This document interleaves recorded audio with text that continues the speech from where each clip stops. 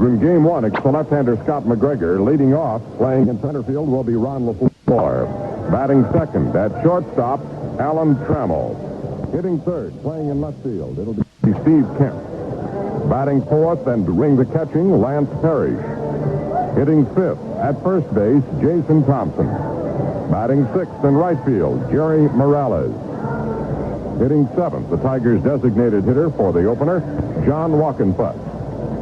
Batting eighth at third base, Aurelio Rodriguez. And batting ninth, second baseman, Dave Mockemer. So, lineup continues to be shuffled a little bit by manager Sparky Anderson, with John Walkenfuss in as the designated batter here for the opening game of this twilight doubleheader. And Lance Parrish lifted up into the cleanup spot in the batting order. It's LaFleur leading off, playing in center, followed by Trammell at short, Kemp in left, Parrish catching, Thompson at first, Morales in right, Walkenfuss, the DH, Rodriguez at third, and Mockemer at second. Out for the Orioles against Milt Wilcox. Leading off, playing center field, will be Al Bumbry. Batting second, and at shortstop for the opener, Billy Smith. Hitting third, right fielder Ken Singleton. Batting fourth, playing at first base, will be Eddie Murray. Hitting fifth and in left field, Jerry Reneke. Batting sixth, the designated batter for Baltimore, Lee May. Hitting seventh, third baseman, Doug DeCinces. Hitting eighth at second base will be Rich Dower.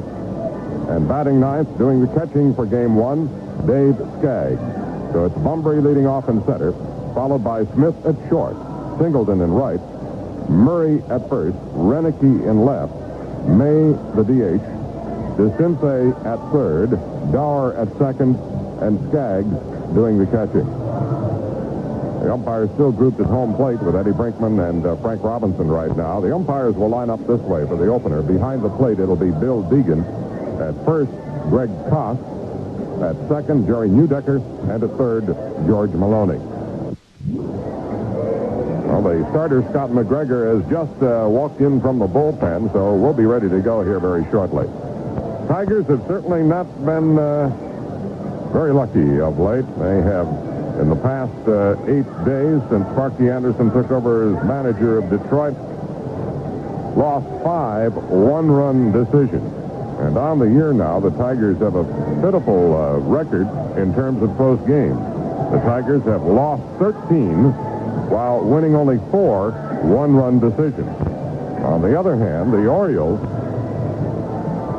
have won 12 games this season in the 9th inning or in extra innings. They have come from behind to win 25 of their 45 victories. 7 of their 15 wins this month have been in the 9th inning or later, including 4 in this current 7-game winning streak. So it's records like this, statistics like this, of which winning teams are made and championship teams. And the Orioles have everything going for them right now. Here they come out of the Baltimore dugout.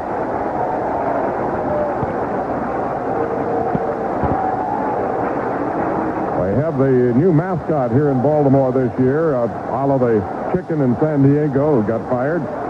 This is a big bird here. They have a duck over in Cleveland, but the bird is very popular here in Baltimore. Attired in the orange and black colors of the Orioles. And today he's wearing sunglasses because it's still sunny outside. We invite you to join us now for our national anthem.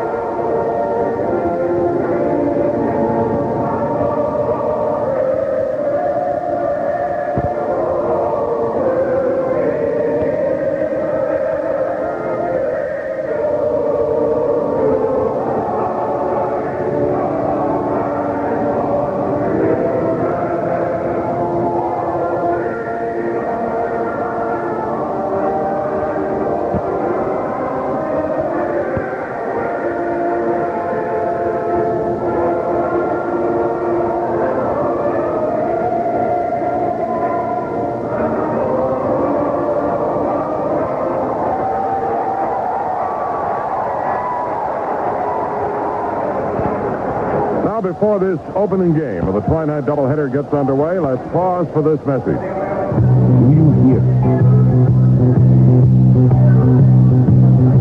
the sleekness, the agility,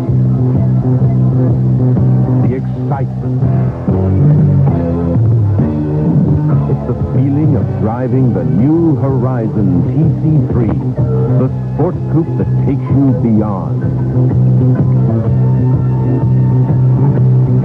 The new Horizon TC3, the first American sport coupe with front-wheel drive. The new Horizon TC3 at your Chrysler Plymouth dealer and beyond.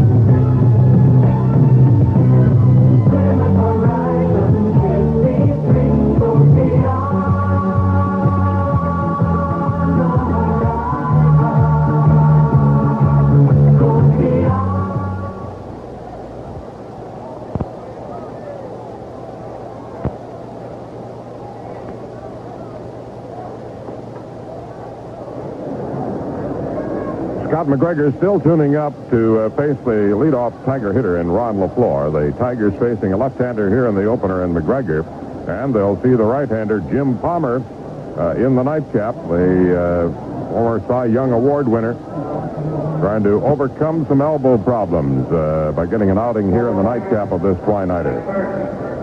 McGregor has tuned up Ron LaFleur, who picked up a couple of hits in the ball game last night. Raised his average up to 320, ready to lead it off for Detroit. And here for the play-by-play for Game 1, Ernie Harwell. Thank you, Paul Carey. Hi, everybody. We're looking forward to a double dip here this afternoon and this evening in Baltimore. And the left-hander McGregor delivers. It is a strike called on Ron. He took that first one. Batting .320 with a couple of home runs and 21 runs batted in. The outfield slightly toward right on him and deeper than most outfields play him. There's a strike. He got a fastball from McGregor. 2 quick strikes on leadoff man LaFleur. Left-hander kicks and delivers, and Ron swings and fouls it away into the upper deck. Skaggs is catching this first game. They have DeCince at third for Baltimore, Smith at short, Dower at second, Murray at first, Singleton in right, Bumbry in center, and Renick in left. Here's the strike 2 pitch. Swing, base hit, right field. Singleton to the glove side to field it. Takes it on a couple of skips, and LaFleur has led off the game with a single. He's the leading stealer in the major leagues, Ron LaFleur. And he'll be trying to get a little lead over there as Trammell steps in. Ron has stolen the base now in 7 of his last 8 games. And he leads the 2 major leagues with 37 stolen bases. Here's Trammell hitting .282. Couple of home runs, 21 runs batted in. Throw to first, and LaFleur back in time. After Trammell, it'll be Steve Kemp. Infield halfway up on the right-hand batting Trammell. And he swings and misses on the breaking pitch. Ron's going to have to be careful. McGregor has an excellent pick-off move. Now, Ron didn't get a very big lead earlier. Time called, and Trammell looks down to Dick Suzuki.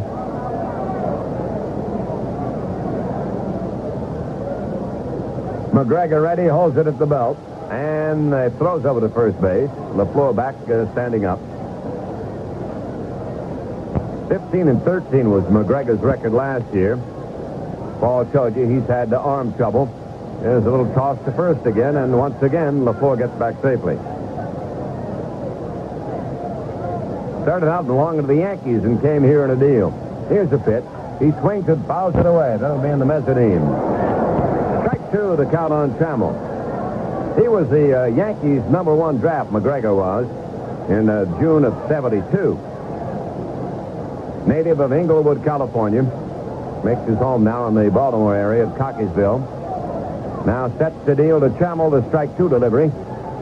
Swung on, fly ball to right field. Singleton should have this one. He's there. He gloves it, and back to first goes LaFleur. 1 out, 1 on, and the batter will be Kemp.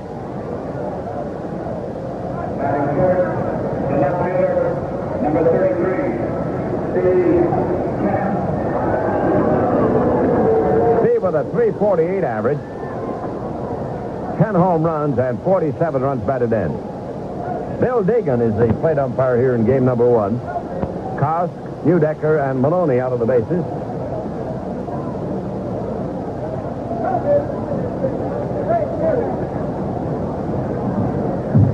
Kemp still not ready. Steps out, looks down at third base coach Strzelecki. First year at Baltimore for McGregor was 76. They made the deal for him when he was in the minor leagues at Syracuse. He went to Rochester and then came up from there. Throw to first, and LaFleur back in time.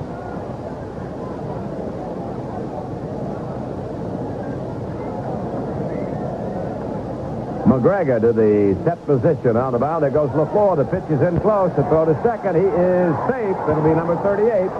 He got a big jump on McGregor. Skaggs did not have a chance on him.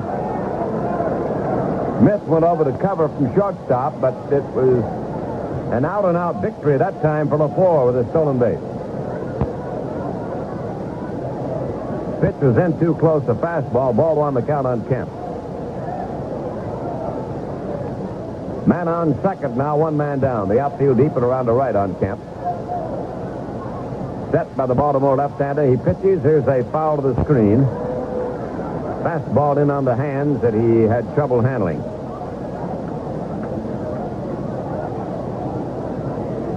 Sparky Anderson had another meeting today. Sparky told me, he said, I never had so many meetings. I've had one almost every day since I came to this club. He said, I don't like to have them, but I think with the way things are going, they're necessary right now. Here's the set and the pitch. It is a curve high. 2-1. Anderson says that during the season, normally he has almost no meetings. But he feels that his team needs a little more direction. Here's the set now by McGregor. He looks to second. Now he pitches, and Kemp takes a ball in tight. 3-1, the fastball from the Baltimore left-hander.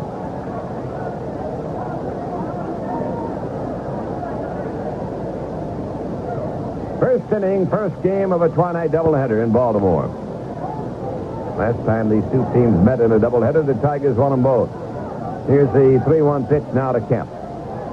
It is a strike, letter high and over, full count on him.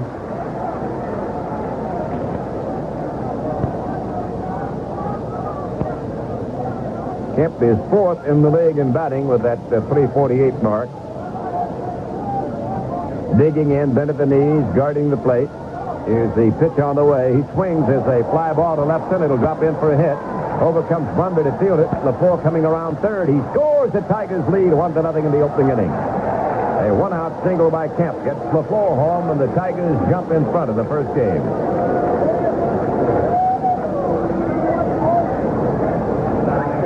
Parrish will be the batter now. Hit a home run last night. Lance now has 9 home runs to his credit, 35 runs batted in. He's hitting .296.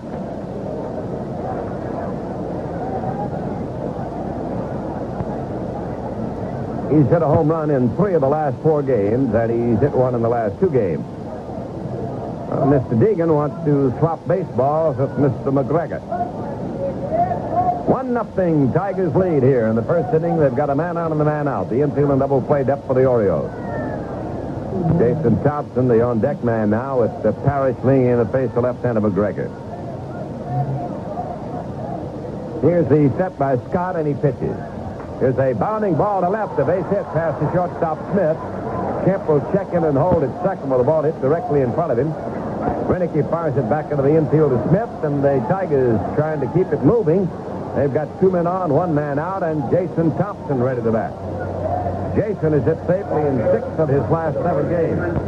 But he shot the one out last night. He's batting .265. He has 8 home runs and 37 runs batted in. Tigers are 2-2 against Baltimore this year, but on this trip, they have won only 1 game and they lost 4.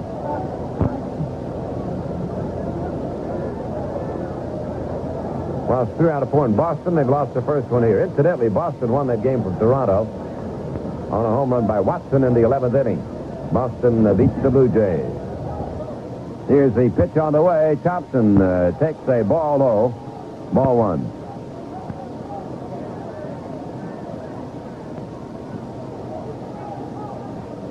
Morales will bat next. The Tigers try to keep it moving. They've got a 1-0 lead in the first inning. Set by McGregor. The left-hander kicks and deals. Here's a cut and a miss by Thompson. 1-1.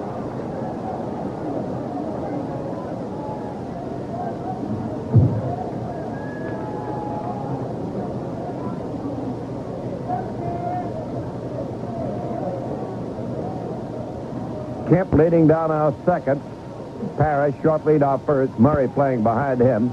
Thompson looks at a slow curve. It's low. 2-1.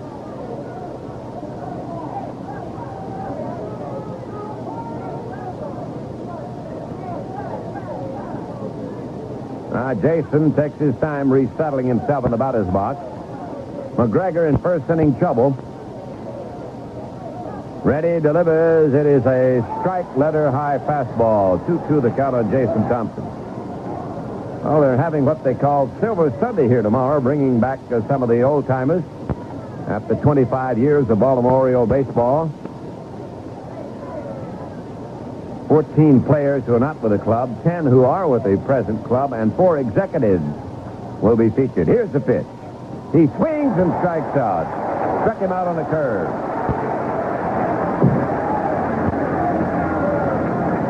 That's 2 down, 2 on, and leave it up to Jerry Morales. Batting sixth, the right fielder, number 27, Jerry Morales. Tigers ahead, 1-0 first inning. Morales with a 247 average, 7 home runs and 19 runs batted in. They move their outfield around toward left. The infield deepens now with 2 down. And Jerry looks at a slow curve. It breaks in too much on him. Ball 1.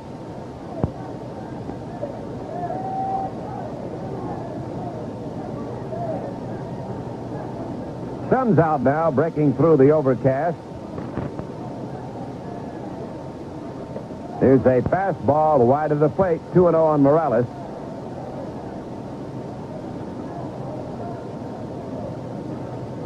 Jerry is stationed in right field for this first game, and they've got Wackenfuss, the designated hitter. He's on deck right now.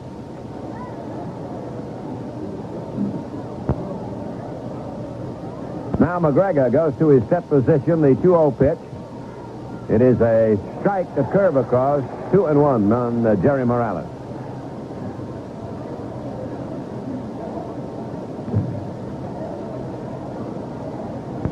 Nothing. Tigers lead him in the first inning.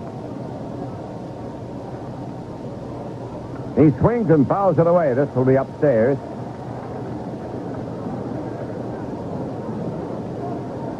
Two the count on Morales. Well, the Tigers welcome the Michigan congressional delegation here. Their families, staff, and friends, a group of about 100, made the trip from Washington to cheer for the Tigers today. Now the 2-2 pitch is on the way. Morales swings and fouls it up the middle of the catcher Skaggs.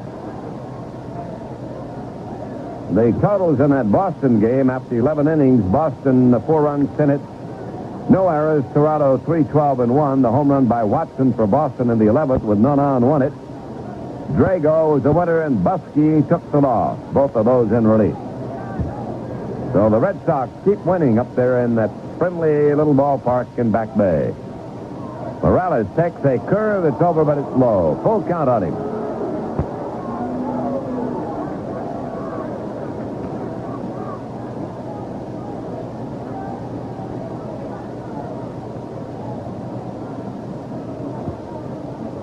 Nothing. Tigers lead the Orioles. Orioles have won 13 of their last 14 games, and they've won their last 7 straight. They had a 9-game winning streak in April.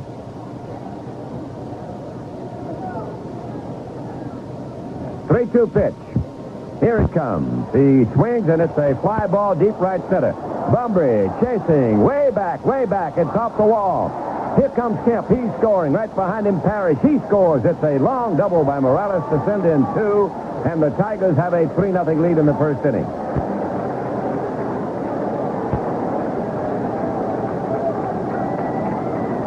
Runners are moving on 3 and 2. It's 2 down. And a long fly ball hits the canvas way out in right center field. Now here comes Mr. Weaver out. They've got a conference going on at the mound. And a right-hander throwing in the Baltimore bullpen at the moment.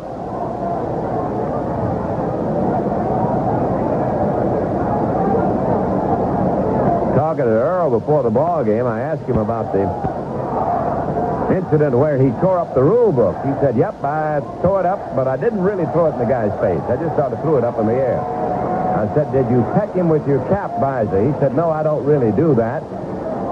He said, Lee McPhail accused me of that, and then when I turned my cap around, so nobody would accuse me of it, the umpire said I was trying to show him up. He says, you can't win with those guys. Well, they're not going to make a change.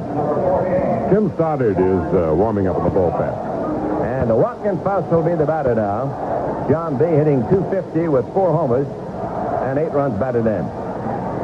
Morales at second base, 3-0 Tigers opening inning. Outfield deep and around the left on John Watkins Faust. Here's the set by the left-hander McGregor. It is a slow curve that is a little bit in close. Ball 1.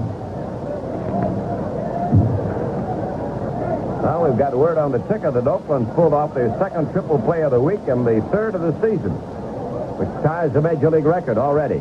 Here's a pitch in for a strike.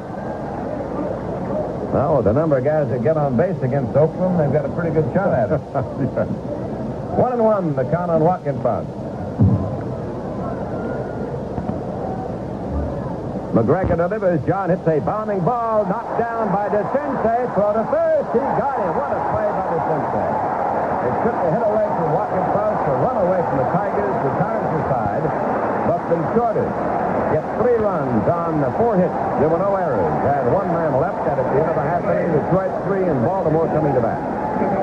And do you, Ronald and Catherine, promise to love, honor, and obey one another? We do. In sickness and in health? We do. And do you promise to keep a balanced checkbook? Oh, that's a toughie. With all the bank charges. Oh, that we can't go on. Oh. Excuse me, I'm City National Bank. Oh. A talking bank? What are you doing here? I heard your plight, my dearly soon-to-be nuptialized, and I'm sure I can help. But how? Easy. Come to City National Bank and get no-charge checking. No charge checking? Excuse me, children. This bank may be talking out of both sides of its revolving door. Why? To earn no-charge checking, most banks require a $500 savings balance. Well, quite true, Padre, except at City National, it's only $200. Only 200? Right, and now you can be happily balanced ever after. Oh, thank you, City National. Call me City. Won't you stay for champagne? Oh, no thanks. Champagne goes right to my top floor and my windows get all fogged up. Oh. Who gives you no-charge checking with just $200 in a savings account? Nobody but City National Bank. Also available at First Citizens Bank in Troy, First National Bank of Plymouth, and National Bank of Rochester. Members FDIC.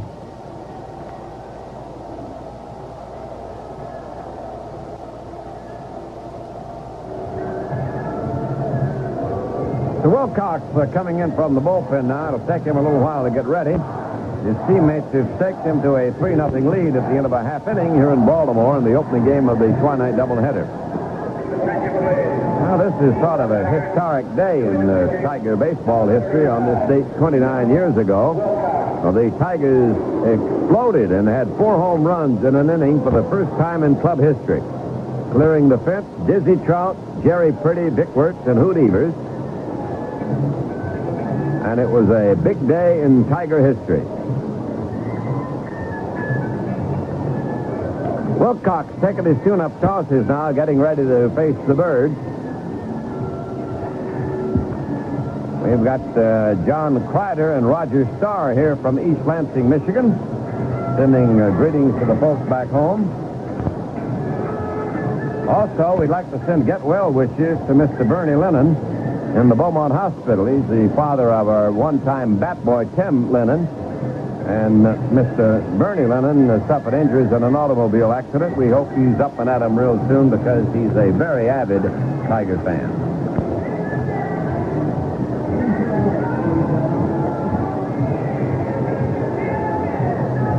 Wilcox about ready to go to work. Let's see what we can do about the scores now. That Oakland-Texas game is still going on. Oakland leading the Rangers 3-2 in the 5th inning. The night games have not started. All the day games are over now. The finals go this way. Boston beat Toronto 4-3. Minnesota over the White Sox 6-1. And in the National League, the two-day game, San Francisco whipped Cincinnati 5-2. And Atlanta down to the Dodgers 7-3. Here's Al Bumbry, the leadoff man, left-hand hitter against Wilcox. Bumbry batting .281, a couple of home runs, and 25 runs batted in. Wilcox is making his 15th start.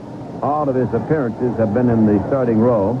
This is his first time out against the Orioles. He's 0-4 lifetime against Baltimore, but has never had a decision against the Orioles as a Tiger. Here's a ball outside to Bumbry. Last time Milt worked was in Boston. He started, went 4 innings against the Red Sox. It is a pitch wide to Al Bumbry. 2-0 on the leadoff man. 3-0. Tigers in the lead. First inning.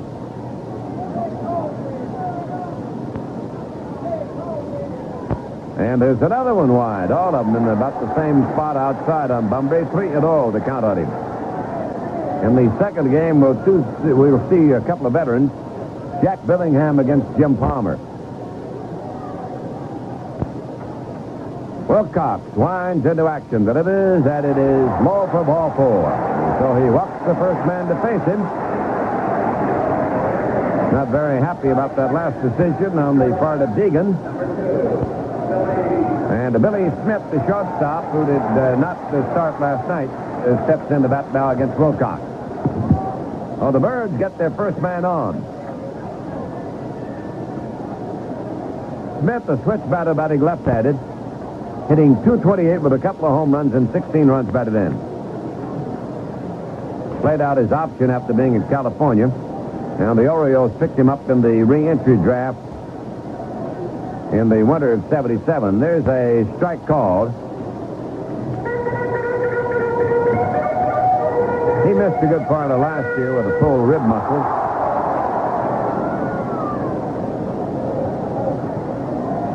Billy Smith, native of Louisiana, throw to first, and Bumbry back in time. Outfield around to right a little bit on Billy. 3-0 Tigers, first inning. Here's the set by Wilcox. He delivers. It is a ball outside. 1-1. He didn't get the curve over. Rodriguez wide of the bag at third and in close. The Keystone combination, Trammell and Mankowski today.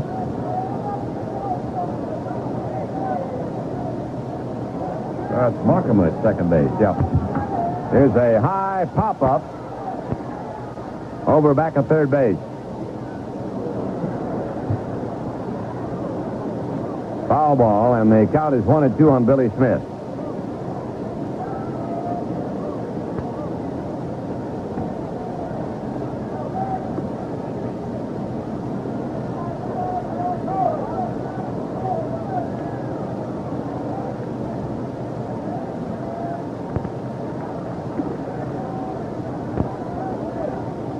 Slow curve in too close around the ankles. Now Wilcox having a little trouble finding the plate now. Bumbry leads off, doesn't go. The pitch is low. It gets by Parrish. Bumbry will take second easily, rounds the bag and holds on.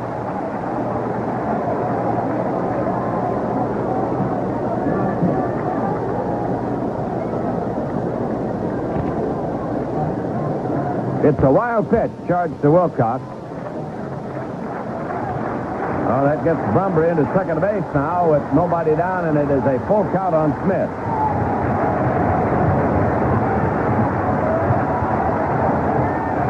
Tigers lead him, first inning.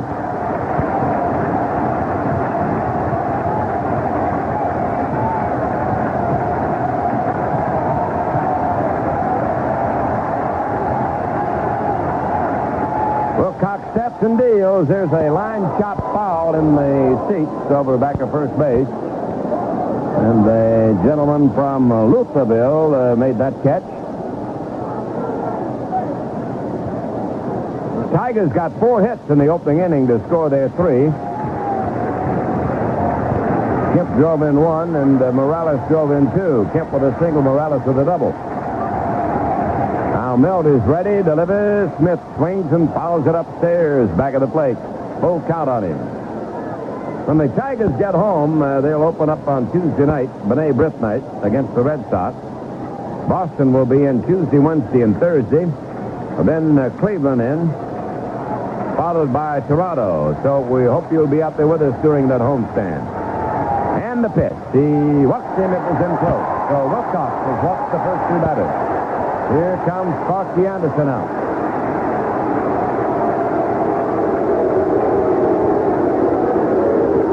The first two birds have drawn walks, and here comes Singleton, who had 4 hits last night. It's about the hottest Baltimore hitter. He also had a home run in the 9th inning. He has reclaimed the hitting lead on this ball club. Moved his average up to 313. He had dropped down for 328 to 302 going into last night's game, but that's pulled him right back up. He leads the team in hits and doubles, RBIs, and walks. He has 15 homers and 45 runs batted in. And right now they've set the table for him with a couple of walks. Nobody out. Wilcox trying to get out of early trouble. Tigers have the lead 3-0. And Singleton takes the ball low and too close. Tigers are beginning to stir in the bullpen. That's Lopez getting up. He has not yet begun to throw. Set by Wilcox. He pitches. It is a ball and close. 2-0, the count on Singleton.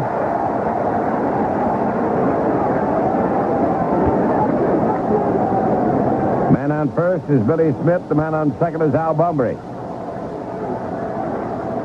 Now Singleton, let's see whether you'll take a swing on this one. 2-0 pitch.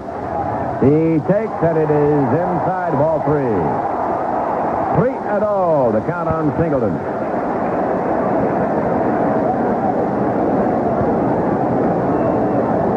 Wilcox suffering from a streak of wildness here at the start of the game.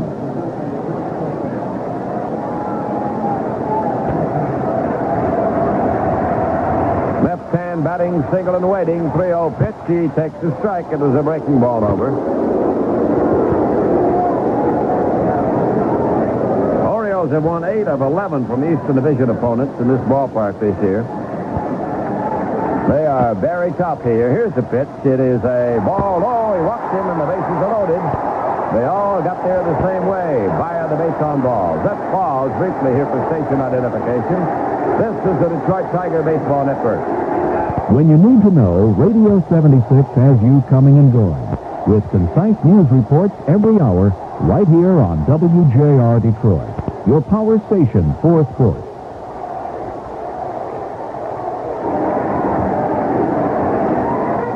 Well, the bases are full of birds now. The Orioles have loaded them on 3 successive walks from Wilcox. Milt wants a new baseball to work with. Eddie Murray, the cleanup man at the plate with nobody down. Murray has a .280 average, 7 home runs, and 40 runs batted in. Wilcox very unhappy at Bill Deegan, glaring in at him from the mound. The infield will play back here. They're bunching toward the middle on Murray, who opens up his stance. He's batting left-handed. And the pitch is a high one, ball 1. He tried to get the curve over that time, and it was high.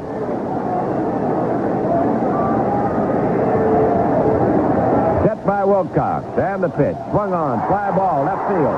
Slicing away, and here comes Kemp over. He makes the catch on the run. The tag by Bumbry, who'll come home on the sacrifice. The other 2 runners hold.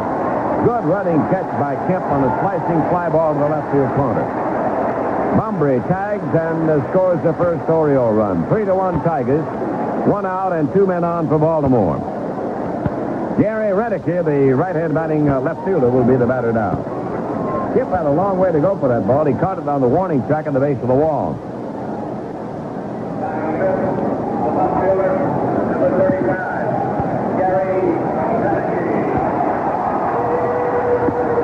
Redick with a .301 average, 13 home runs and 35 runs batted in. The Tigers will keep their infield back now in double play depth. And he looks at a ball outside.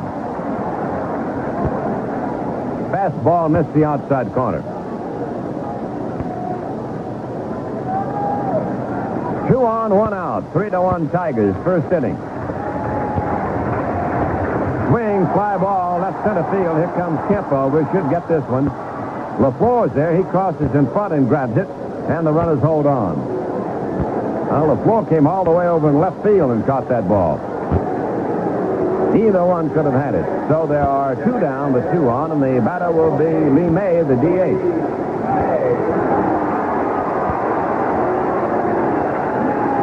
May's average is .296 with 11 homers and 42 runs batted in.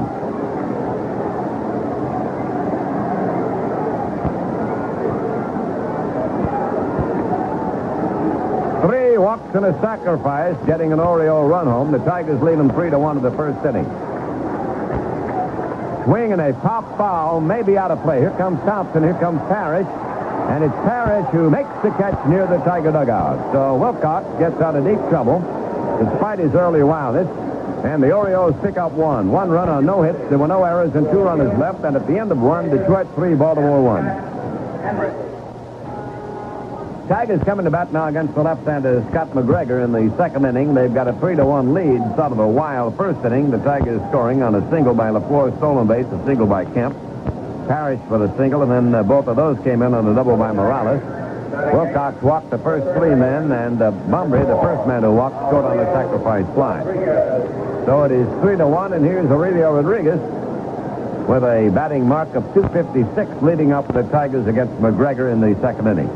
This is the first of a twilight doubleheader, so we hope you'll stay with us through the afternoon and evening. A lot of baseball. Outfield straight up on Rodriguez, and McGregor has his sign from Skaggs and goes to work. There's a ball low. He started the bunt. The center was way back. The pitch was outside. 3 runs and 4 hits for the Tigers, 1 run and no hits for Baltimore.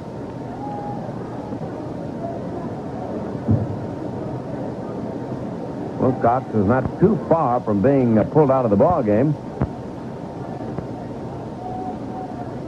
Lopez is warming up over there, and Wilcox walked the first 3, but then he settled down neatly. Here's the 1-0 pitch to Aurelio. He swings and pops it foul back at the plate. It'll be out of play.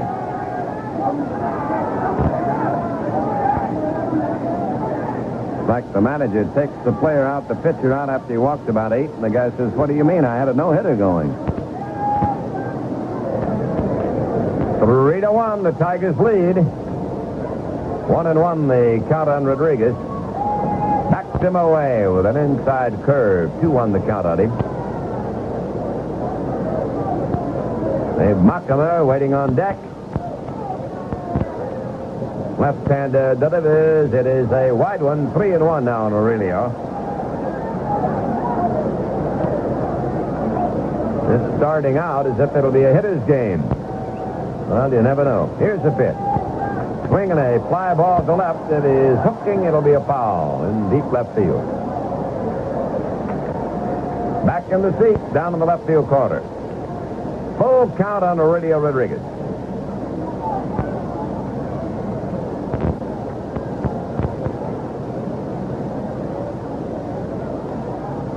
He swings and fouls it on the way. Again, it's back on the screen. Skaggs starts off, but he can't make it.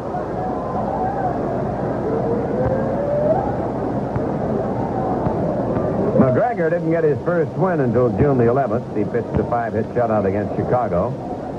And that was also his first and his only complete game this year.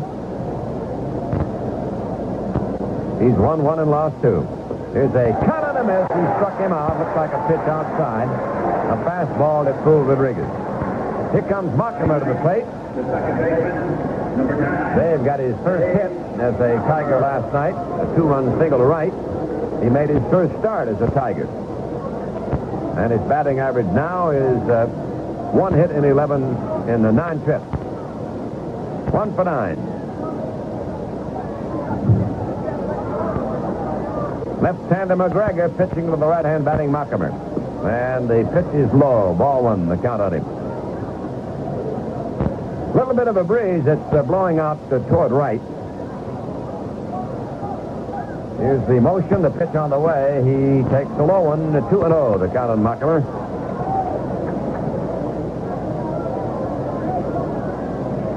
Tigers have now won 31 and lost 33. 2 under the old 500 mark. 2-0 pitch.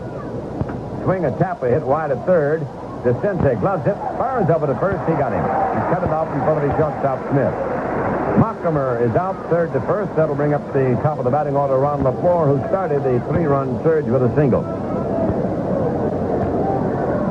Center fielder, Ron LaFleur.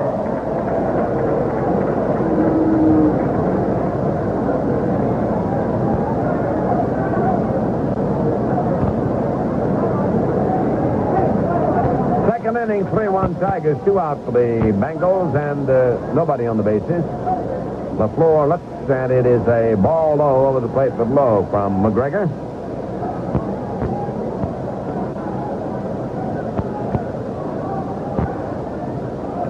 Cuts is a fly ball to left field. Coming hard is Renicky, makes the catch. Out of a sinker, and he grabbed it on the run toward his right. The ball hit fairly well by Ron, but it's taken away from him by Renicky. No runs on no hits, no errors, and nobody left. We go to the last half of the second, and it is the Tigers 3, Baltimore 1.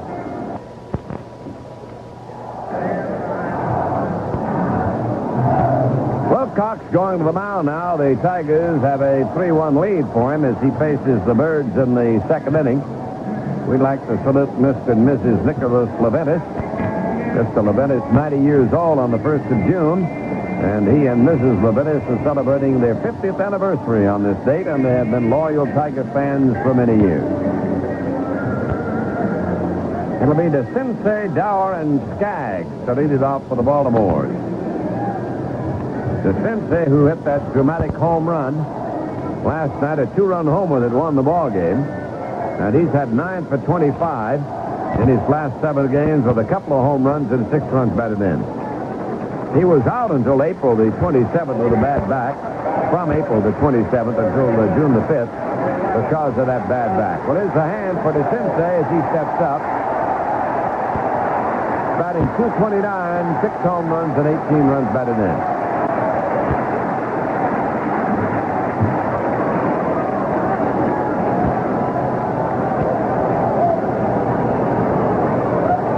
Wilcox ready, winds and pitches. Here's a fly ball at the center field, not very deep. LaFleur's there, waiting, and makes the catch. 1 pitch and 1 away.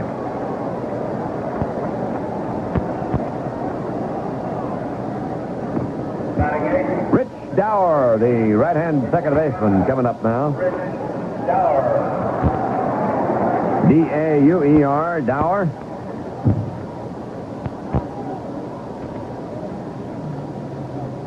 Infield back, the outfield is straight up on him. 3-1 the Tigers lead. We're in the first game in the second inning.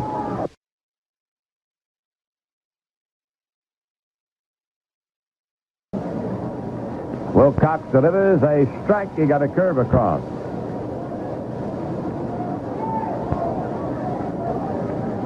Now Milt checks his time with Parrish. Works again. The pitch is swung on. Hits in the corner in right field. Here comes Morales. He's there.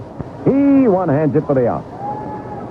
Oh, there are 2 down, both on fly balls. There were 2 fly balls to the outfield in the opening inning. And the other out was a foul to Parrish. So everything that the Orioles have hit has been up in the air. They scored their run without a hit. 3 walks and a sacrifice. Here's Skaggs. He's hitting .231. No home runs, 6 runs batted in. Dave Skaggs, the reserve catcher.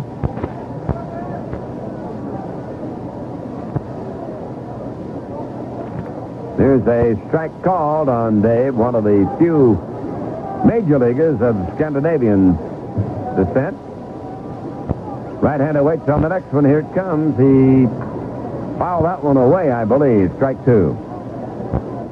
Checked his swing and hit the bat. 3-1. Tigers lead them in the second inning. Wilcox has his sign. Goes to work. Jams him with a fastball under the chin. 1-2 on Skaggs.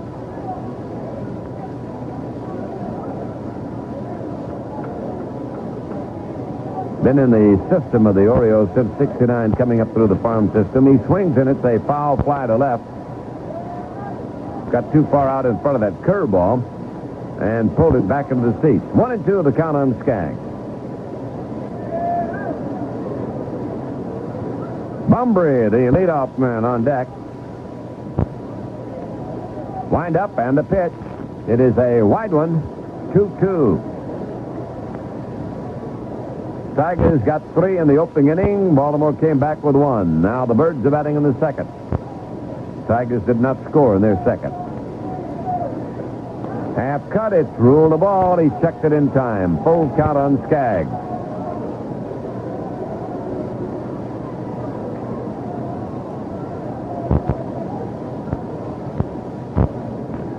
Wilcox ready to go to work now. The big right-hander winds and pitches. Here's a little pop fly back a short. Trammell going back, waving off everybody, and makes the catch in short center field. Oh, the Birds go quietly 1-2-3 in the second against Wilcox, and at the end of 2, Detroit 3, Baltimore 1.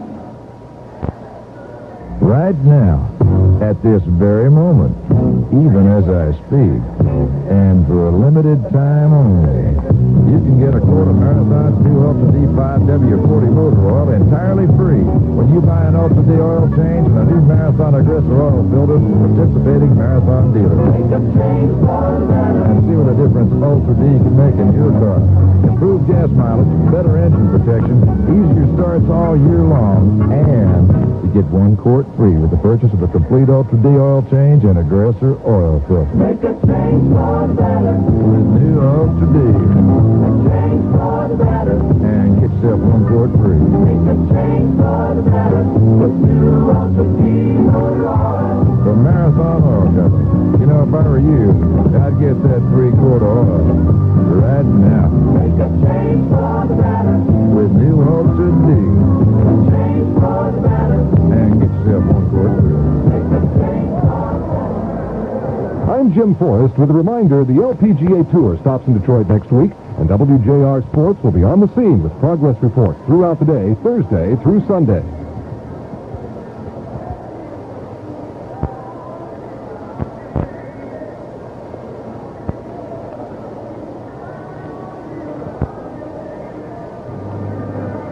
Well, the Tigers bat now in the 3rd inning, and they've got the lead to 3-1. Let's check those other scores for you just quickly.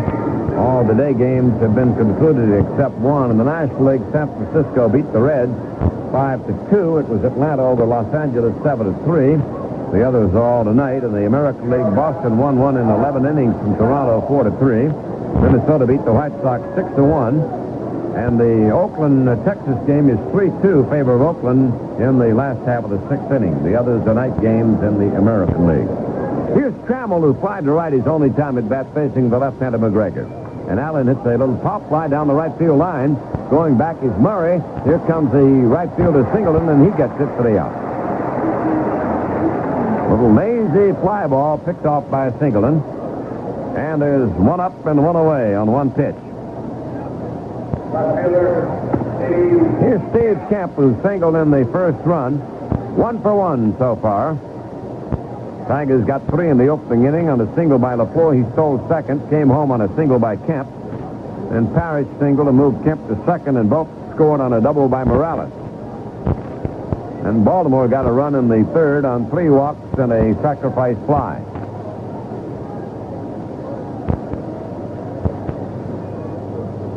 Kemp takes a curve. It's high and away. Ball 1, the count on him.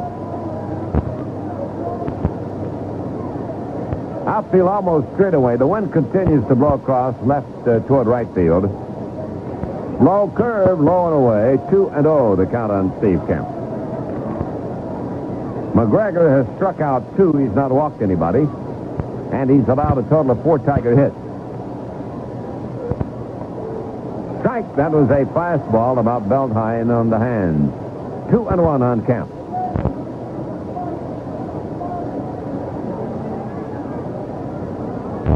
Left-hander McGregor kicks from the delivers. Kemp swings at a bounding ball to first. Eddie Murray comes up with it. Makes the play by himself. Kemp is out. 2 down. Nobody on. The last 6 Tigers have gone down in a row. Here is Parrish, who contributed a single to that 3-run first inning. 1 for 1 for Lance. Catcher, Lance Parrish. Left Left-hander McGregor on the mound. Scott McGregor, the Baltimore pitcher, delivers. It is a ball outside, a fastball.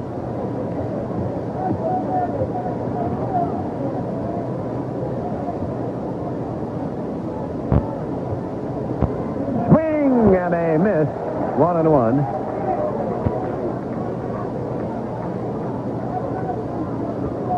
Folks, it's keeping on coming in here, and we've got a great crowd here tonight for this twilight doubleheader in Baltimore. Still a few empty seats, but not many. Parrish hits a bounding ball to third. It's foul by about a half a foot. Since he got deep behind the bag in foul territory, fielded it. 1-2, the count on Lance. The Tigers, as a team, hitting .280. The Baltimore team average is .270.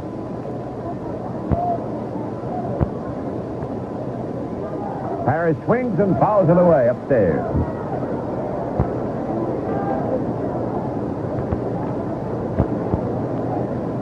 Now, Boston won their game when the day started. Orioles had a 3-game lead over Boston in the East.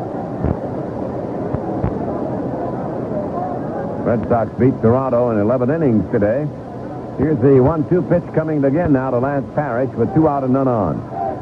Swing and a miss. Struck him out. The inning's over. Third strikeout by McGregor. And for the second straight inning, the Tigers go out 1-2-3. Here come the Orioles to bat the third. It is Detroit 3, Baltimore 1. Plus, the sign of quality parts, competitively priced, plus the kind of service you can count on. If you've had your shock absorbers long enough to log 20,000 miles, then that's long enough to look for signs of wear. Signs such as excess bobbing on bumps or uneven tire wear, front and back. It may be time for a set of heavy-duty Gabriel Red Riders with a 40% bigger piston than most shocks. They'll help keep that new car ride and help restore new car stability and control. Don't take chances. Heavy-duty Gabriel Red Riders. Only $11.95 each at your Parts Plus auto stores. Look for auto stores displaying the Parts Plus sign, the sign of quality parts, competitively priced, plus the kind of service you can count on. Parts Plus.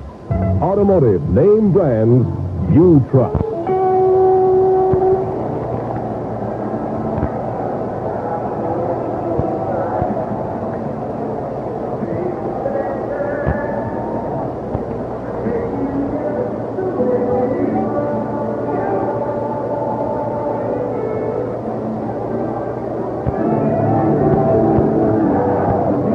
Ready to go to work in the third inning. He has set down the last 6.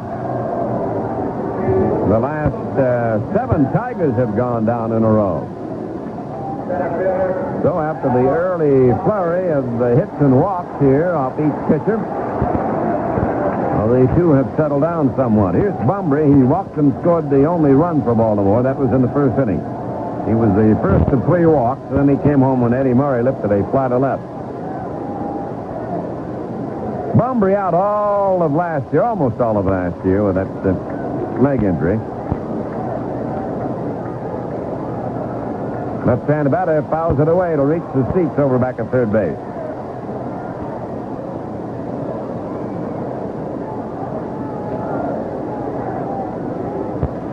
Graduate of Virginia State, Al Bumbry. Veteran of Vietnam. Leaning and waiting on Wilcox's next delivery. Tigers lead it 3-1 in the third. Milt gives him an inside curve, 1-1.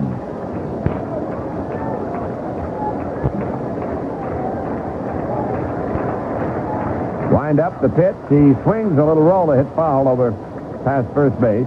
Jim Fry, the coach down that way.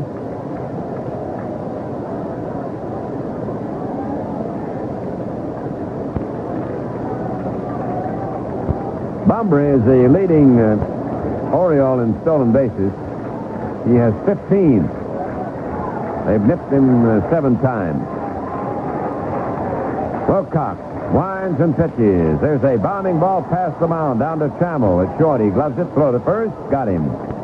Wilcox just instinctively reached his right foot out as if he wanted to stop that ball. It's a good thing he didn't for two things. Didn't hurt him, and then the ball was hit straight to Trammell anyway. So there's one up and one away, and here's Billy Smith. Billy walked in the first inning.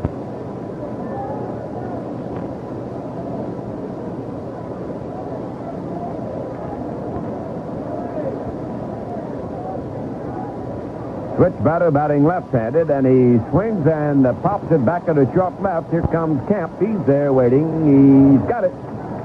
And there are two down for the Orioles. Here's Singleton. He walked in the first inning. On the third of three walks. The fifth outfield fly handled by the Tigers now in less than 3 innings. All the outs have been on fly balls or pop-ups. Tigers have not executed an out yet on the ground against the Birds. Here's Singleton, who had 4 hits last night. He's had a walk tonight. 3-1, the Tigers lead third inning, first game. And Kenny looks at a strike. Leather high fastball from the right-hander Wilcox.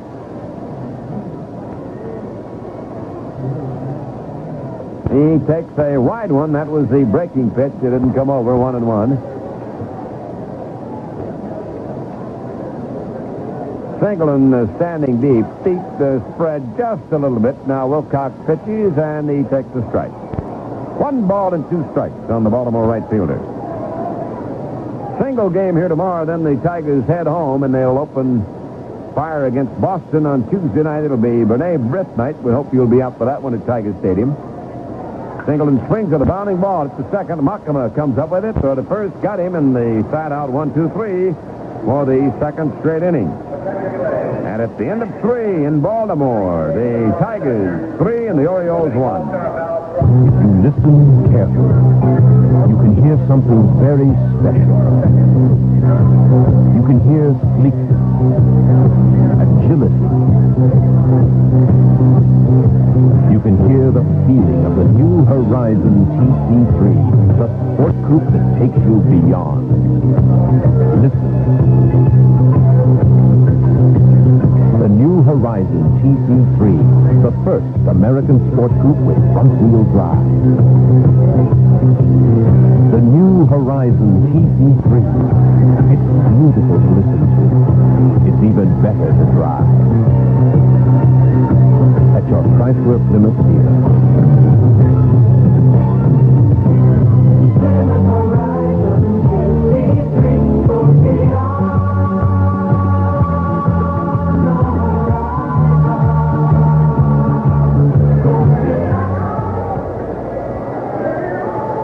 Wherever and whenever it happens in sports, WJR knows about it. Extended reports daily at 6:15 and 11:15 here on your power station for sports.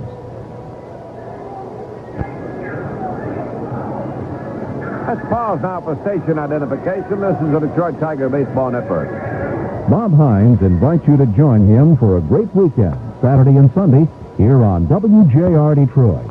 This is America's great radio station, your power station for sports.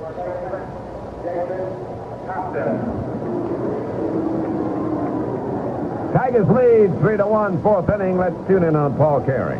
All right, Ernie, Jason Thompson leads off the fourth for Detroit. Jason struck out his first time up. All the scoring so far in the first inning of this ball game. The Tigers got 3, the Orioles got 1. Scott McGregor into the motion. The left-hander delivers. It's pop foul out of play. Up behind third base and off the facing of the upper deck.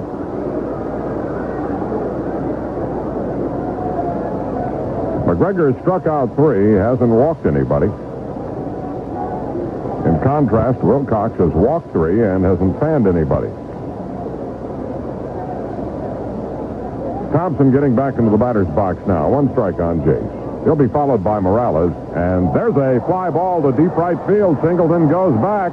He's on the warning track, has the room, and makes the catch. Just a step away from the fence.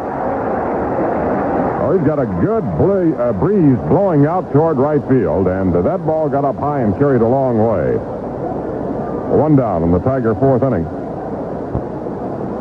That'll bring up Jerry Morales with a key two-run double in the first inning.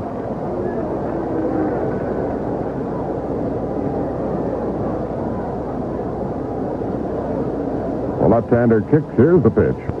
It's a ball low to Morales. Jerry's now driven in 21 runs. Was the DH for Detroit in last night's game.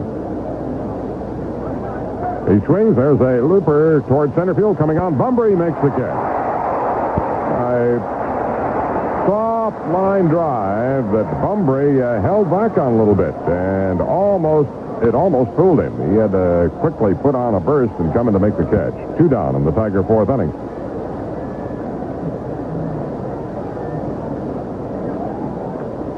John B. Walkenfuss comes to the plate.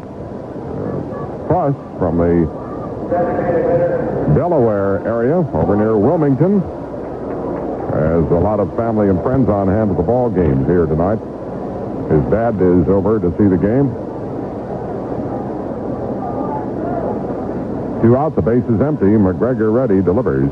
It's high. Well, McGregor has now retired 9 in a row since they doubled by Morales in the first inning. Walkenfuss cuts and misses, and he was out in front of that one. Off-speed breaking ball from McGregor. The pitch to Walkenfuss. Another swing and a little tap out in front of the plate, fielded by McGregor. He throws to first to get him. Again, John was fooled by that pitch that McGregor pulled the string on. He just barely touched it, tapped it in front of the plate. 3 up and 3 away for the third straight inning for the Tigers. Here come the Orioles in the bottom of the fourth inning. It's Detroit 3, Baltimore 1. You can ignore the energy crisis, but it won't go away. In fact, it'll just get worse. Bob Reynolds here for the plumbing and heating industry of Detroit. The plumbing and mechanical contractors at PHI can show you how to stop wasting energy and start saving on energy dollars. One energy-saving idea used in large buildings is a modular boiler system, a series of small boilers instead of a single large one. Each boiler comes on as needed automatically to provide just enough heat for the building's needs. And because of the relatively small size of each boiler, installation is easy. In addition to better energy efficiency, a modular boiler system provides a built-in backup in case of malfunction. Like all energy-saving ideas, the modular boiler system makes sense. And PHI has a lot more energy-saving ideas for you. Call your mechanical contractor or PHI at 341-7661 today. The plumbing and mechanical contractors turning wasted energy into working energy.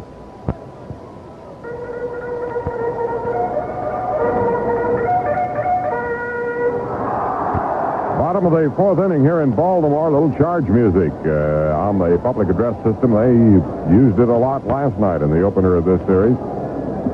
Well, we've got Tiger fans on hand here as usual. In Baltimore, Frank Growalski and daughters Bev and Pat and John Novak here for the series. In from Detroit.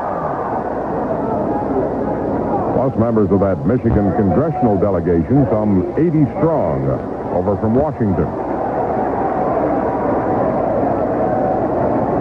Here's Eddie Murray leading off the fourth inning for Baltimore. Eddie drove in the Orioles' run in the first inning with a sacrifice fly. Wilcox walked the first 3 men in this game, and one of them scored. Bunbury, the leadoff man. Since then, he has been perfect. He's still not allowed a hit. Milt rocks back. Here's the pitch to Murray. It's wide.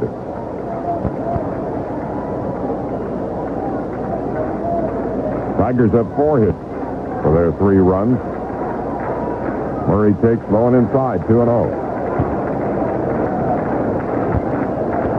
Tigers have made only 2 putouts on ground balls in this game. The 2-0 delivery. Swung on. There's a base hit to center field. Liner into center by Murray. The first hit of the game off Wilcox.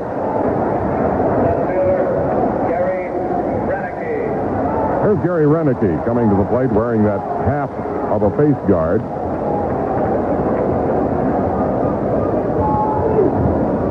Renicky has really helped this ball club this year. He has helped them defensively in the outfield.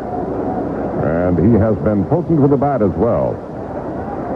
hitting .301 coming into the ball game with 13 homers, 35 RBIs. Well, the major complaints by Baltimore pitching in the last few years has been the absence of good defense in the outfield. There's a strike on Renicky.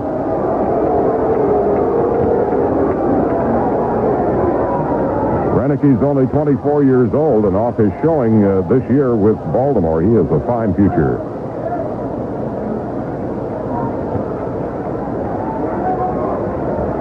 Originally in the majors with Montreal. The stretch and the pitch. He's jammed, snapped the first throw, and safe. Oh, that was close. Thompson contending he made the tag on Murray. Murray had gotten off the bag quite a ways. Thompson debated the call with Greg Kosk over there for a while. And the replay would indicate perhaps Jason was right. Got a little monitor down to the other side of Ernie here. At any rate, Murray is back at the bag. 1-1 count on Renicky. The pitch, the curve, strike called, a beauty. Big bender, and Renicky walks away from the plate.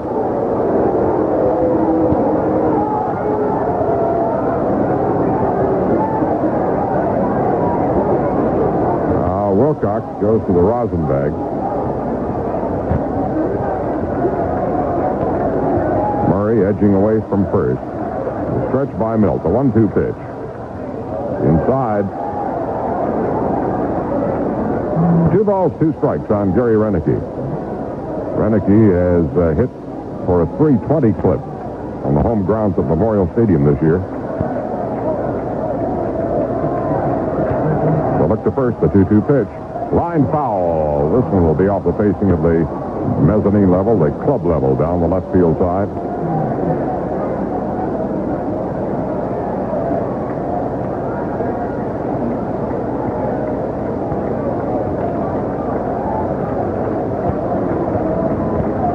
Nobody out. Murray at first base here in the bottom of the 4th inning. The Tigers have a 3-1 lead. Renicky pops it foul behind the plate into the upper deck. We have a fine turnout here tonight. It would appear, from what I can see, that we've got more people here tonight than last night when they had over 35,000. And originally, the estimate for last night was something like 25,000. So they went more than 10,000 over their estimate. Here's the 2-2 pitch. Swung on and missed. Throw to first, and Murray gets back. The throw a little bit on the foul side of the bag, and Thompson didn't have a chance at Murray. But out on strikes is Renicky as Wilcox records his first strikeout. Here's Lee May. Lee was out in a foul pop to Parrish his first time up.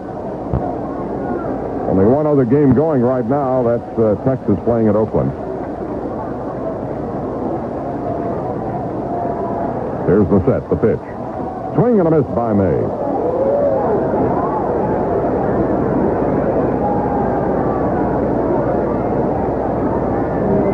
Texas leading Oakland now 5-4 in the bottom of the 7th inning.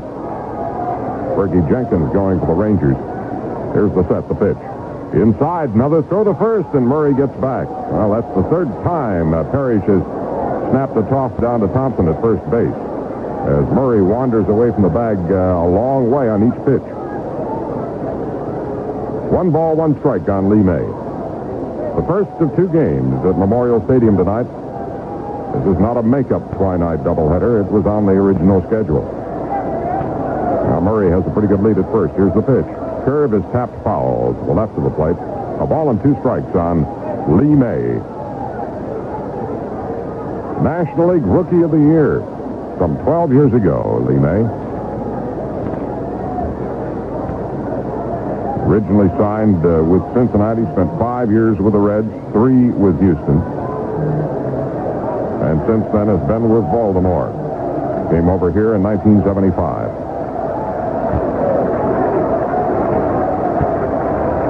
The pitch from Wilcox. Pop foul into the upper deck behind the plate. Lee has become strictly the designated batter for Baltimore the last 2 seasons. Prior to that, he played a lot of first base. Shared it for a while with Boog Powell. But really, took over for Boog. And now Eddie Murray has taken over for Lee May at first. And Murray is at first with the lead. The pitch. Outside. 2-2 now on May.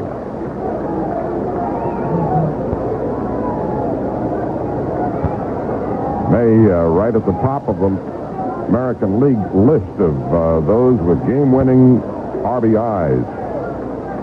He and Cecil Cooper of Milwaukee have each collected 10. The 2-2 pitch. Curve. Outside for the first, and back is Murray. The full count now on May.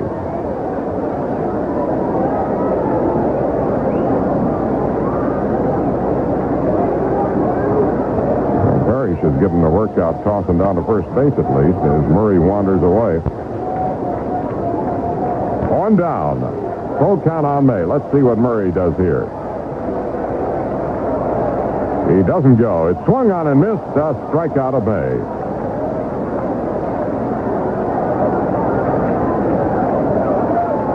Two strikeouts in a row after the leadoff hit by Eddie Murray. And here's Doug DeCinces, last night's hero.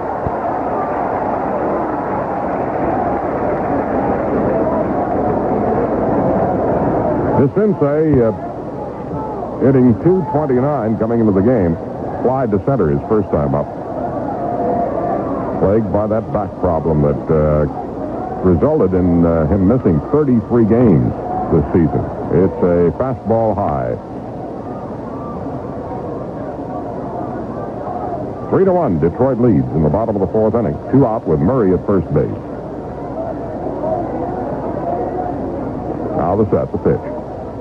Just missed. A little bit outside. Wilcox thought perhaps he'd flip the corner. Mills, more than any other Tiger, puts on a show out there in the middle of the diamond of disagreement with umpires. And with many umpires, that doesn't sit too well. Here's the pitch. There's a line drive to left field. Maybe extra bases. It's off the wall. Played by Kemp on the carom. A beautiful play. They throw to second, and they hold DeCinces to a long single. Moving to third was Murray.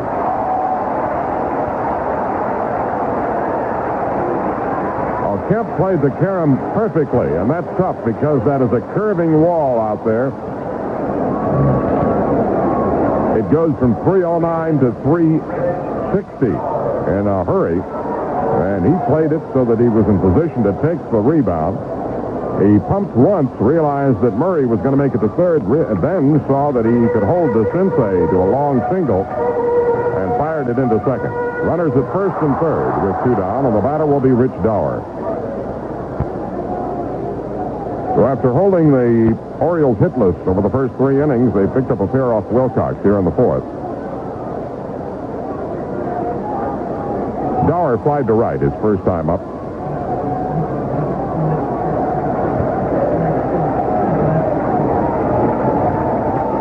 The pitch to the plate. Popped foul. It'll be out of play. A pitcher like Wilcox, who generally throws pretty hard, you're going to have a lot more foul balls. And the Orioles, a noted fastball hitting team. Certainly the middle of that lineup. People like Singleton and Murray and Renicky and May and DeCinces. Here's the pitch. A bouncer to third. Big hop for Rodriguez. Looks to second. Goes there for the force on DeCinces, and that's all for Baltimore. No runs. 2 hits. No errors. They leave a pair after 4 innings of play. It's the Tigers 3, Baltimore 1. Sunday is a traditional day at Denny's restaurants, and it's the kind of tradition that you'll find downright delicious. Every Sunday, Denny's serves its famous brunch featuring Eggs Benedict, Denny's style, thick sliced ham and poached eggs on toasted English muffin halves, crowned with Denny's delicious cheese sauce and accompanied by hashed brown potatoes, and the price is only $2.45. The Sunday tradition continues with Denny's roast turkey dinner.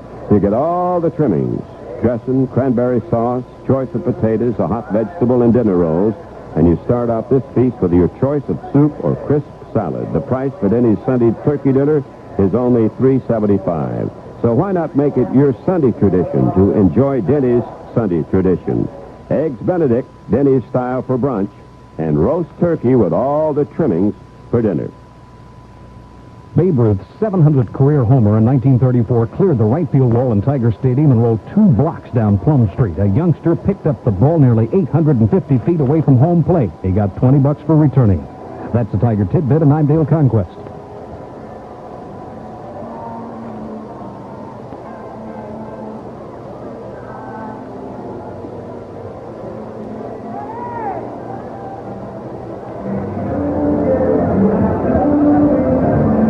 Completed 4 innings of Game 1 of this twilight doubleheader. The second game will find Jack Bellingham going against Jim Palmer, a couple of wily veterans in the nightcap.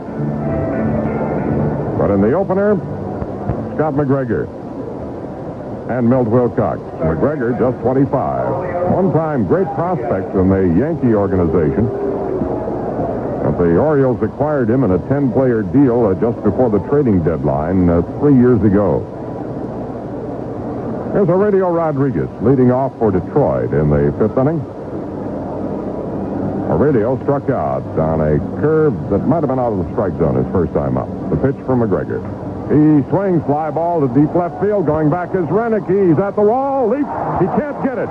Did it go over? Yes. It went over the screen. Renicky made a leap for it. It's a home run for Rodriguez.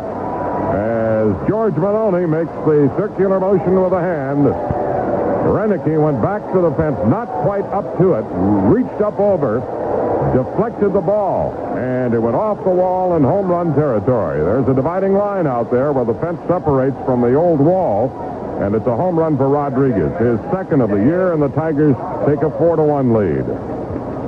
And that home run by Rodriguez will send a free case of Superior potato chips to the favorite charity of John A. Toski of ARA Services in Utica.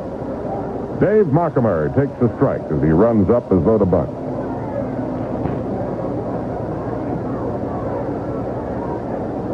Rodriguez, with only his second home run of the season, extends the Tiger lead to 3 runs.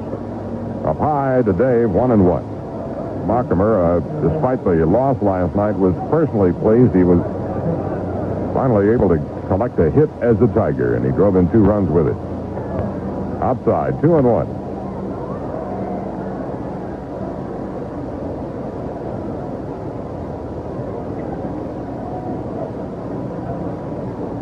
Now the motion, the pitch, low, 3-1 on Markimer.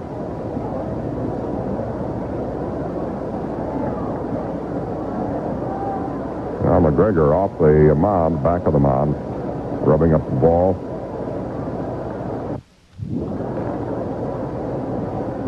He was a teammate of George Brett in high school out in California, Scott McGregor.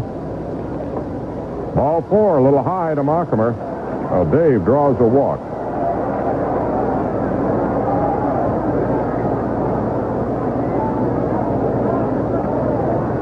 Runner at first, nobody out.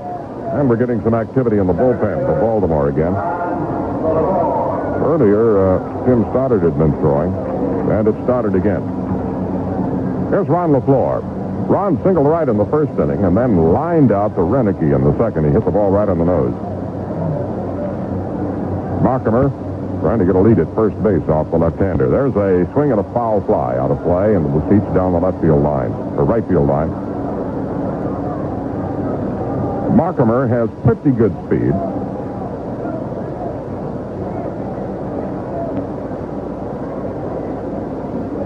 But he's not getting much of a lead against this man with a good move, that left-hander McGregor. Here's the pitch to plate. Ground ball up the middle.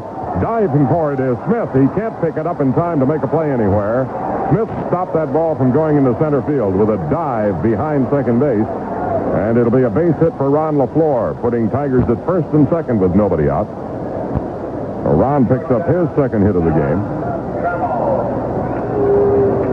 Moving Markimer to second, and we've got a brief conference with DeCinces and McGregor as Alan Trammell steps in.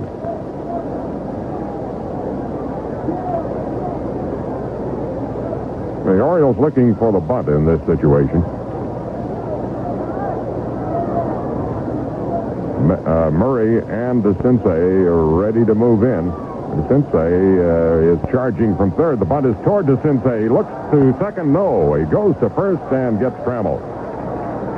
Well, Billy Smith was over covering at third. He might have had a play at third on Mockimer, but didn't even take a look in that direction. He looked at second where LaFleur had already reached the bag and decided he better get the one man finally, and that's the batter Trammell. Perfect sacrifice by Alan Trammell, moving runners to second and third with one out, and Steve Kemp coming to the plate.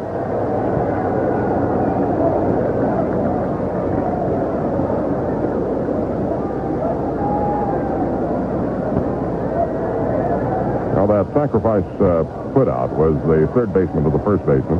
LaFleur now at second, and Mockimer at third. Kemp is 1 for 2. He singled in a run in the first inning. Swing and a miss. Ball popping out of the mid of Skaggs.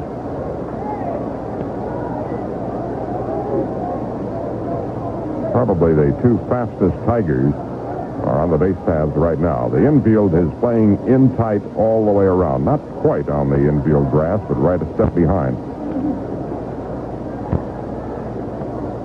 Stretch by McGregor. Here's the pitch to Steve. He swings, ground ball up the middle, into center field, out of the grasp of Smith. Here comes one run. Here comes LaFleur. He'll score. Kemp headed for second, but turns around and heads back to first. A two-run single by Steve Kemp. Now, that ball was slowed down by McGregor at the mound, and Smith dove for the ball. He was playing in close, and that's what costly. He might have had a play had they been able to play a little deeper in the situation. Here comes Earl Weaver out of the Baltimore dugout, and we might be getting a pitching change. He's had Stoddard loosening in the bullpen. So Kemp gets 2 more RBIs, and the Tigers up their lead to 6-1 here in the 5th inning. Just squeaking through the grasp of a diving Billy Smith. And we are indeed going to get a pitching change right here. McGregor, after pitching very well in the second, third, and fourth innings after a shaky first inning, leaves the game having given up 3 more runs here in the 5th inning. So Scott McGregor goes 4 and a third innings, has allowed the 6 runs. He's given up 7 hits. He leaves a man at first base. McGregor walked 1 and struck out 3. We'll see Tim Stoddard, who's done a fine job coming out of the bullpen for Baltimore, taking over at this point. Stoddard is the ex-basketball player out of North Carolina State, played for the NCAA champions of 73 and 74. And Tim, at one time, I'm told, was a little overweight. He was just a huge man. A big, raw-boned man on whom weight goes very easily. And Stoddard lost some weight in the past year and has become much more of an athlete. He certainly looks better, according to some scouts I talked to about him. They're very fond of this right-hander. He's a big one at 6'7", 235 pounds. Arnie, you want to update us on that other score, that other game? Well, Texas and Oakland have now gone into the last half of the 8th inning. And Texas has taken the lead over the Oakland A's. It is 5-4, Oakland batting in the last half of the 8th. They made a pitching change a little bit earlier. Lacey came into the ball game to pitch for Oakland in the 7th inning. There have been home runs by Edwards and Page of Oakland. Gamble has hit one for Texas. This afternoon, Minnesota beats the White Sox 6-1. It was Gulch over Baumgartner in that one. And in an 11-inning game, Boston trounced Toronto 4-3. Boston won it on a home run by Watson in the 11th inning, his third since he joined the Red Sox. Drago in relief the winner, and Buskey in relief the loser for Toronto. In the National League 2 afternoon games, the Giants beat Cincinnati 5-2. Bench hit a home run, Curtis the winner, and Norman the loser. And at Atlanta today, Atlanta beats the Dodgers 7-3. Baker hit a home run for Los Angeles in the 4th inning with nobody on his 10th. Phil Necro, the winner in that one, and Royce of the Dodgers, the starter, took the loss. And the Tigers with the lead here. Let's go back to Paul.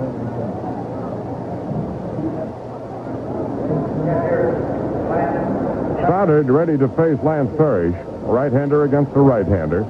With Steve Kemp at first base, 1 out, the Tigers have tallied 3 times here in the top of the 5th inning. Here's the pitch to Lance, and it's on the corner for a strike.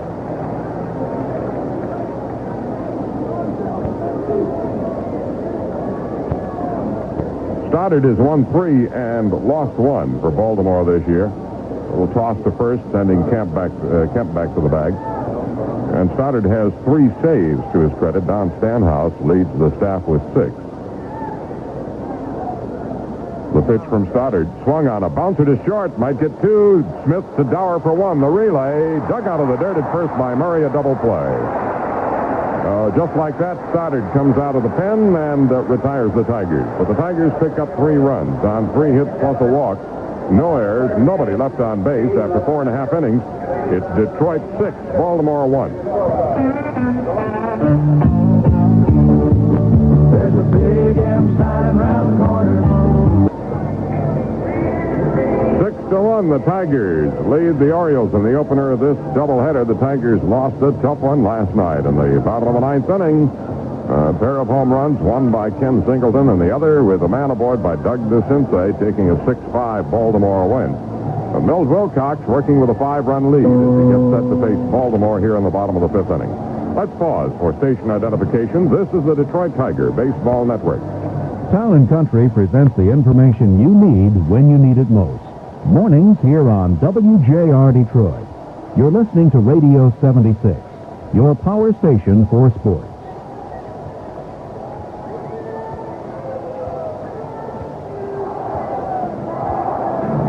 Wilcox delayed his appearance on the mound between innings, trying to, I guess, keep as cool as possible.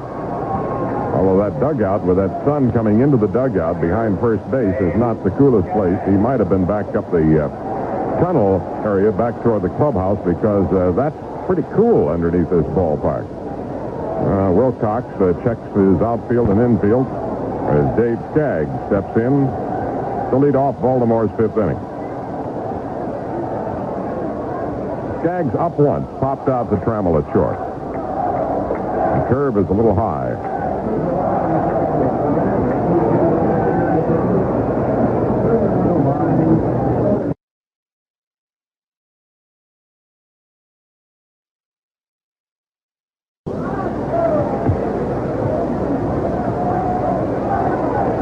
Now they wind up the pitch from Wilcox. Swung on and missed by Bumbry. Well, Al missed most of last year with that broken leg. It happened early in May down in Arlington, Texas against the Rangers. There's a high curve, 1-1 on Bumbry. When the season ended, Bumbry had played out his option. He went into the re-entry free agent draft, but then re-signed with Baltimore for 3 years. Outside, 2-1 on Bumbry. He is still not 100%. Occasionally has some problems with the leg. 1 out with the bases empty here in the last of the 5th inning. Little left-handed batter waiting on Wilcox. The 2-1 pitch. Check swing foul. 2-2 on Bumbry.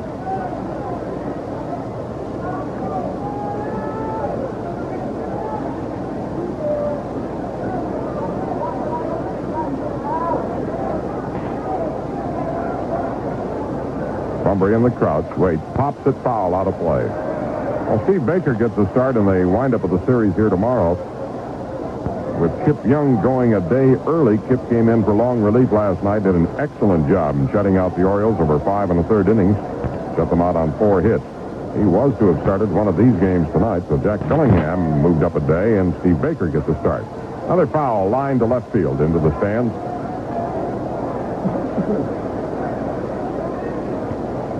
Bumbry has a career batting average with Baltimore of .283.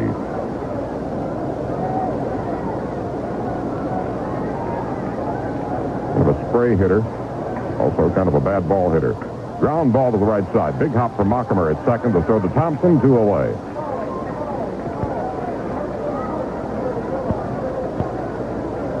That'll bring up Billy Smith. Billy's another one-time free agent. Played out his option with the California Angels and signed with the Orioles. It was impossible, but that was 3 seasons ago, actually, 2.5 years ago. But this is his 3rd season with Baltimore. He went into that very first re-entry draft. Switch hitter, He swings, fly ball to deep right field. That's going to be trouble. Morales goes back. It is gone. A home run for Billy Smith. His third of the year. And it cuts the Tiger lead to 6-2.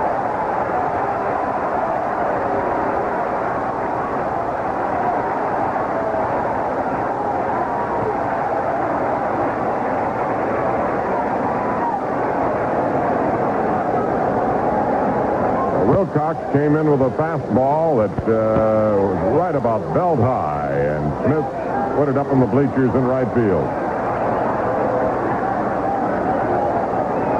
6-2 now, the Tigers lead. Here's Ken Singleton. The Orioles fans have not had a great deal to cheer about tonight until that one. Low for a ball. They got going in the first inning when Wilcox loaded the bases with nobody out, issuing 3 straight walks. Singleton takes the strike on the outside corner. 1-1 on Big Ken. The Orioles are putting on a campaign for Ken Singleton to make the All-Star team. Curve is swung on and missed. That was beauty. He took quite a bit off that pitch.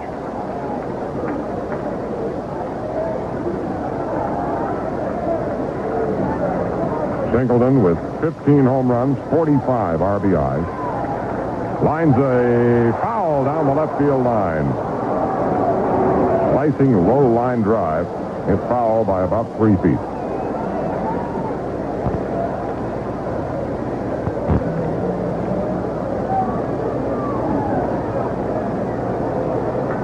One ball, 2 strikes on Singleton. 2 out, nobody on. A run in on the homer by Smith. The pitch from Wilcox. He's jammed with it. 2-2 count now. Kenny started to turn into that pitch and just got out of the way of it.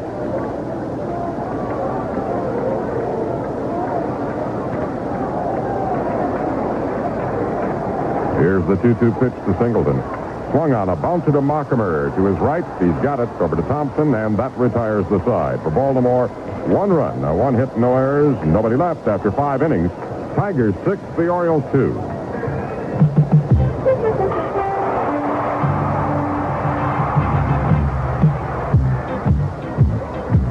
Now, to all the Tiger coaches, those pros of pros who call the shots along the base paths and know how to make the most of each player's talents.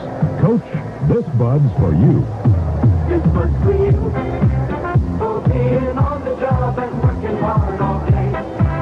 So here's to you.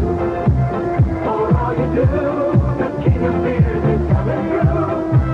This Bud's for you. Yeah, to the coach who keeps our bullpen ready, to the coach who keeps our batters battling, to all you unsung heroes, here it is. That distinctively clean, crisp taste that says Budweiser. Here's to you. For all you do, this Bud's for you. Anheuser-Busch, St. Louis. This game is being brought to you by Budweiser, by the Union Electrical Contractors of Southeastern Michigan, and by your Marathon dealers and distributors. By the Detroit News, Denny's Family Restaurants, and Realty World. By True Value Hardware Stores and by City National Bank. By Parts Plus Auto Stores.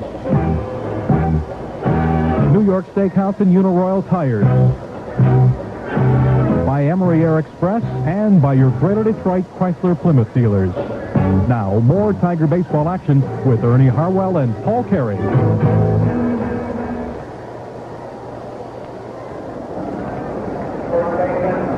Jason Thompson will lead off the 6th inning for Detroit. Jason is hitless in 2 trips. He has struck out and flied out to right. Big Tim Stoddard, 6'7", 235-pounder on the mound. Boy, he fills a lot of the middle of that diamond out there. Thompson fills a lot of the batter's box, too. It's low and inside to Jace for ball 1.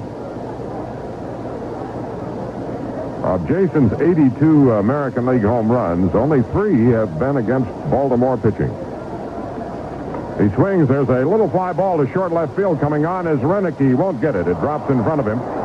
And Thompson has a looping single to left. A little pop fly slicing away all the way from Renicky. And the Tigers pick up their 8th hit in the ball game.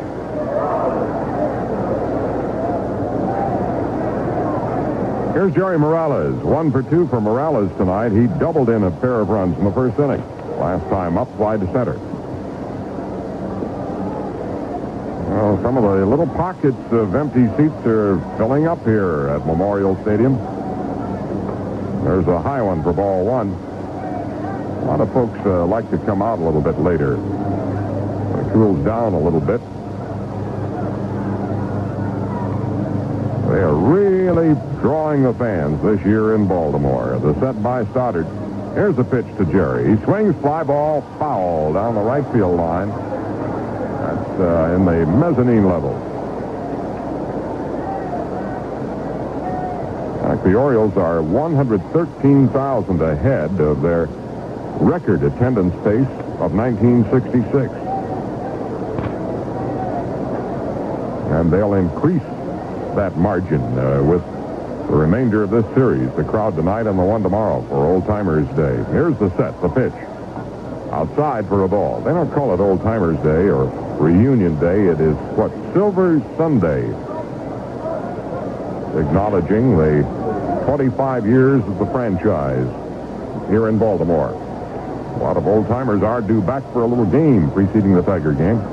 Outside, 3-1 now on Morales. Ernie was going down the list and noted not too many players from the earlier days of the Orioles are going to be on hand. Stoddard pitch swung on, a fly ball down the right field line again. This one will go foul. He hit it a long way, but just foul. Well, probably 10 to 15 feet. One of the old-timers, though, is going to be here for sure on Sunday. My partner. But he's not going to don a uniform. Oh, yes, he's going to put on the uniform. Same uniform he wore 25 years ago. That same old sports shirt. Yeah. Still got that same shirt. Yeah. Well, we've got time called. Skaggs has come out, and Ray Miller, the pitching coach, too. I don't know whether Stoddard's got something wrong with the arm or what. He was rotating the shoulder, reaching in with one hand, and they may give him a practice toss or something. He may have felt a twinge, and they're getting busy out in the bullpen for Baltimore right now.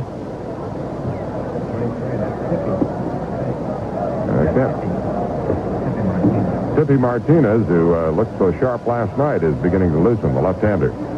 Now, one practice pitch by Stoddard, and I think he's going to come out of here. He's got something wrong with his shoulder.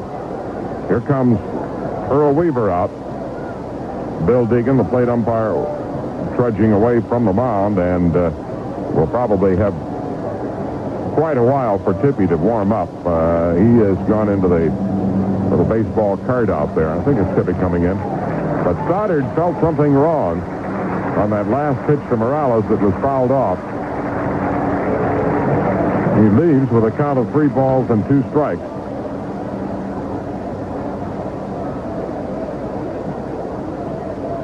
And now Tippy decides not to use that cart. He's going to walk in. Young man reported to have been in line for a trade to the Tigers at one time. Orioles were not too pleased with his efforts. Earl Weaver had him in his doghouse for a while, and it looked like the Tigers were going to deal Milt May for Tippy Martinez, but it didn't come about. By the time the Tigers were really seriously considering the trade, they seriously considered it, but by the time the decision was reached, the Orioles decided to hang on to Tippy. Now, Martinez is coming on. He retired 7 in a row last night and got credit for the victory in that dramatic finish won by Baltimore. Ernie? Well, Texas didn't score in that 9th inning at Oakland, and Oakland has tied the game now. It is 5-5 with the A's batting against the Rangers. in the last half of the ninth inning at Oakland. Edwards, Page, and Gamble have been the home runs. Jenkins started for Texas. Kern took over in the eighth. Norris for Oakland. Minetto in the second. Lacey in the seventh. And the game is in the ninth inning. Oakland batting, and they're deadlocked at 5-5. Boston beat Toronto 4-3. Minnesota over Chicago 6-1. The night games in the American League find Cleveland at New York, Kansas City at California, Milwaukee at Seattle. They'll be starting those games fairly soon, at least the one in New York. Two out on the West Coast won't start for a while. And in the National League, they're about to get underway the night games because they're all in the East. At least a couple of them are. Philadelphia at Montreal, Chicago at Pittsburgh, and then you've got New York at St. Louis and San Diego at Houston that will start a little bit later on.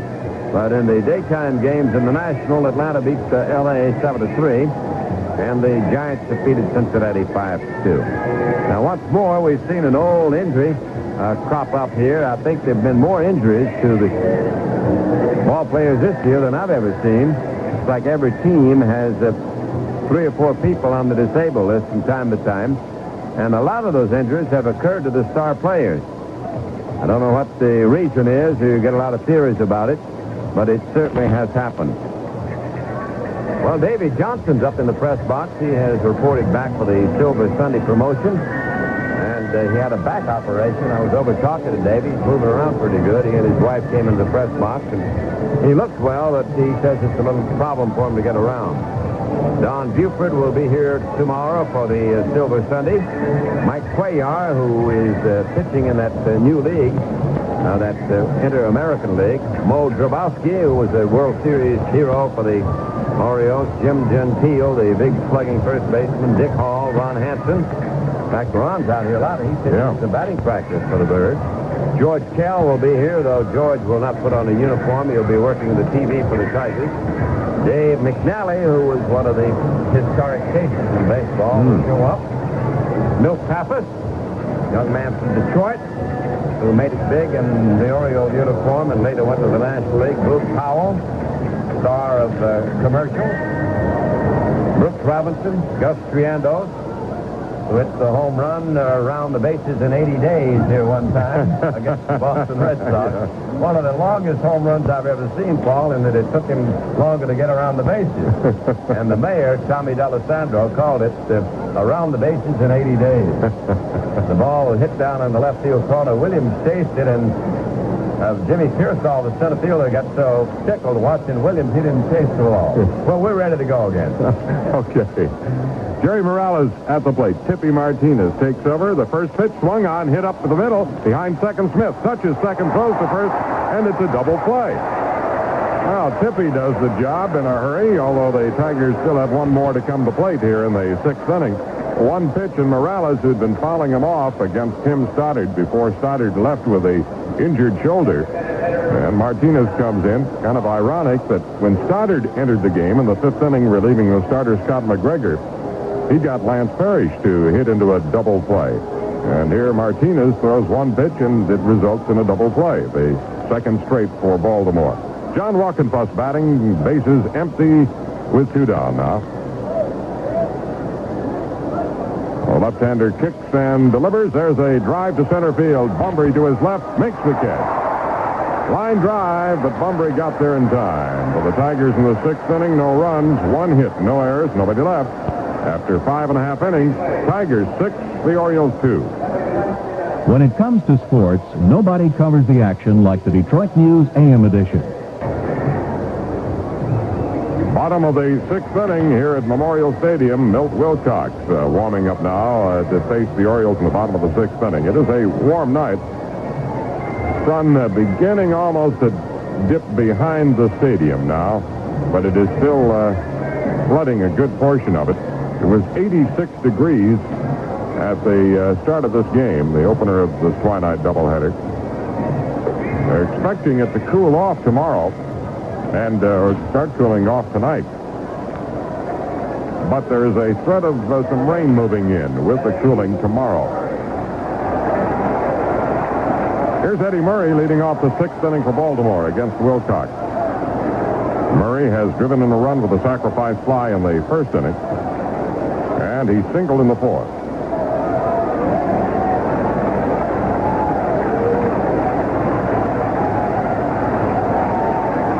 Wilcox checking his defense, now turns around to face the plate. The pitch from Milt. Swung on and popped foul. It'll be back and out of play. Boy, that took a long time coming down on the screen.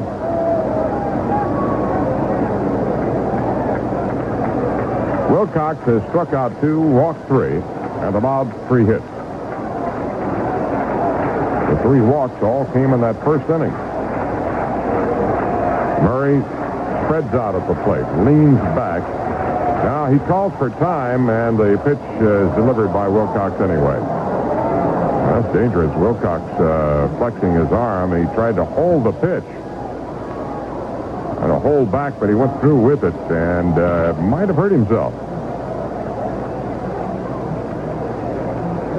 He's going to step back on the slab. Here's the 1-strike pitch. Swung on and popped up down the left field line. Long run for Trammell. He's there, makes the catch. Well, Allen ran out from under his cap, but captured the pop-up. 1 away in the 6th inning, and that'll bring up Gary Renicky.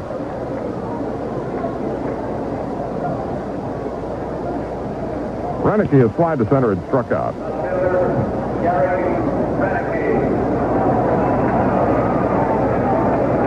Good wind again here tonight, same as last night, blowing out toward right field.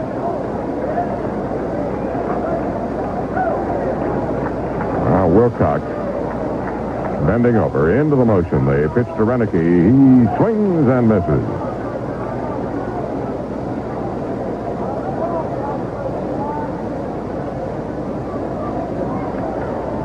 Milt is 2 games under the 500 mark in his major league career coming into the game tonight. Curve is low. Ball 1, strike 1 on Renicky.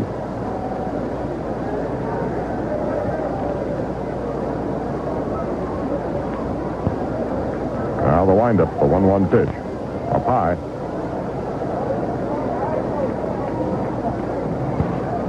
Renicky, originally drafted by the Montreal club back in 1973.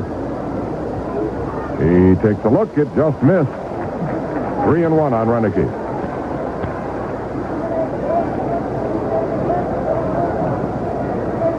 One out with the bases empty here in the last of the 6th inning. The Tigers lead 6-2. There's a strike on Renicky. He was taking all the way. The Orioles traded off Rudy May, Randy Miller, and Bryn Smith, a couple of minor leaguers, to go with the veteran Rudy May, to get Renicky, Don Stanhouse, and Kerrigan after the 77 season. He's jammed at ball 4. Renicky draws a walk. Parrish and Wilcox both thought it was a strike. Renicky was leaning over the plate and kind of raised the arms. And Wilcox is talking toward Deegan. That's the first walk since the 1st inning for Wilcox. Here's Lee May. He's 0 for 2.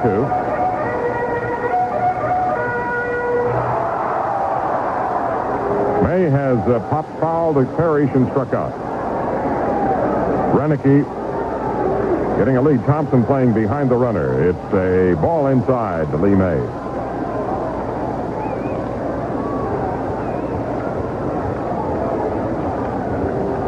Trammell very deep at short. He has got his heels on the outfield grass.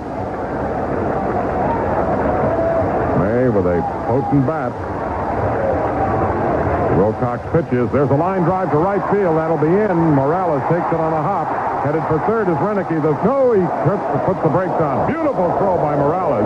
All the way right to the bag in the air to Rodriguez. And Renicky wisely held at second. What a throw by Morales.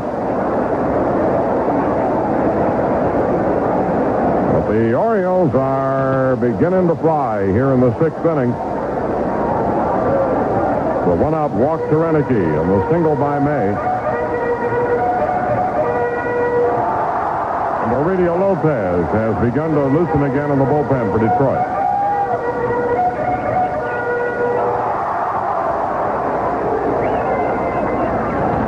Parrish coming back from a conference with Wilcox. Here's Doug DeCinces, the hero of last night's game.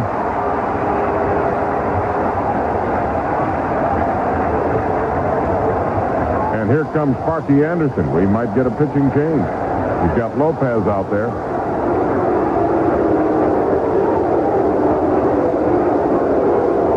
Anderson walking slowly and enabling Lopez to get a little more time to warm up. He has not made the sign yet. Having some words now with Milt Wilcox. Sparky digging around with the spikes there, head down a little bit while he talks to the trio of Parrish and Trammell and Wilcox. And there's the sign. We're going to get a pitching change. That's going to be all for Wilcox. With Doug DeCinces at the plate. Wilcox is leaving, and we'll see Aurelio Lopez. Well, we've had quite a few pitching changes with McGregor, Stoddard, and Martinez pitching for Baltimore. Now Wilcox leaves, and Lopez will take over. So Milt went 5 in the third inning, has allowed 2 runs and 4 hits. He walked 4, had 1 wild pitch, struck out 2, and he leaves 2 on base that are his responsibility. Wilcox has gone into the dugout, and Sparky Anderson remains on the mound to greet the new pitcher, Aurelio Lopez. Aurelio pitched in 4 straight games under Sparky. Here comes Bill Deegan, the plate umpire, trotting out to find out who is the pitcher. He wants to make the change on his lineup card. Now, Markhamer's having a discussion out there. He thought he could go join in on the conference in as much as there were only 3, but the pitcher hadn't arrived as yet, so he felt he could go there, but the umpires say no, he can't join in because Lopez will be trotting in soon, and here he comes. Ernie? Well, Mr. Lopez will be making his 18th appearance. They've all been in relief. So far this year, he's a record of 2 wins and 1 defeat. His earned run average is 4.17. We're beginning to get some pitchers in now on those National League night games. Philadelphia at Montreal, it'll be Espinosa against Rogers. Chicago at Pittsburgh, Krukow against Robinson. New York at St. Louis, we don't have anything on that one yet. Or San Diego at Houston. And that Texas-Oakland game has gone into extra innings. They're now in the 10th inning, and Oakland and Texas remain in a 5-5 tie. The pitchers in there right now. Kern for Texas and Lacey for Oakland, both working in relief. Lopez taking his tune-up tosses as the Orioles are threatening here in the 6th inning. The Tigers lead them with 6 runs, 8 hits, and no errors. And Baltimore has 2 runs, 4 hits, and they've made no errors. Another game will follow, and in the second game, we'll see Jack Billingham on the mound for the Tigers against the veteran right-handed Jim Palmer of Baltimore. Jim's been in and out of the starting rotation because of various injuries, but he will pitch tonight for Mr. Earl Weaver and company. Lopez about ready to go, and let's go back to Paul. All right, Ernie, Lopez last worked on Wednesday night at Fenway Park in Boston in that 13-3 loss by the Tigers, and Aurelio was clipped for a couple of those Red Sox home runs. But he had worked 3 straight days before that. Sunday against the Angels, Monday and Tuesday nights in Boston. And each time had not allowed a run in relief. He had done an excellent job. But it caught up with him on Wednesday. So he's had a couple of days rest coming in here now against the Orioles with runners at first and second and 1 down. DeCinces waiting. The pitch to the plate. It's low for a ball.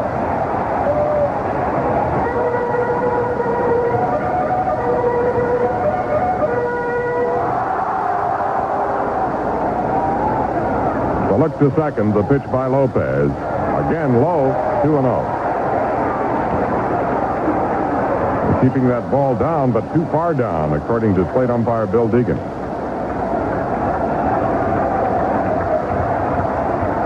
Here's the pitch.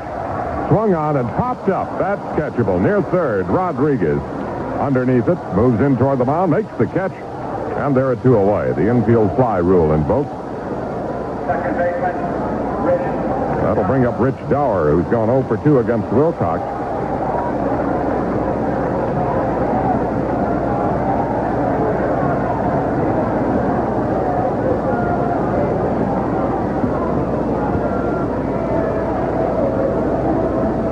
Lopez, taking a look out to the outfield, now turns around to face Dower. The pitch to the plate, swung on and fouled up this way over our head. Let's pause for station identification. This is the Detroit Tiger Baseball Network. J.P. McCarthy maintains the morning merry-go-round from the music hall. Be sure to join him here on WJR Detroit. You're listening to the Goodwill Station.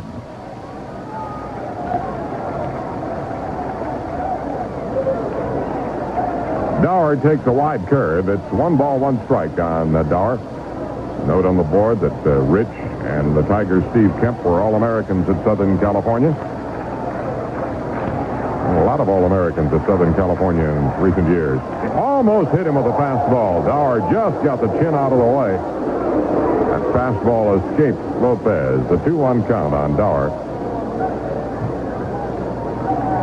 6 runs on 8 hits for Detroit, 2 runs on 4 hits for Baltimore, but the Orioles are threatening here in the 6th inning with 2 on and 2 down. The pitch to Dower, swung on a ground ball up the middle of the center field. Rounding third, heading home is Renicky. He'll score. Holding at second is May, and it's 6-3.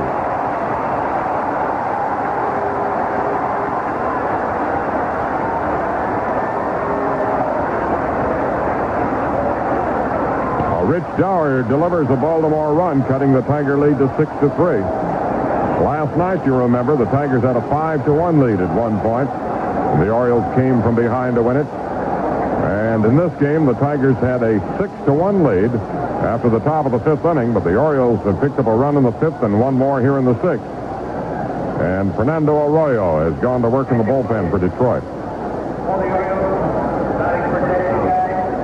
May is at second, Dower at first, and Terry Crowley is going to pinch hit now for Dave Kay.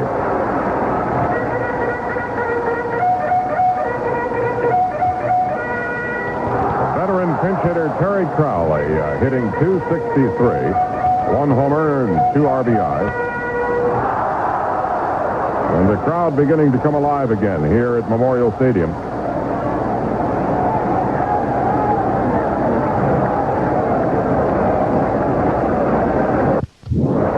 Were held hitless over the first 3 innings. They've picked up 5 hits in the last 3. Crowley, a left-handed batter, against the right-hander Lopez. Runners at first and second, 2 down. The pitch is taken for a strike by Crowley. Crowley stands with his feet close together, deep in the batter's box. Now 32 years old.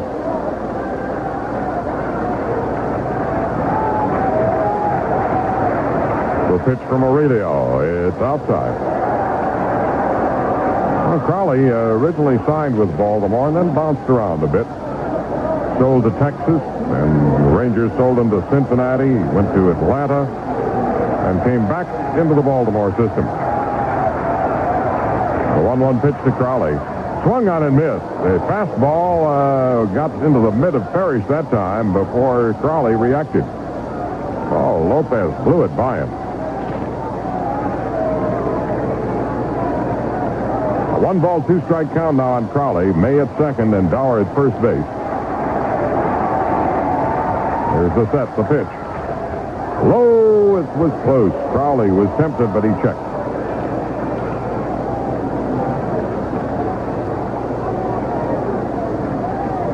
Tigers overshift their infield and outfield to right on Crowley. The 2-2 pitch. He fouled it off, just got a piece of it. Back to the backstop. The sun now has just barely dipped over the rim of the stadium. I hauled down the awning here. They've got a kind of a rolled awning that I brought down to shield Ernie and me for a while in the sun. Here's the pitch. Ball 3. Now Lopez has gone to a full count on Crowley. This will enable those 2 runners to be moving. Them the advantage right now. Here's the set. The pitch is taken for ball 4. Crowley walks.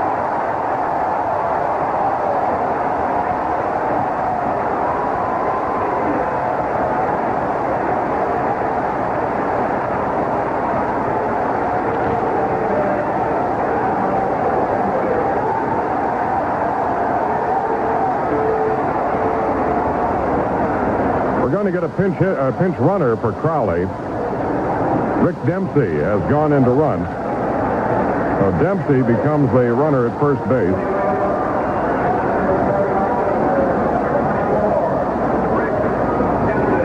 Most of the time, you're not going to see a catcher put in as a pinch runner, but Dempsey runs very well.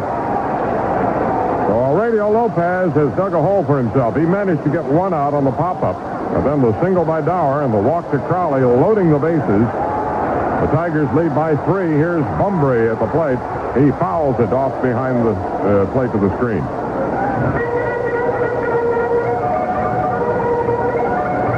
Arroyo still at work in the bullpen for Detroit.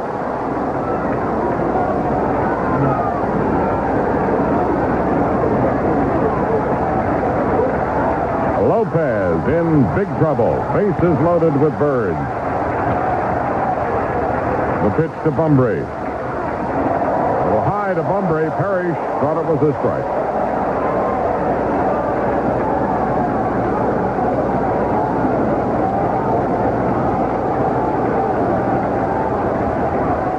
Pretty good pitch by Lopez, but ruled the ball by Deegan. 1-1 pitch. There's a smash into center field. A base hit. 1 run will score. Here comes another run home. Holding at second is Dempsey. A single for Bumbry at 6-5.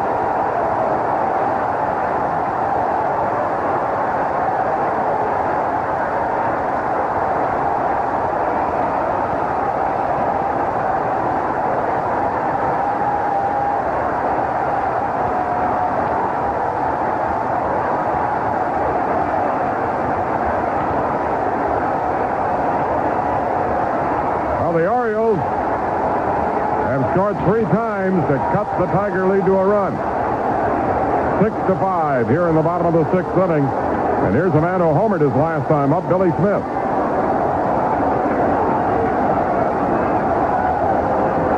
Bumbry delivering a key 2-run single, a sharp smash to center. Runners at first and second. Ground foul down the first base line. It's Dempsey at second, Bumbry at first. Shades of last night. Tigers with a 6-1 lead after they batted in the 5th inning, but it's now 6-5. The set. Aurelio delivers. Outside.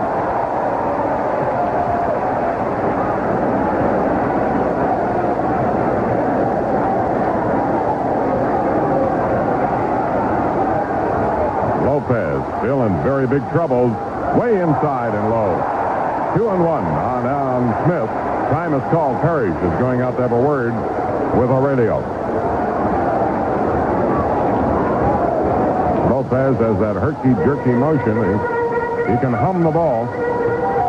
He also has an effective screwball. Going into some calisthenics out behind the mound.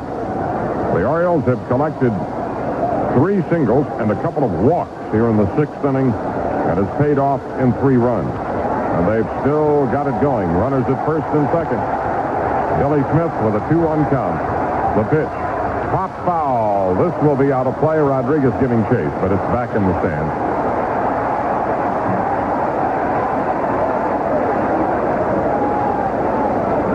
Now, Lopez doesn't like the new baseball he got. He wants a different one. It'll be Billingham and Palmer in Game 2 tonight. Game 1 has turned around for Baltimore. Here's the set, the pitch to Smith. He swings and misses. Lopez struck him out. That ends the inning, but a lot of damage done by Baltimore as they score 3 times on 3 hits, 2 walks, no errors, leave a pair. After 6 innings, it's Detroit 6, Baltimore 5.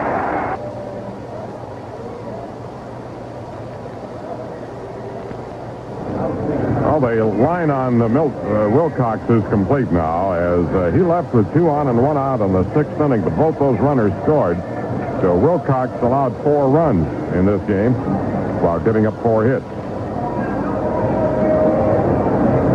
The Tigers now lead by just 1 run as they get set to bat here in the 7th inning against Tippy Martinez, who did the job on them last night, retiring 7 straight after he entered the game. And in this one, Martinez entered and got 3 straight outs. He got a double play on 1 pitch to Jerry Morales and then got Walkenfuss the line out. We've got Rick Dempsey moving in behind the plate. Skaggs was pinch hit for by Terry Crowley, and then Dempsey ran for Crowley, so he stays in the game now as the catcher. Ready to go here in the 7th inning, and back for the play-by-play, here's Ernie Harwell. Thanks, Paul. Hi again, everybody. Rodriguez will lead off against the little left-handed Tippy Martinez. Tigers with a 1-run margin in the first of 2 games. 7th inning, 6-5. Tigers ahead of the Orioles. Here's the pitch. It is a ball that hit the outside corner. Strike 1, the count on him. Outfield around toward left, the infield deep on the radio. Had a home run earlier. Now he swings, and there's a fly ball at the left. Should be caught. Renick is there, gloves it with 1 hand, and the first man's out. Rodriguez, who had struck out and hit a homer, flies to short left. Here comes Mockemer. Dave Mockemer, who has bounced to third base, walked and scored a run. 6 runs, 8 hits for Detroit. They've made no errors. Baltimore 5 runs, 6 hits, and they've made no errors.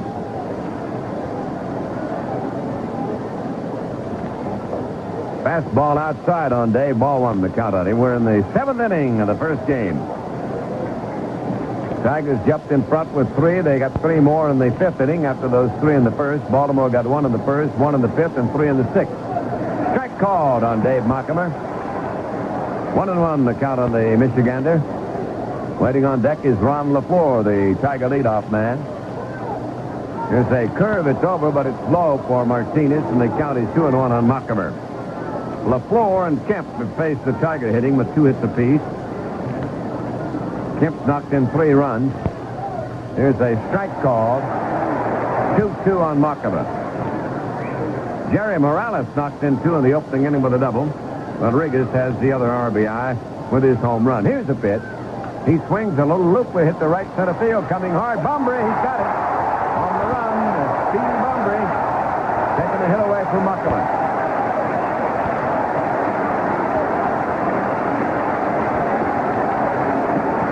Tremendous jump on the ball, and he had great speed to go along with it. So there are 2 down in the Tigers' 7th inning, and here comes LaFleur. He's had a couple of singles in between the fly to left.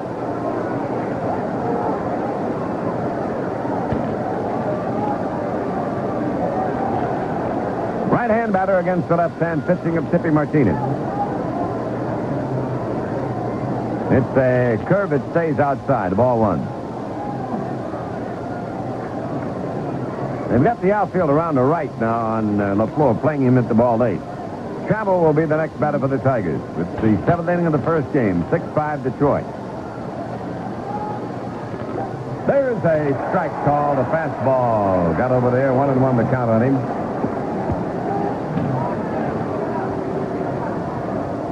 Wind up, and the pitch. Swing, foul, fly, hit out of play, back into the lower deck and right. Just about a full house here now, it seems. Not too many empty seats. Twilight doubleheaders, you see people coming in late, seeing only the second half of the first game often. There's a bounding ball deep second. Dower has it for the first. He got him.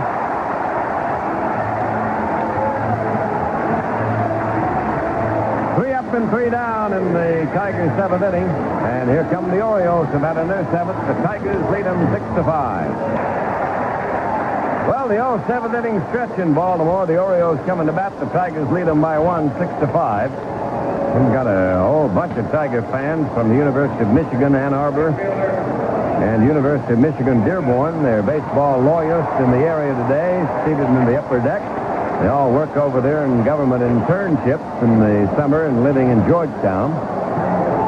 Jim Pardike sent us a little note about that. Here's Singleton to lead it off now against Lopez. The Tigers living dangerously. They got a 1-run lead. Singleton 0 for 2 plus a walk, and he takes a Lopez fastball low, ball 1. The 7th inning getting underway. Murray will follow, and then it'll be Renicky, the middle part of the batting order. Fastball outside, 2-0. Lopez has put himself in jeopardy with his wildness. He's getting behind on most every hitter. 6 runs, 8 hits for the Tigers, 5 runs, and 6 hits for the Birds. There's a ball low, ball 3. 3-0 to count on Singleton. There's a strike. He got a fastball at her high. 3-1 to count on him now. Got a report on Tim Stoddard. He had a slight muscle pull in the armpit. Singleton swings and fouls it upstairs, back of the plate. Full count on him now.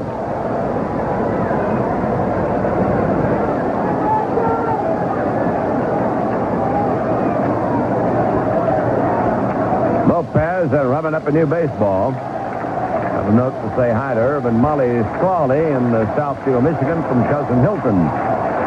Over here to see the Tigers in action. There's a cut and a miss. He struck him out. Well, he got behind, but he came back and fanned the dangerous Kenny Singleton for the first Baltimore out in the 7th inning.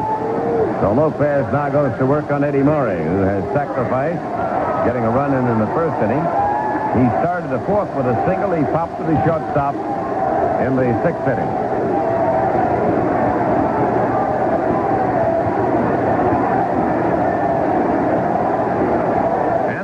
Here chanting Eddie, Eddie, Eddie.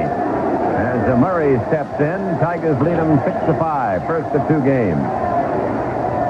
Lopez's curve is a little high and in close. Ball 1 on the Murray.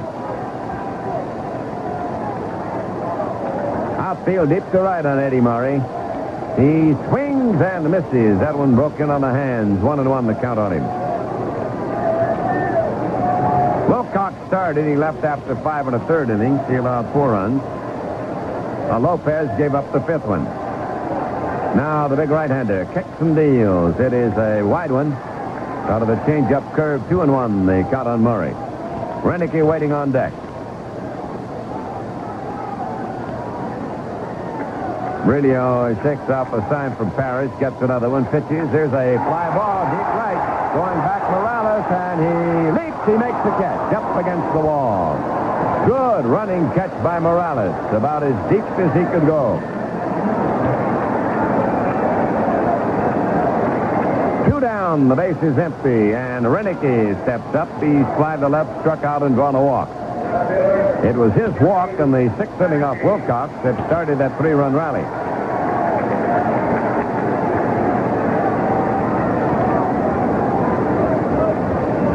Outfield swings around toward left on the right hand batting Renicky. They've got Rodriguez deep at 3rd. And Lopez delivers a fastball in close. 6-5. The Tigers leading 7th inning. He gets a strike on that one.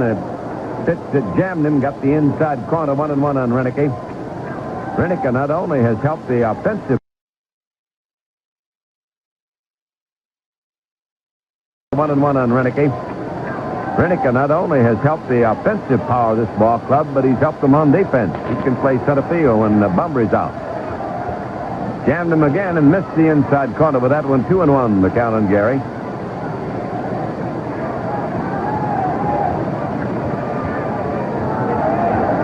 Lopez winds and pitches. Here's a bounding ball to shortstop. Trammell has it. Throw to first. He got him. They go out 1, 2, 3 in the Baltimore 7th inning. Here come the Tigers to bat in the 8th. It's Detroit 6, Baltimore 5. There's a big M sign round the corner. Ernie? Well, here's Tippy Martinez on the mound now in the 8th inning. He's perfect in relief, just as he was last night. Coming on in the 6th. The Tigers have not done anything against him since then. Here's Trammell lead off. He's 0 for 2 plus a sacrifice. Fly to right twice. And Allen takes the left-hander's fastball high, ball 1. 6 runs, 8 hits, and no errors for Detroit. Baltimore 5, 6-0. Here's a curve that it's low. 2-0, the count on Trammell. It'll be followed by Kemp, and then it'll be Parrish.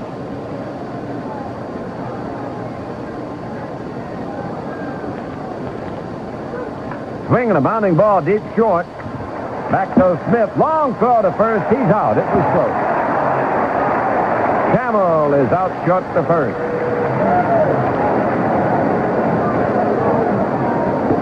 Steve Kemp will be the next batter.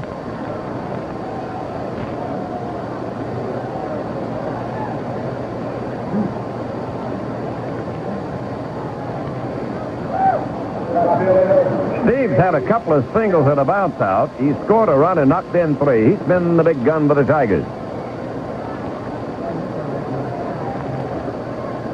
Left-hander against the left-hander. Outfield straight up on Steve.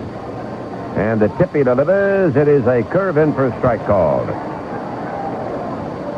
This is the first of 2 games. In the second game, it'll be Jack Billingham against Jim Palmer, a couple of veterans.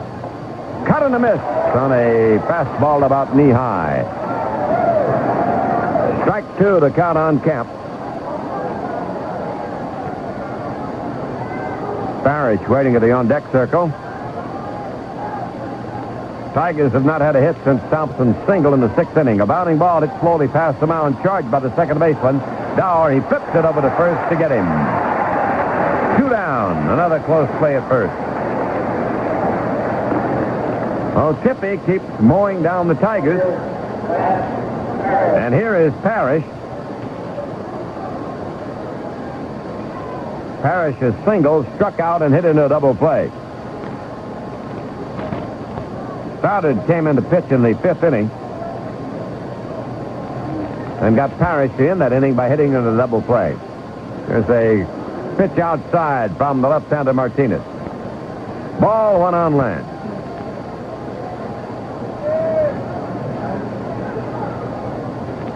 Low curve is away from the plate. 2-0 to count on him now.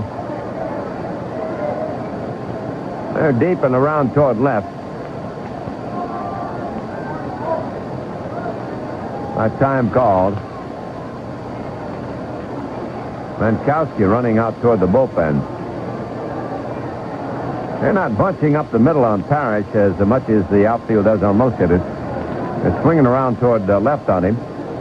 And there's a big gap between Singleton and the right field foul line. Now let's see what it'll get. 2-0. He takes the ball outside from Tippy very wide at 3-0 to count on him. Martinez has not been behind on many Tiger hitters, but he's 3-0 right now with Parrish. Well, in the 8th inning, the Tigers lead at 6-5. 2 out, none on. There's a strike. He got a curve to hit the outside corner. 3-1 on Lance. Waiting on deck is Jason Thompson. Descente playing deep, but not as near the line as most at this stage. Here's a curve outside. He walked him. That's the first runner since Tippy Martinez took over.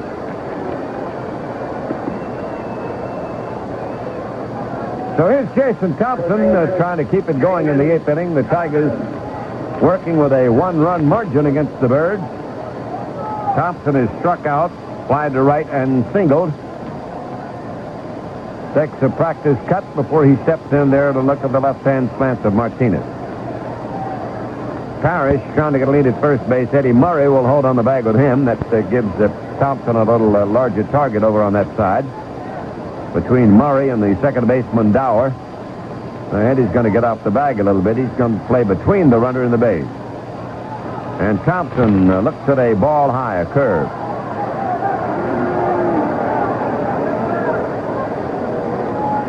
6-5. The Tigers have the lead in the first of the doubleheader, 8th inning. Thompson takes, strike call, fastball over. 1-1 the count on Jason. Jerry Morales is the next scheduled Tiger batter. Not much of a lead for Parrish at first base. Here's the kick on the pitch. He looks and it's a curve high. 2-1 the count on Jason Thompson.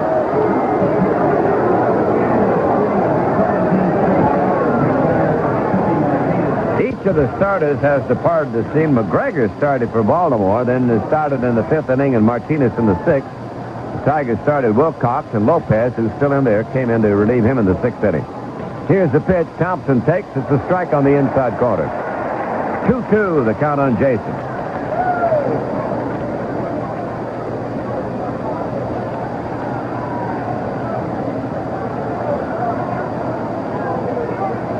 to kick the pitch. He looks, it's a wide one, the full count.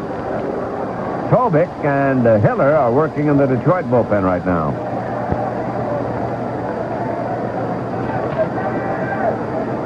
Full count. Parrish can take off now with 2 down. Tigers lead 6-5, 8th inning. Here it comes. He swings as the chopper hit on the ground to first baseman Murray. He makes the play unassisted, and the Tigers are out in the 8th inning. No runs on no hits to walk, no errors, 1 man left. Only the second the Tigers have left in the game. And we go now to the last half of the 8th inning. It's Detroit 6, Baltimore 5. I like to... Let's take a little station break now. We'll pause briefly for station identification. This is the Detroit Tiger Baseball Network. Jimmy Lawrence brings you mid-morning mirth and music right here on America's great radio station. You're listening to WJR Detroit, your power station for all sports in Detroit.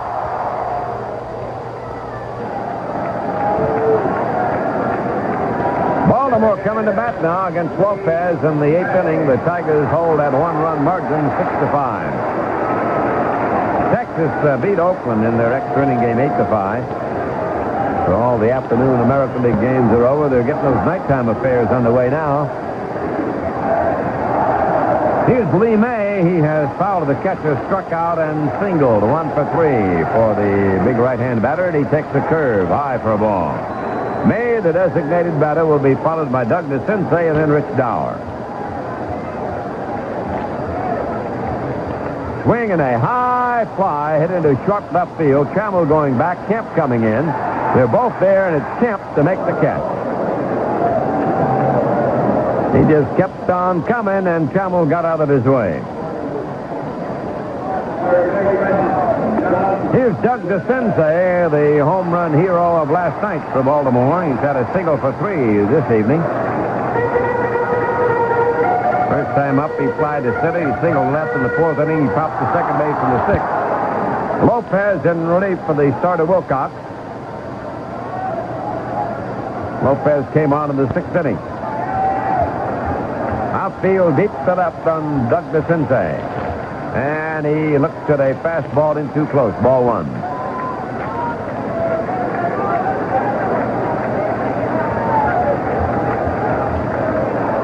There's a pitch that's low, and the count is 2-0 on Doug DeCinces.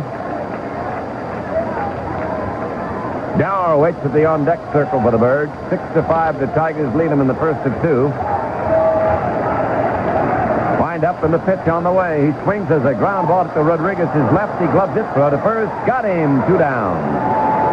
Aurelio raging to his left there to pick up that hard ground smash. Rich Dower will be the batter for the Birds. He flied to right, hit into a force out to third, and singled in the 6th inning. And one of the key hits in the 3-run rally in the 6th by Baltimore. That pulled them within 1, and they are staying right there now. 6-5, Tigers lead, 8th inning. Dower takes a ball outside. Lopez turning him up with a fastball that missed the outside corner.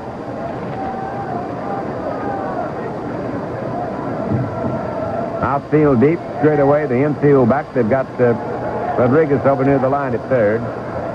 He swings and lifts the foul, maybe out of play. Thompson chasing near the seats. It'll be out of play. 1-1, the count on Dower. Well, the 6 hits by Baltimore by 6 different batters. Bumbry with a single, Smith with a home run, Murray with a single, May with a single, DeCinces with a single, and Dower with a single.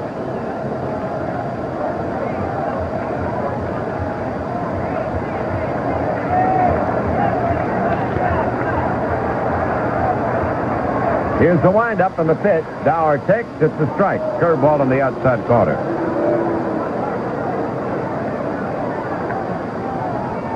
RBIs, Bumbry 2, Smith, Murray, and Dower 1 apiece. There's a high one to Rich. 2-2, the count on him now with 2 down to the 8th inning. Tigers lead 6-5. Lopez ready again, winds and delivers. There's a line shot to left. It'll be a hit. He straightened out that curveball, and Dower is on with a 2-out single in the 8th inning. He's the first Oriole with more than 1 hit. And here comes Rick Dempsey up for the first time tonight. Dempsey came in to run for Skaggs after Skaggs had walked in the 6th inning. And then he stayed in to do the catching. Right-handed batting catcher, the veteran Rick Dempsey at the plate. Batting .274, 3 home runs, and 16 RBIs. He takes a strike, a breaking pitch inside corner from Lopez. 2 out and 1 on for Baltimore. Lopez to the set position. Dempsey swings and misses on a fastball. Strike 2, the count on him. Time call. Parrish wants a confab out at the mound. I'd like to remind you the Tigers will be home Tuesday night. It'll be B'nai B'rith night. The Tigers entertaining the Boston Red Sox on Tuesday, Wednesday, and Thursday all-night games. And they open up that series on Tuesday night. Game time, 8 o'clock. Cleveland comes in for the weekend. He takes the ball outside, 1-2 to count on Dempsey.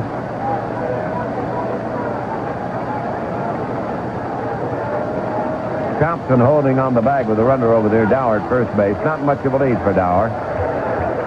Dempsey takes, strike. God, he struck him out. Fastball tripped the outside corner. Dempsey putting up a beef with umpire Deegan. Throws his bat down and walks away. The side retired. No runs on 1 hit, no errors, and 1 man left. We go to the 9th inning. The Tigers 6 and Baltimore 5. Just for a minute. Hang on now, the 9th inning on tap in Baltimore. The first of a twilight doubleheader. Baltimore had the victory in the first game of the series last night. Tigers lead in this one 6-5 as they come to bat in the 9th inning against the left-hand reliever Tippy Martinez. It'll be Morales to lead it off. Watkins, Fuss, and Rodriguez scheduled to follow in the Detroit ninth. Morales doubled in 2 runs in the first inning. He flied to center in the 4th, and he hit the shortstop for double play the last time up. That was in the 6th inning. He was the first man that Tippy Martinez faced. It is a fastball low, ball 1. Martinez, coming on in the 6th inning, is not allowed a hit. He's given up only a walk. There's a strike called on the outside corner. The Tigers have left only 2 runners on the bases, 1 in the 1st and 1 in the 8th inning. Bounding ball is short. Smith has it to the glove side. Rifles over to Murray, and Morales is out. 1 down in the Tiger ninth. Watkins Fuss will be the batter. Bounced to third, grounded to the pitcher, and hit a line drive to center. In that upcoming homestand for the Tigers, as I told you, they'll begin with Boston. And then the Indians move in for the weekend on Friday, Saturday, and Sunday. Also stay over for a family night game on Monday. And after that, the Toronto Blue Jays come to town. July 3rd, 4th, and 5th. Watkins Fuss takes a curve in too close. Ball 1, the count on John. 6-5 Tigers lead. 9th inning. 1 out, nobody on.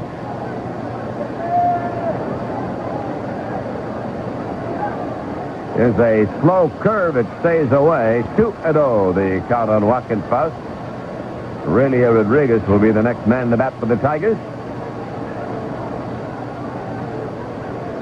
Breeze continues to blow across from the left field side toward the right. Swing, there's a high fly ball, deep left center field. Renick and Bumbry going back. It's Bumbry, and he makes the catch on the warning track.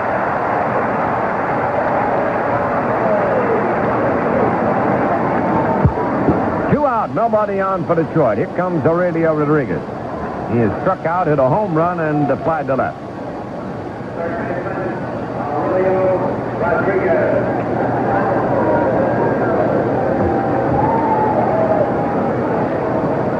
Outfield swung around the left on Aurelio. The infield deep now with 2 down, nobody on, 9th inning. Tippy Martinez has really been tough in this series. As a ground ball wide of third, DeCinces has it, throw to Murray, and he pulled him off the bag, but he got back. He's out. Side retired, 1, 2, 3, and we go to the last half of the ninth. Detroit 6, Baltimore 5.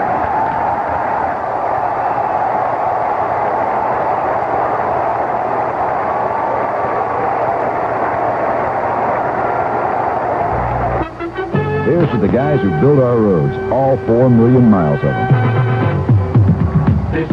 St. Louis. Well, the Tigers take the field now. The Orioles come to bat. Detroit leading 6-5 in the first of this twilight doubleheader. And the Tigers will send a new pitcher to the mound here in the ninth inning. It will be the left-hander John Hiller taking over, replacing Lopez and becoming the third Tiger hurler of the game. Hiller making his 27th appearance. He's appeared in more games than any other Tiger pitcher. He's had 7 saves. His earned run average is 3.14. John's won 3 games. He's lost 5. Here's the announcement. Number 18, John Hiller.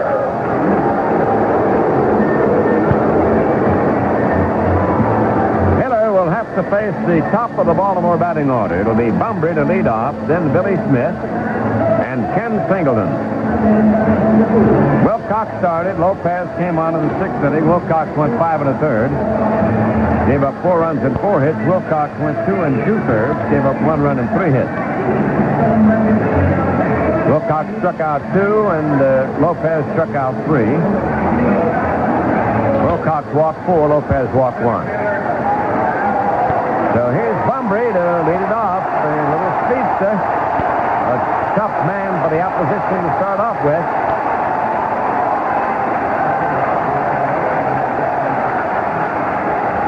He's the left-hand batter. The next 3 batters are switch batters.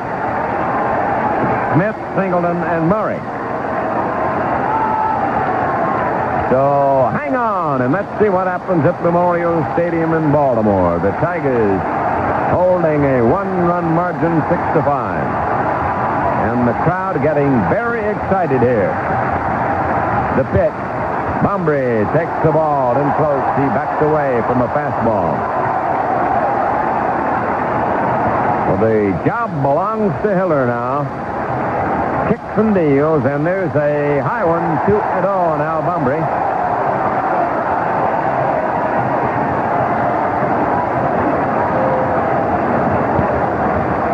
Oh, 3 Tiger pitchers have had the problem of pitching from behind a great deal. Now the leadoff man, Bumbry, waits on 2-0. Here it is. He takes the high one, ball 3.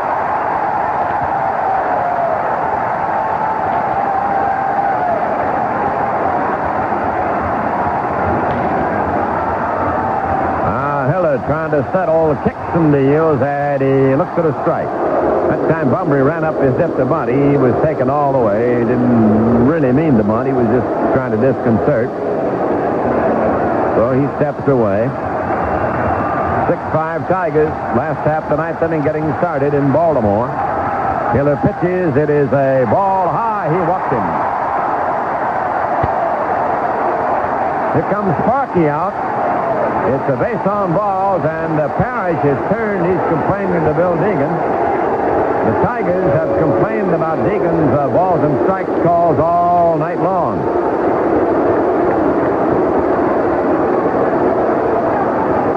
Trammell came over toward the mound, yelling into Deegan to complain, and Jerry Neudecker had to move him away, and Trammell sort of made a waving motion to Neudecker.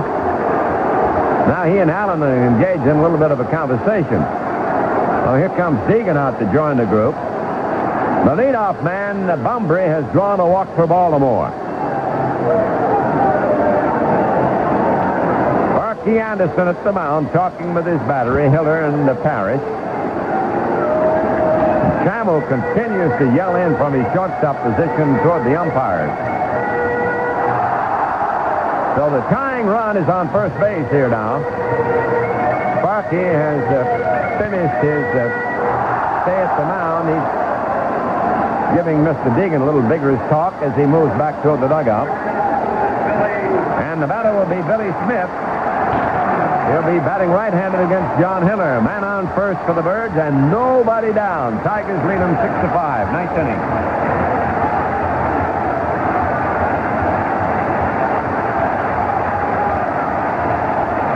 So here is Billy Smith at the plate, batting right-handed.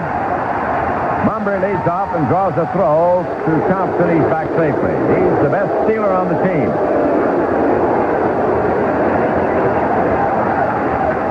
Smith waiting on the first pitch to him. He squares to bunt, and he takes a strike call. He did not offer, and it was in there. Now he's complaining to Deegan. Rodriguez in close at third, and the first baseman Thompson ready to charge from the other corner. Excitement building here in the ninth inning. 6-5 Tigers. A man on, nobody down for Baltimore. He squares to bunt. He bunts the ball. It's toward first. It's rolling foul. Strike two, the count on Billy Smith.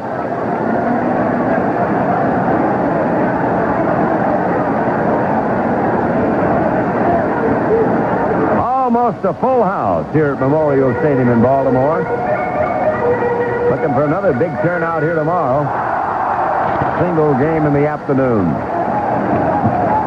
Strike two, the count on Smith. Hiller takes his time, tugs his cap. Now leans in to get his sign from Lance Parrish. Bunbury leads off the bag at first base. And the pitch is on the way. He bunts it. It's down in front of the plate. Picked up by Parrish. So to first, he's out.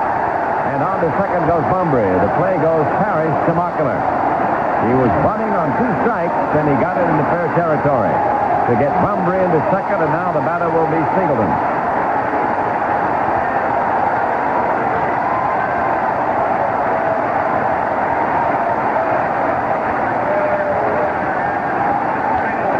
Ken Singleton will also move around and bat from the right-hand side of the plate. He has drawn a walk, bounced to second twice, and struck out. Now the infield will deepen. The outfield will be deep and just about straight away on Ken. John Hiller pitching to Singleton in the ninth inning. 6-5 Tigers. Man on second, one out. He takes a breaking ball over for a strike.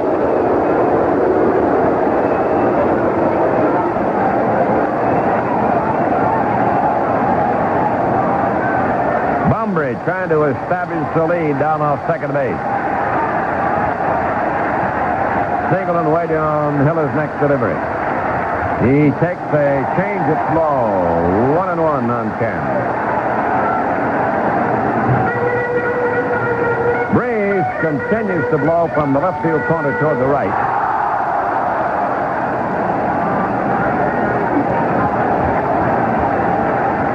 Singleton back in the batter's box. 1-1 the count on him. Hiller on the mound. He sets. He pitches. Singleton swings and fouls it on the screen.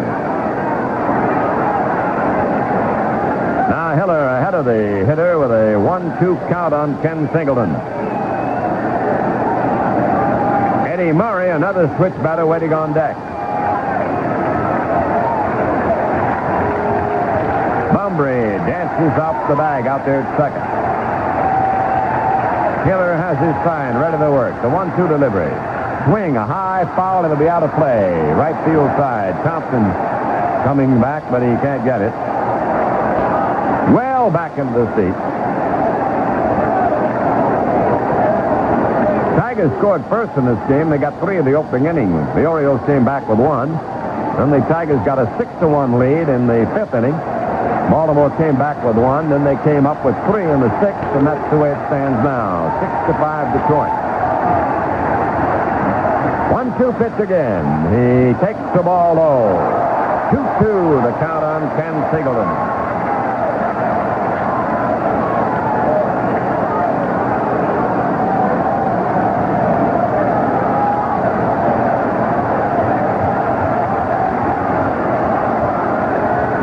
Moving over towards second, trying to disconcert the runner, Bunbury, but he's edging off a little bit anyway. Now Kenny waits on the 2-2 delivery from Hiller.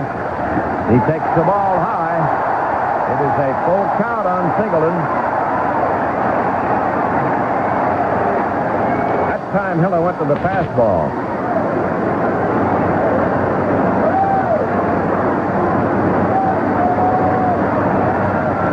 Battle of nerves here now. Singleton steps out of the batter's box, making John wait a little bit on him. Bunbury coming down the line from second base. 3-2 pitch is coming up. Here it comes. He swings and lifts the foul out of play. This one in the seats over on the first base side.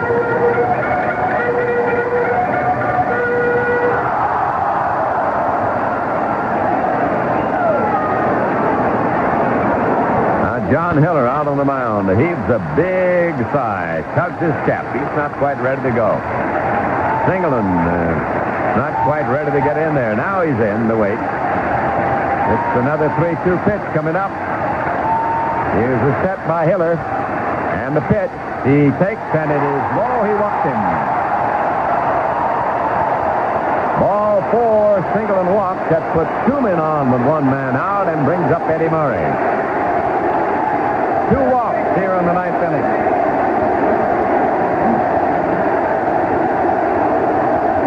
In the opening inning, the starting pitcher, Wilcox, walked the first 3 men.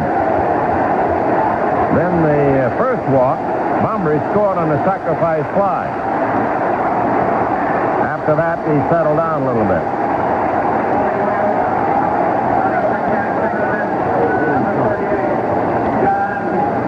Lowenstein has come in to run now for Singleton at first base.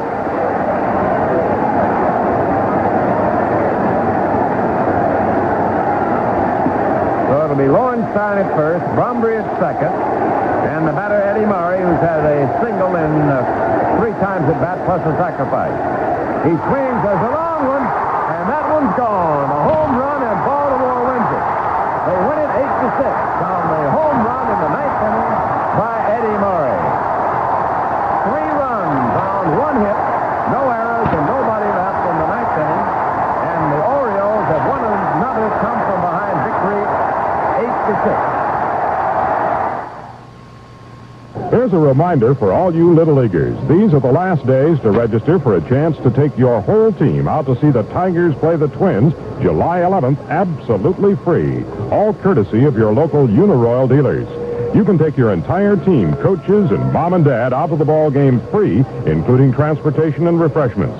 All you Little Leaguers, coaches, or parents have to do is register at your local Uniroyal dealer. There will be 19 winning teams, all determined by random drawing.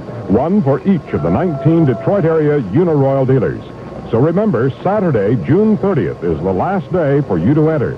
The more players, coaches, and parents who register from your team, the better the chance you have of winning. There's no obligation, nothing to buy. Register for your chance to take your team to the Tigers-Twins game absolutely free at Uniroyal Tire and Auto Service in Inkster and Uniroyal Tire and Auto Service in Taylor, or any other participating Uniroyal dealer. But hurry, you must register by June 30th. What Tiger delivered the key hit during the 1968 World Series? Jim Northrup tripled in the 7th inning of the final game, driving in 2 runs and breaking a scoreless tie. That's a Tiger Tidbit, and I'm Dale Conquest.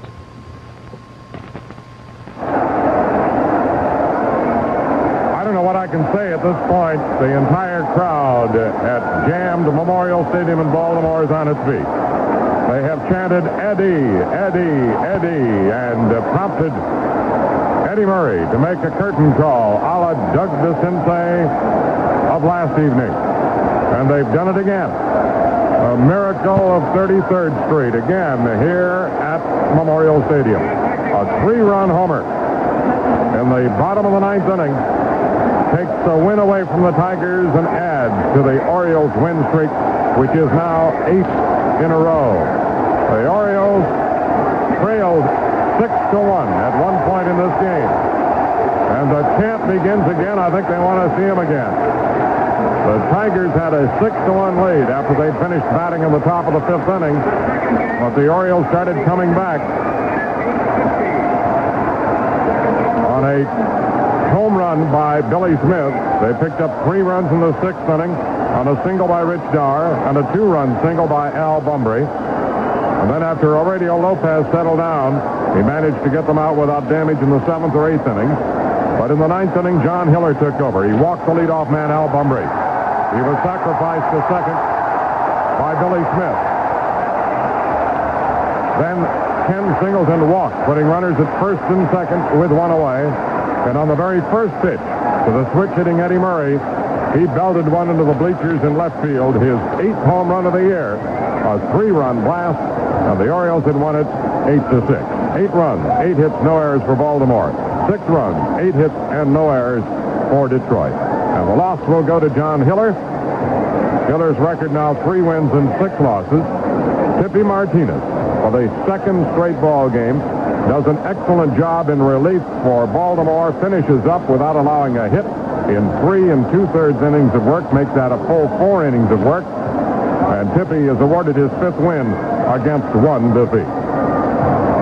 It's great for Baltimore, and it's just tragic for the Tigers, the way the Tigers are losing these close ball games.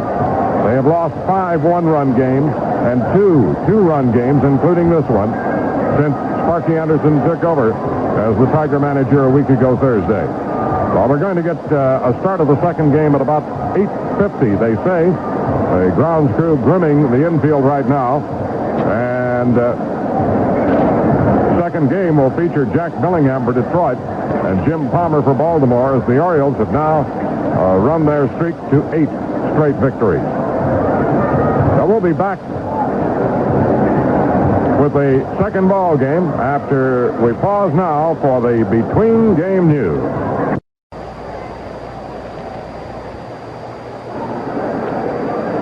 Oh, what a record this man has, Jim Palmer, number 22 of the Orioles. With those Cy Young Awards, the Gold Glove Awards, the 20 victory seasons, he has been just a great performer in a Baltimore uniform. The only team to whom he has belonged. We're ready to go with the nightcap of this twilight doubleheader. The Tigers, Ron LaFleur at the plate. Here's the first pitch, and Ernie Harwell. And that first pitch is outside. It's the ball on Ronnie, ball 1. In the first game, LaFleur had a couple of singles and 4 trips. Palmer ready to deal the second pitch of the game, and LaFleur takes a curve. It's wide again. Ball 2, the count on the leadoff man. It'll be Rusty Staub to bat next. He didn't see action in the first game. Then the number 3 hitter, Steve Kemp. Strike call. Palmer got a fastball over. 2-1, the count on LaFleur. Now, the first game went to Baltimore. 8-6. Swing and a miss. 2-2, the count on LaFleur. Mr. Kosk dusting off the plate. Palmer looking back to see how his defense is set. They're around the right on Ronnie. And the big, tall right-hander goes into action again. He delivers. Here's a line foul out of play over toward the mezzanine and then down below, back at first base. 2-2, the count on LaFleur. DeCinci at third, Garcia at short, Krenchicki at second base, and Murray at first. There's another foul upstairs. Swinging late on the Palmer speed, and the count is 2-2. In the outfield, it's Kelly in left. Bombrey is in center, Lowenstein in right. The catcher for Baltimore is Dempsey here in game number 2. Palmer looking into Dempsey now to get his sign. And LaFleur waits, 2-2 pitch. Swing and a miss. The ball dropped by Dempsey. He throws to first to Murray. The strikeout is completed. And there's 1 up and 1 away. Here comes Rusty Staub, who did not see action in game number 1. Well, Rusty takes a 208 batting average to the plate. It was the second straight game that Rusty had not played in. He has 5 home runs and 29 RBIs. Left-hand batter against Jim Palmer.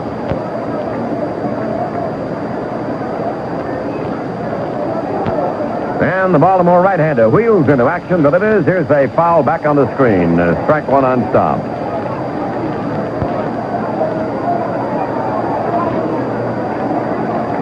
Palmer with 8 20 victory seasons, 8 out of 9. He delivers. It is a foul out of play. That'll be upstairs. Strike 2, the count on Staub.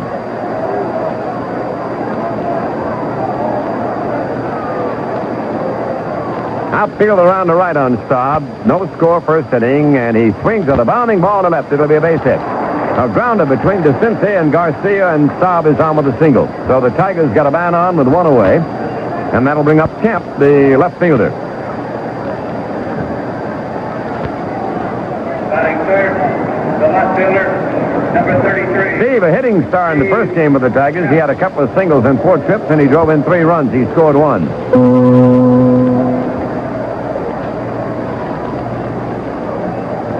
Well, they've got Murray off the bag at first. He's not holding on the base with Staub. DeCinci very wide at third, and the Keystone combination, Krenchicki and Garcia up near the bag. Krenchicki is Wayne Krenchicki. They call him Chick. Recently brought up from the Rochester team. Now the set on the pitch, and it is a swing and a miss by Steve Kemp.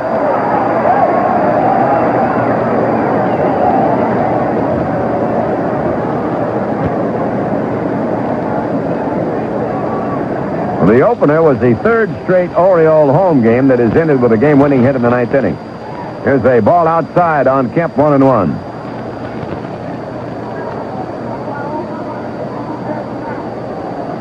Tigers are 1-5 now on this trip. They won that 1 game up at Fenway. Here's the pitch to Kemp, and he takes the high, hard one, 2-1.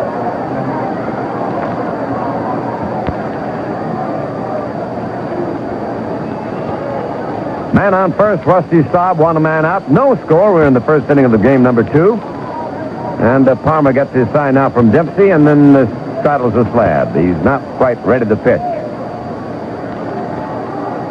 The big right-hander kicks from the livers. Here's a foul back toward the press box, and then down below.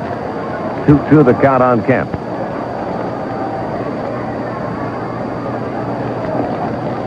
With the victory in the opening game now, Baltimore's won 14 out of the last 15.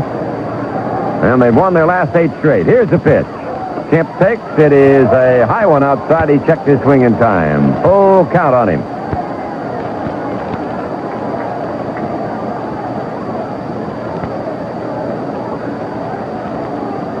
Rusty edging off a little bit. Eddie Murray, the first baseman, behind him. Palmer's slowing up his pitching pace now here in this 1st inning 3-2 situation. Looks over to first, then steps off the slab. Now ready again. And the pitch is high. He walked him. So the Tigers have 2 on, 1 out. Let's pause briefly for station identification. This is the Detroit Tiger Baseball Network. Mark Avery monitors the afternoon arrivals and departures in the music hall. Be sure to be listening right here on WJR Detroit.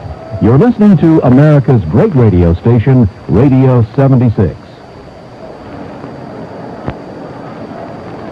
Thompson coming to bat now, and Dempsey and Palmer will have a little conference out on the mound. Sparky Anderson saying today that a loss such as his team suffered last night takes a great deal out of a ball club, and then it happened again here in the 1st game of this doubleheader today. He says you just have to bounce back and figure you can do it, not look over your shoulder and think that something's going to happen to you. Here's Thompson at the plate now in the opening game. Jason had 1 hit in 4 trips, a single. Man on second, Staub. Man on first is Kemp. Palmer delivers, and it is a high one to Jason. Ball 1.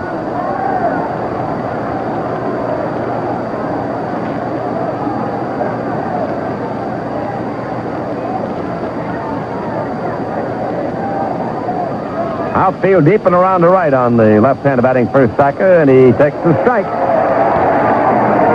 Right through the heart of the plate and above the knees. 1-1 the count on him.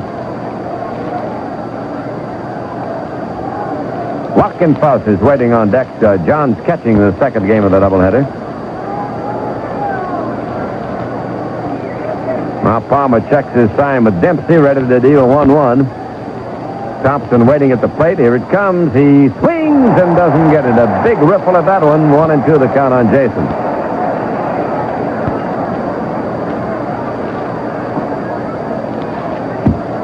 Three-time Cy Young winner, Jim Palmer.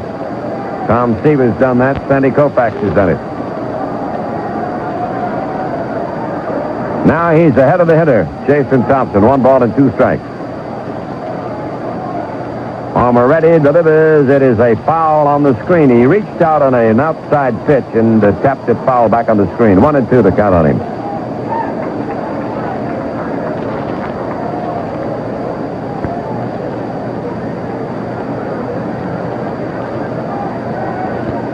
Palmer's had numerous injuries. You remember that they sent him back to the minors after he came up with a bad back.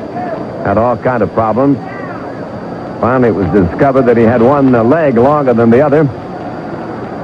Doctor prescribed that he wear a lift in his shoe, and that seemed to straighten him out very well. Here's the 1-2 pitch now to Thompson, and it is a ball outside. He almost reached for that one. 2-2 the count on Jason.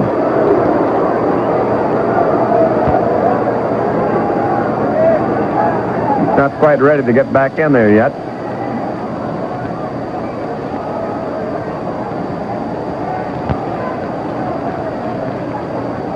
Here's the set and the pitch. He swings a line drive off the glove of the second baseman. Kachicki grabs it, throws to second, and Kemp is out, and Staub takes third. Well, Kemp held up when he saw it was a line drive. The second baseman went up, got his glove on it. It went off the glove behind him. He picked it up and threw to Garcia to get the force on Kemp. Thompson is safe at first, and Staub goes to third. Oh, Wackenfuss will be the batter. John was the DH for the Tigers in the first game and failed to hit in 4 turns at bat. He bounced to third, grounded the stretcher and flat out twice to center. Renchicki got his glove on that ball and almost speared it. Bounced away, and he got the force out anyway.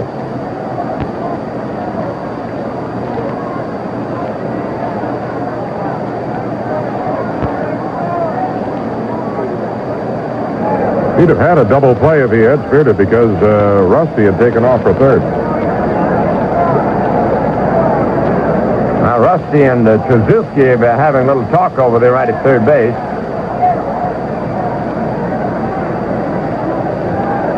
Now the set, Palmer delivers. It is a ball high, ball 1 on Wackenfuss. Told you Palmer had won 20 games in 8 years. Lefty Groves done that, and the only other man to do it was Walter Johnson. That is in the American League. Johnson did it 12 times. There's a foul back on the screen. 1-1 the count on him.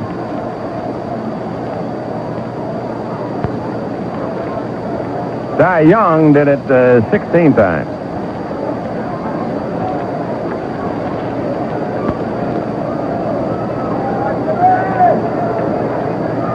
Now the right-hander ready, delivers. It is a ball in tight at the shoulder. 2-1 on Wackenfuss.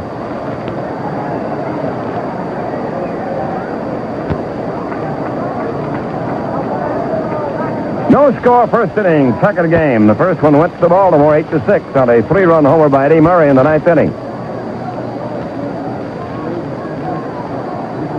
Now Palmer taking his time out there on the mound. He goes to his set. He pitches. There's a bounding ball wide of third. Knocked down by DeCincy. He can't make the play. Staub will score. Wackenfuss safe at first. And on to second goes Thompson. The Tigers take the lead. It'll be a single.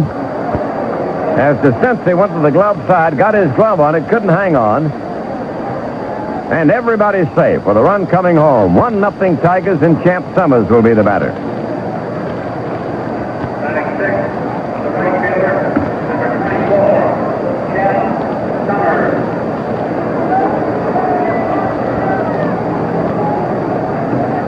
Champ batting .288. He did not play in the first game. He has 3 home runs and 7 RBIs. Left-hand batting outfielder. Swings and fouls it back on the screen.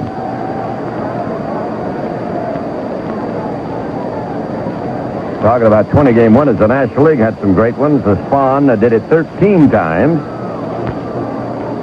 And so did Christy Matheson. Here's the pitch. He takes a ball wide. 1-1 on the Champ. Mankowski waiting at the on-deck circle. Tigers have a run in. They lead 1-0. They scored in the opening end of the first game. Got 3 in that first inning of the first game. Here's a foul upstairs into the mezzanine.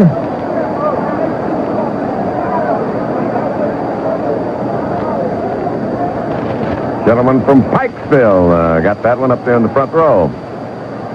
So the count is 1-2 on Champ Summers. Thompson on second. Wackenfuss at first base. The infield is deep on Champ. He's standing way back in the batter's box with his feet close together. There's a slow curve that hangs outside. 2-2 situation now. 2 men on, 2 men out. 1-0 Tigers first inning. Here it comes. He takes the strike. Struck him out. Palmer got a curve over. Summers is called out on strike. The Tigers get the lead. 1 run, 2 hits, no errors, lead 2. And at the end of a half inning, Detroit won. Baltimore coming to bat. There's a big M sign round the corner, down the road and up the street. And there's a friend of mine round that corner, someone you all know and someone you'd be glad to meet. You know, there's a special additive at your nearby marathon station. Something that can add value to your life and the life of your car. Something you can get only at your marathon station. What it is your marathon man. Because your marathon man is somebody who believes it's not old-fashioned. He is people what they go through, plus a little bit more. He's there to do it better, and do it the way he wanted done if he were you. If you don't already know him, well, you really ought to. Go back together with a friend who's doing better. Go see your marathon man. Marathon Oil Company. We got together to do it better.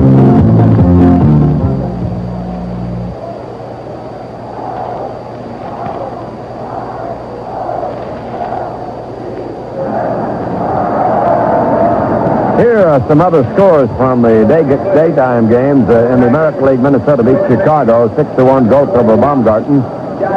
Toronto defeated Boston in 11 innings. Buskey of the loser in relief and Drago the winner in that one. Also another extra inning game. Texas defeated Oakland 8-5. Kern the winner in relief and Lacey was the loser in that one. And in that game, Oakland executed its second triple play of the week and the third that they pulled during the season. In the National League afternoon games, San Francisco beat Cincinnati 5-2. Curtis over Norman in that one. Atlanta defeated L.A. 7-3. Phil Niekro over Roy in that game. And if you missed the first one here, Baltimore won it 8-6 on a home run by Murray in the ninth inning. There were 3 home runs in that game, Rodriguez, Smith, and Murray. Billingham ready to go to work now, the veteran right-hander. Getting the call from Sparky Anderson in game number 2 to try to stop the Baltimore surge. And his team has staked Jack to a 1-0 lead. Billingham with a 6-3 record. This is his 18th appearance and his 12th start of the year. Here's Bumber to lead it off. A little left-handed batting center fielder. He was the leadoff man in the first game. He had a couple of walks and a single. Each time he walked, he scored a run. Oh, he ended up officially with 1 for 3 in that opening game. Here's the windup, and the pitch. He swings. There's a fly ball right center. Coming hard, LaFleur. He makes the catch on the run. 1 pitch and 1 away in the Baltimore first. That'll bring up Kiko Garcia, who did not see service in the first game. Right-handed batting shortstop. Number 3, Kiko Garcia. Kiko always seems to hit well against the Tigers. Batting .246 for the season. 3 home runs, 12 runs batted in. Game number 2, inning number 1. Tigers lead it 1-0 over the Birds. Here's a foul fly lifted out of play, first base side upstairs. 1 strike on Garcia. Tigers are now 2-3 against Baltimore, including their loss in the first game here. Kiko takes a slow one that hits the mark. Strike 2 called.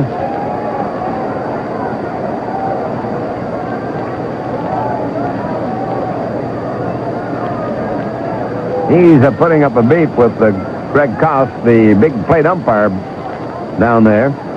Now steps back of the batter's box. 1-0. Tigers lead them in the first inning. Very wide the next pitch. 1 ball, 2 strikes.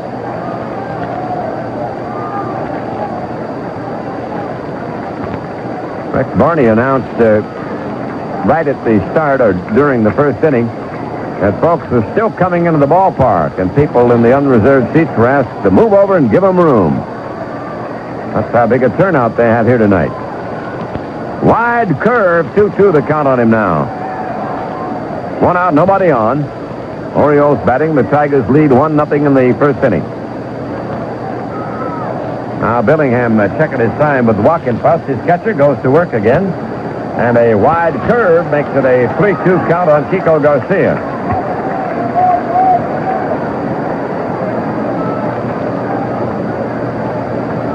Jack walking around in a semicircle back up on top of the mound now. He's got Mankowski playing third, Trammell at short, Mockema at second, and Thompson at first in the infield. There's a line drive to right. It'll be a hit for Garcia. Champ Summers steals it, and Garcia's on with a one-out single. That'll bring up Ken Singleton, who played right field in the first game. He's the DH in this one. He'll be batting left-handed against the right-hand pitching of Billingham. Singleton in the opening game walked twice and went 0 for 3. Oh, they've got the infield in double play depth against him. Thompson trying to hold Kiko Garcia close at first base. Singleton opens up his stance somewhat and swings at the little chopper at first base. Thompson fields it, and he'll tag Singleton. He's running him back to the plate. He doesn't have to do that, but Kiko Garcia doesn't go from second to third anyway, but Thompson got him out. Unassisted to Jason Thompson. That could almost be a disaster if that run up from second takes off. Well, here's the hero of the first game, Eddie Murray, coming to bat, and listen to this ovation.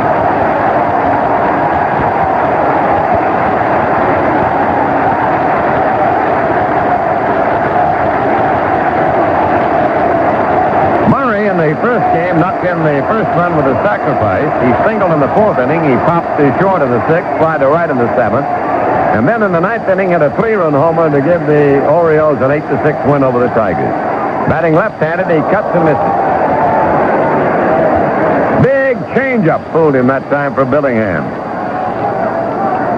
Murray has now hit 3 home runs in the last 4 games.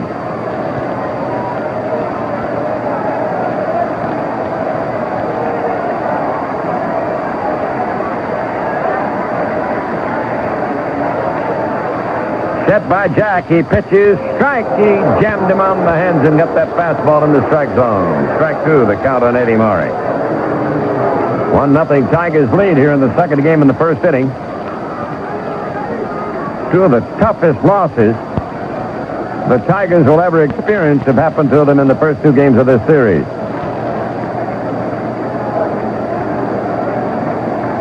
Strike 2, the count on Murray. Leaning and waiting, bent of the knees. Here it comes. He backed him off with a hard curve. 1-2, the count on Eddie. Orioles have won 46 games this year, and in 26 of them, they've come from behind to win.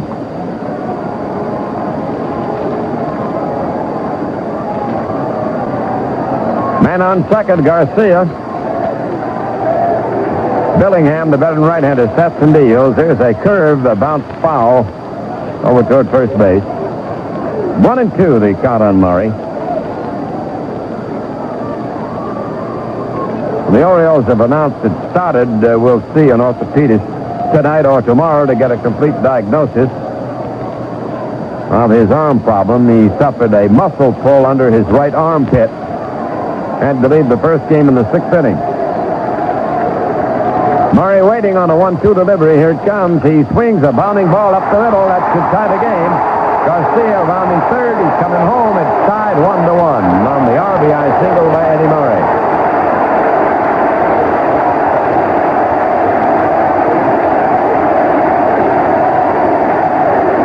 He has a hot bat here in Baltimore. Now Lowenstein, the much-traveled utility man who's stationed in right field here in the second game, will be the batter. John Lowenstein, he saw service only as a runner in the opening game. He's hitting .314, 5 home runs and 15 runs batted in. Murray on first base. Thompson will hold on the bag with him. Billingham sets and deals. It is a ball outside on John Lowenstein.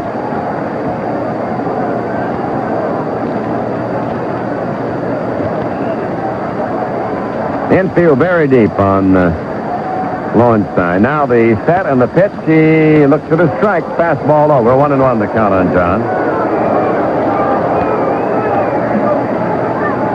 Most of his early years of the Cleveland Indians. After the 77 season, he went to Texas. And then was bought on waivers by the Birds. Slow curve misses the outside corner. 2-1 on Lowenstein. Native of Montana, John makes his home now in Las Vegas. Outfield is deep to right on him. Murray leading off first base, draws a throw. He gets back safely over there. We've got a 1-1 tie in the second game. The Baltimores are batting in the first inning against Billingham. Palmer is the Baltimore pitcher here in game number 2. Murray draws another throw. He's back without sliding.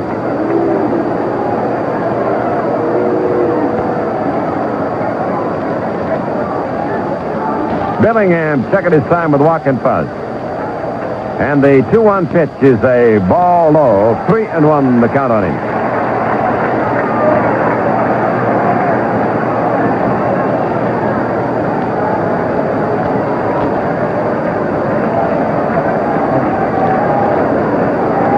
Billingham usually works fairly deliberately with a man on base. He's doing that now. Here's the 3-1 pitch. Murray goes. The ball is fouled away in the dirt, back toward the seats. Full count on him now. Well, Bruce and Ellen Yunker from Toledo, Ohio, on vacation in the Baltimore area. Out here to try to root the Tigers in. It's been tough duty here in this series so far. Full count on Lowenstein. And the set by Billingham. Here's the pitch. He takes the walk, ball 4. Billingham thought he had him. Umpire Koss didn't think so. It's a base on ball. Doug DeCince, the third baseman, stepping up now. 2 men on for the Birds. They've got a 1-1 tie with the Tigers in the first inning.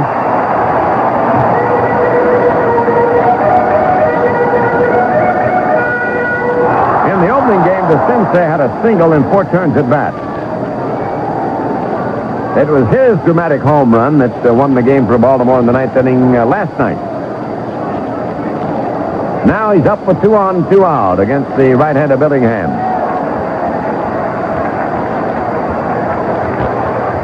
And he is hit by a pitch. I think it got him. Let's see. Maybe it didn't. He's back on his feet. He must have gotten out of the way. They're not sending him to first base. Oh, it just missed him. In around waist high, he ducked out of the way, spun, and then hit the dirt. The ball bounced off Walkenfuss's mitt. And it is ball 1 on Doug DeCince.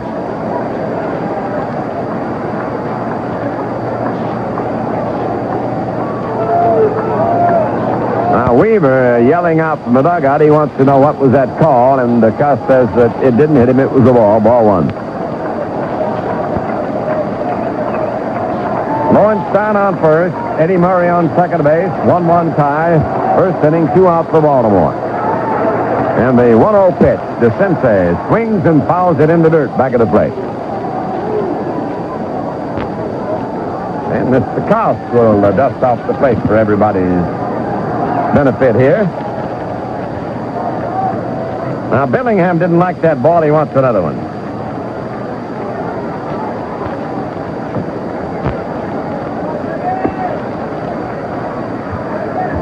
Two men on, 2 men out. 1-1 tie. Each team with 1 run and 2 hits and no errors. Early in the proceedings here in game number 2. Here's a cut and a miss by DeCince on an outside delivery. 1-2 to count on him now.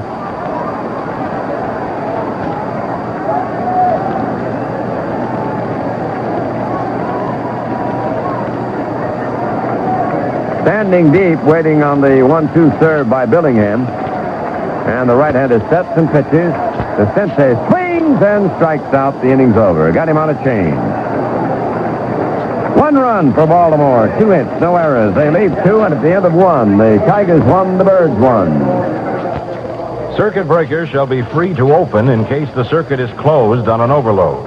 This can be accomplished by means such as trip-free circuit. You're listening to just one paragraph of the 600-page National Electrical Code Book. It's not exactly easy reading. Just ask any union electrician. You see, whenever an updated version is issued, a union electrician reads that book until he's completely familiar with it. It's part of his ongoing training to protect you from the hazards of improper electrical installation and to provide you maximum efficiency and versatility in planning your future needs. But that's not all an electrician has to know.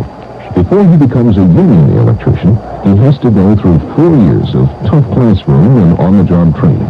When it's all over, you can depend on the union electrician on your job to do it right and do it safely. That's why we say union electricians do it better. The Union Electrical Contractors of Southeastern Michigan. We put power in its place. What Tiger catcher was also a sports columnist while playing in the big leagues? Paul Richards, Tiger catcher from 43 to 46, who also wrote for the Waxahachie, Texas newspaper. That's a Tiger tidbit. I'm Frank Beckman.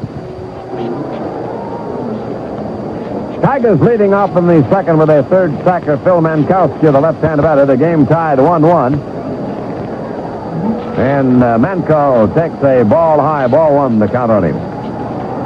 Batting .210 with no home runs and 7 runs batted in. Palmer delivers. There's a line shot past Eddie Murray into right field for a base hit. Mankowski starts the Tigers second with a single. That is the third Tiger hit. They've all been singles. Staub, Wackenfuss, who knocked in a run with his. And now Mankowski. Here's Alan Trammell, who batted second in the batting order in the first game and has been moved down to number 8 spot here in the second game. In the opener, he went 0 for 3 but had a sacrifice.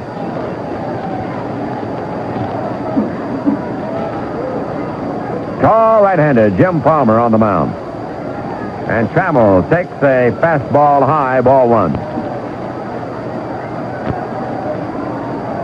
Ball to won the opening game 8-6 from the Tigers. They've won the first 2 games of this series. Not much of a lead for Manco at first base. Trammell fouls it away upstairs on the first base side. 1-1 the count on Allen.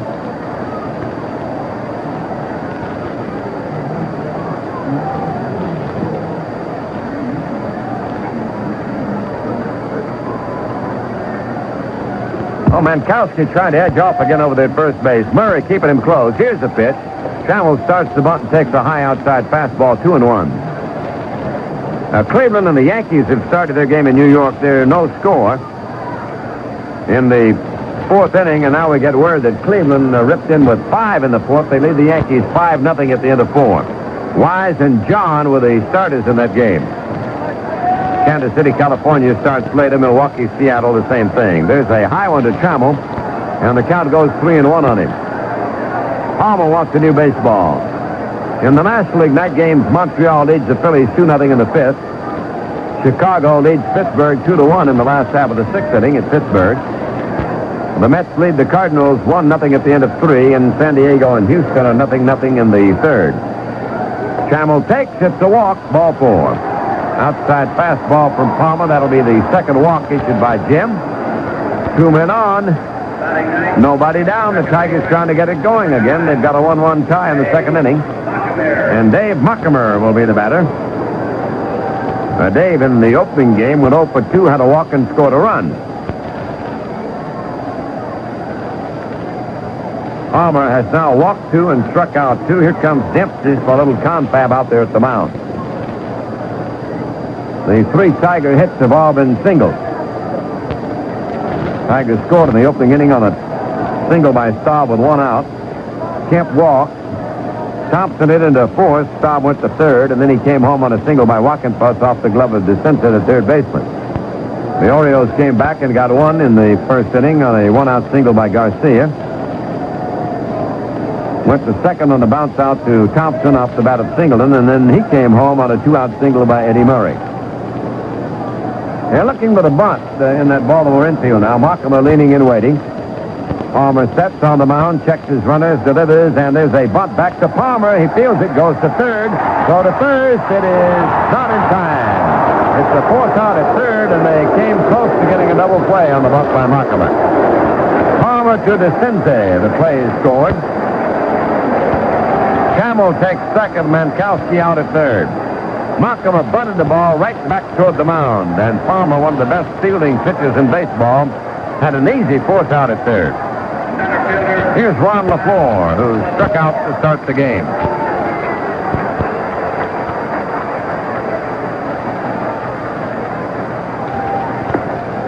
Two men on, one man down. The game tied 1-1.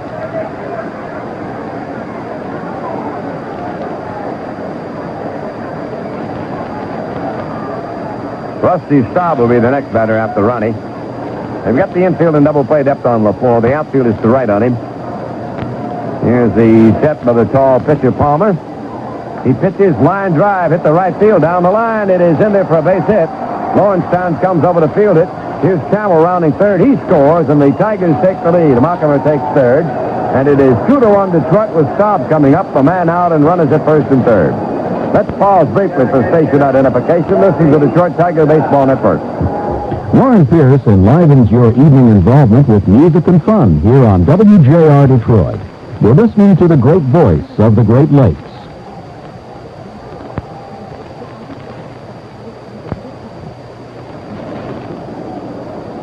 Here's Rusty at the plate. Palmer's moving his rookie second baseman, Krenchicki, over toward first a little bit more and deeper out there at second base. Man at third, man at first. Tigers lead 2-1 in the second game. Here's a ball outside on Rusty. Kemp will be the next batter. Staub singled and then scored the first Tiger run in the first inning.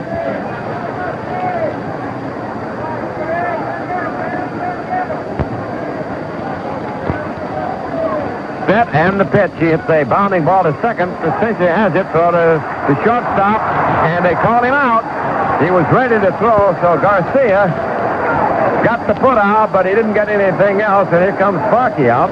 Maloney said that the out was made before he dropped the ball. The run scored. Mockama came across to score.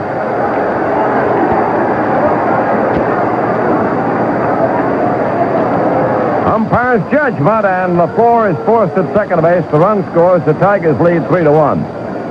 And the batter will be Kemp. Staub gets an RBI. Anderson has given up his argument now and retreats to the Tiger dugout.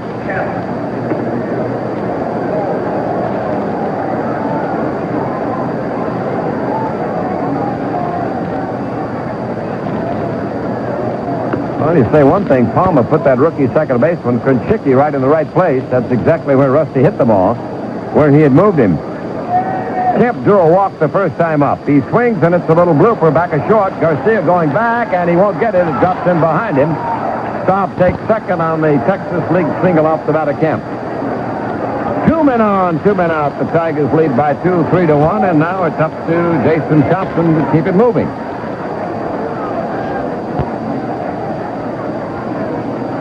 That's the 5th hit off Palmer.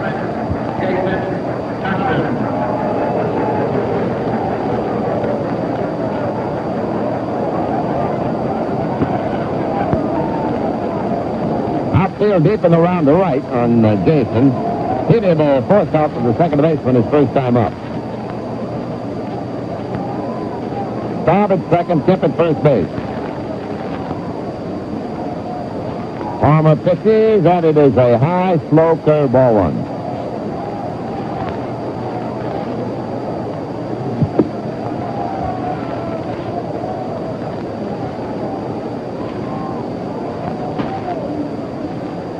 He takes another one, same spot, 2-0 the count on him. Well, it must not have been much of a muscle pull because Stoddard is loosening in the bullpen.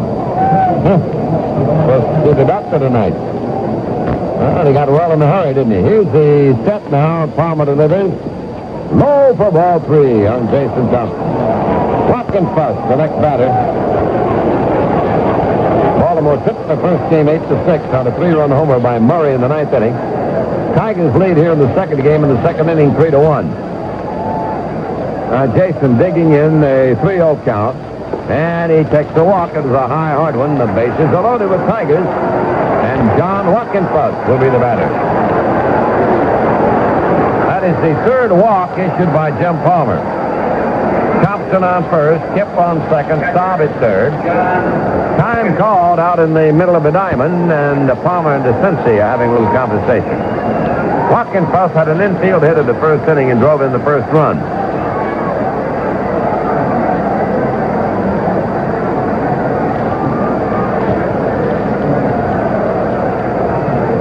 Well, the Tigers trying to break it open here. They've got a 2-run margin. They've got 3 men on and 2 men out. Right-hander Palmer into motion, delivers. It is a strike on the outside corner on John Wackenfuss.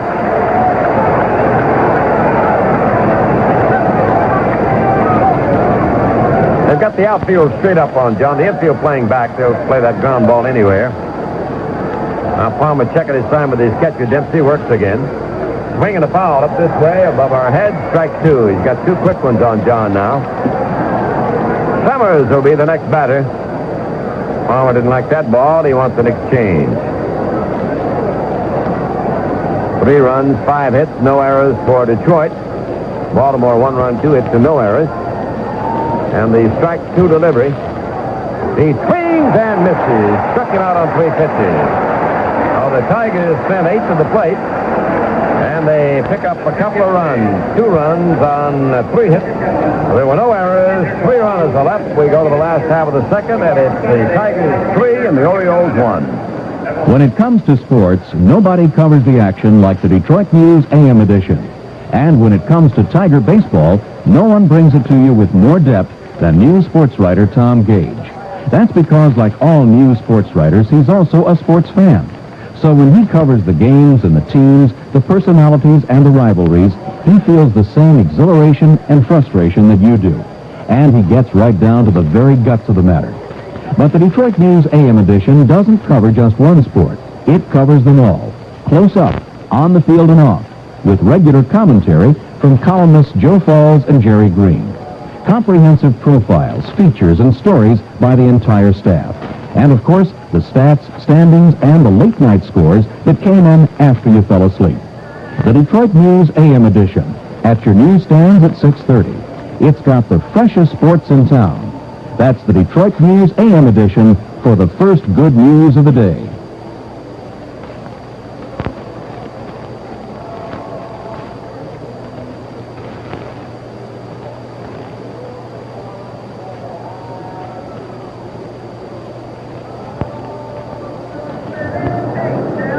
Well, we've got a little later report now from Montreal. Montreal leading the Phillies in the 8th inning. Montreal 3, Philadelphia nothing. And the New York at St. Louis game is now being delayed because of rain. Here's Pat Kelly, the left fielder, coming to bat. Pat didn't see any action in the first game. The much traveled Mr. Kelly, who is hitting .311 in 21 games. He has a couple of home runs and 9 runs batted in.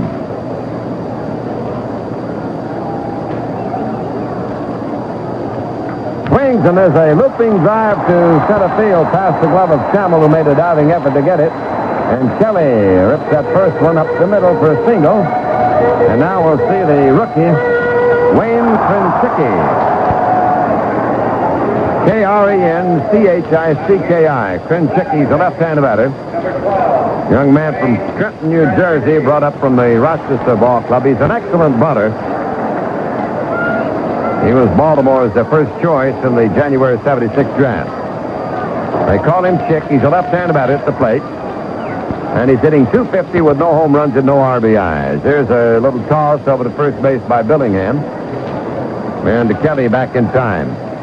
Krenchicki has 1 hit in 4 trips. It was a single. This is the second game in which he's appeared. And he takes a strike, a slow curve over. The reputation of being a hustling, hard-nosed ball player. Had a brother who played in the Dodger system, was a shortstop. Left-handed batter waiting on a strike 1 pitch now. Krenchicki takes a ball low, same type of pitch from Billingham, 1-1 to count on him. Phillies drafted him first, but he decided he wanted to stay at Miami University. And Baltimore got him in their draft. Only his fourth year in organized ball. He takes a wide one. 2-1 on Krenchicki. 23-year-old rookie.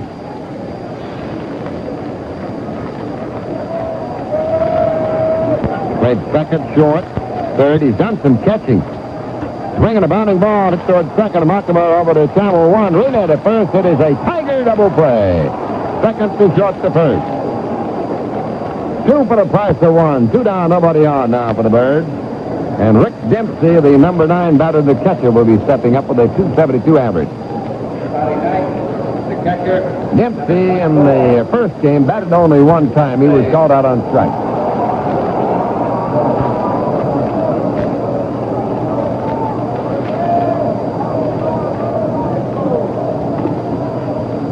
It's a wide one, ball one, the count on Rick.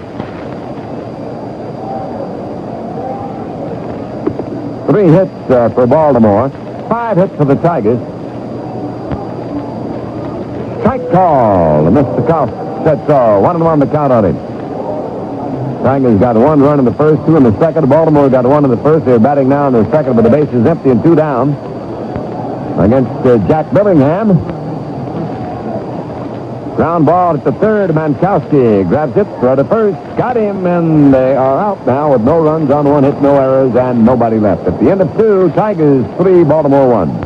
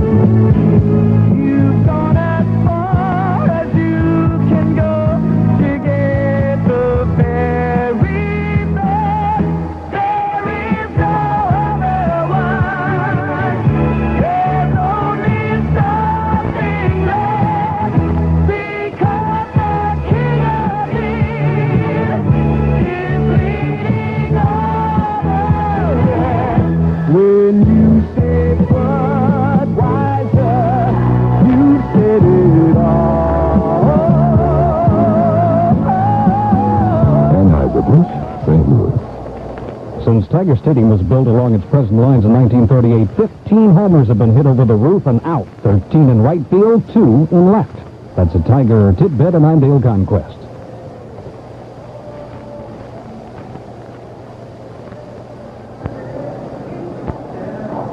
Tigers coming to bat now, and they've got the lead in the third inning of game number 2. They lead it 3-1 over Baltimore. They dropped the opening game 8-6 to the Orioles. And the only Tiger who did not bat in the second inning will lead off in the third. That's John Champ Summers, who struck out. Now, the first time up in the first inning, he took a called third strike to end that inning. Jim Palmer, the veteran right-hander, on the mound for the Orioles. And Jim winds and delivers. Champ takes a high one that gets by everybody and hits the screen.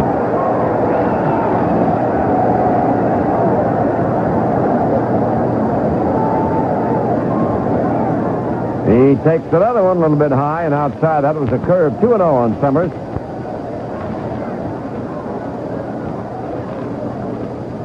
There's a ball in too close on Champ. Another curve. 3-0.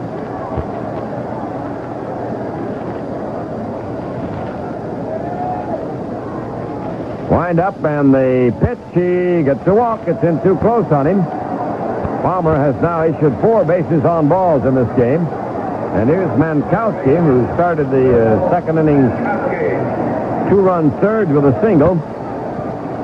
Miller's going to come out, the pitching coach, come out and talk with Palmer now.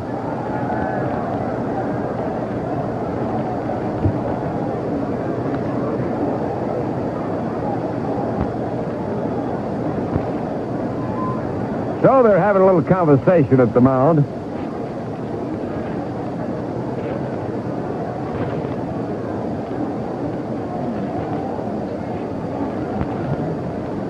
Later report from the Montreal-Philadelphia game. Montreal has a 6-0 lead in the ninth inning. The Phillies are batting in the ninth inning. Rogers pitched a no-hitter through 7 2/3 innings. And then Rueda got the first hit for the Phillies.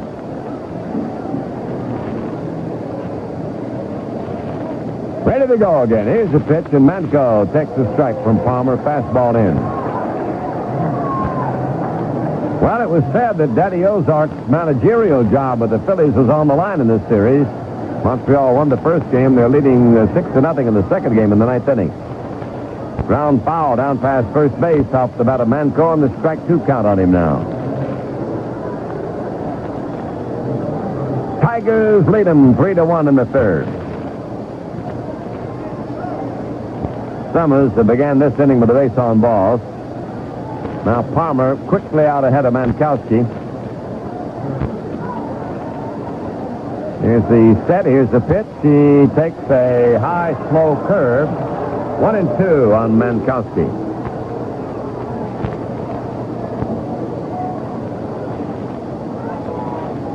Not using a batting glove. He's got a couple of them sticking out of his back pocket. He swings as a line shot foul out of play. Back at first base.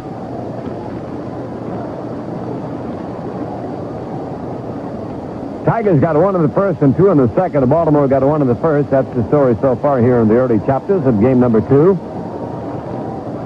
Summers getting a slight lead at first. Mankowski takes the ball wide, 2-2. The RBIs for Detroit: LaFleur, Staub, and Wackenfuss. All 5 hits have been singles. All 3 Baltimore hits have been singles.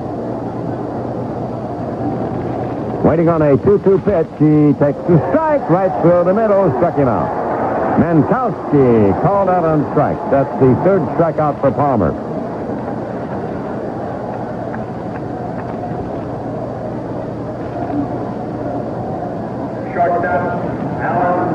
Here's Trammell. He walked and scored a run in the second inning. So now it's a right-hander against the right-hander here in this third inning at Baltimore. Mockema waiting on deck. Allen backs away from a high, tight one. The ball 1, the count on him. Orioles took the first game 8-6. The Tigers trying to get even in this one. Second doubleheader this year with Baltimore. The Tigers won the doubleheader back at Tiger Stadium from the Orioles. There's a strike delivered by Jim Palmer. He got the fastball in there. 1-1 the count on Tram. Wind continues in the same direction, blowing from the left field corner toward the right. And this big crowd a little bit on the silent side right now. Curve over for a strike. Palmer certainly doesn't throw at the speed he once did, but he's crafty. He knows how to pitch. No question about that.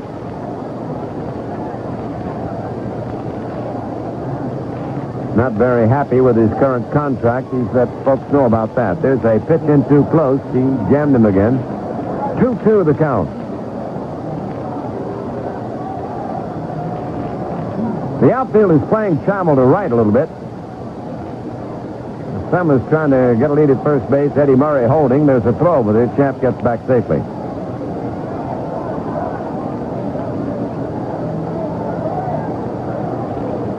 Palmer ready. Delivers. There's a fly ball that'll reach the seats. It's foul over on the first base side. One of those upper deck outfielders takes care of that one. Give that Santa contract.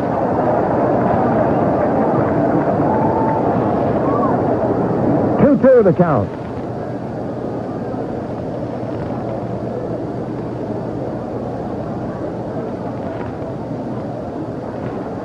Summers edging off again. Palmer taking his time, staring at the baseball. Now looks in to get his sign, and time is called at the plate by Kauf. Trammell says he's not quite ready. Now he gets in there. 2-2 the count on him. Runner goes. The pitch is fouled away. 2-2 the count remains. Oh, they sent the champ. He's got to go back.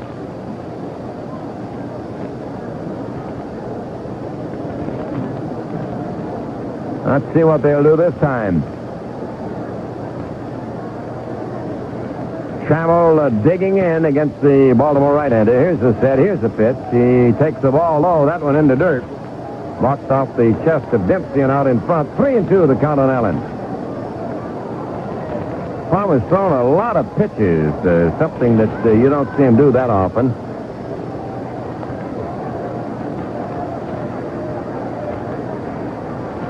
He's walked 4. He struck out 3. He's given up 5 hits. There's been a good bit of traffic for the Tigers on the bases. They've left 5 runners on in the first 2 innings. Now Summers trying to establish a lead again. There he goes. The pitch is swung on a hit to third base. DeCinces grabs it at the bag. Throw to first. He is safe. And on to second goes Summers. It'll be an infield hit for Trammell. Doug was going to, I think, had thoughts of letting that roll. He thought it might bounce foul because he hesitated. He didn't charge the ball at all. He waited for it to come to him. And that cost him because it was a slow roller, and by the time he fielded it, it was at the bag. Here's Montgomery hitting to fourth in the opening inning. 2 on, 1 down. Tigers lead 3-1. Inning number 3. Summers on second, Trammell on first. Foul ball out of play, right down below us. Strike 1, the count on Dave Montgomery.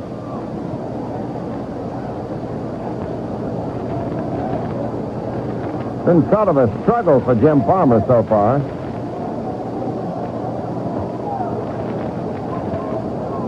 Now he goes to his set position at the mound. Montgomery fouls another one away. Back toward the Baltimore radio booth.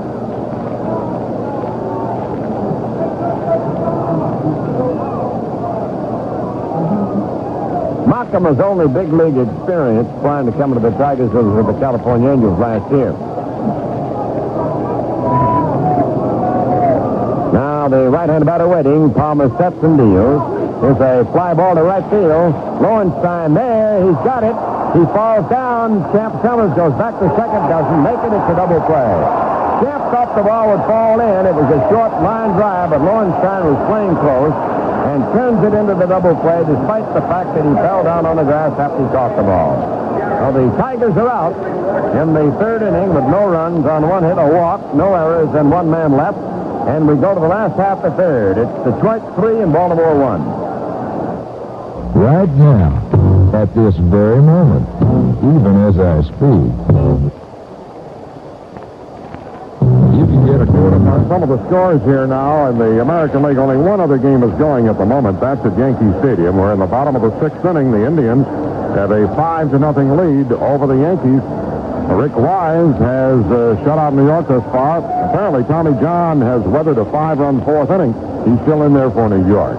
Coming up yet tonight, Kansas City plays at California, and Milwaukee is at Seattle. In the National League, they're in the 9th inning now. Montreal leading Philadelphia 6-0. Steve Rogers had a no-hitter for 7 2/3 innings in that game before Rader got a hit. At Pittsburgh in the bottom of the 7th inning, the Cubs lead the Pirates 4-1. At St. Louis, they've held up the game because of rain between the Cards and the Mets. After 3 innings, the Mets had led 1-0, but it's been suspended because of rain. And San Diego has a 2-0 lead at Houston after 4.5.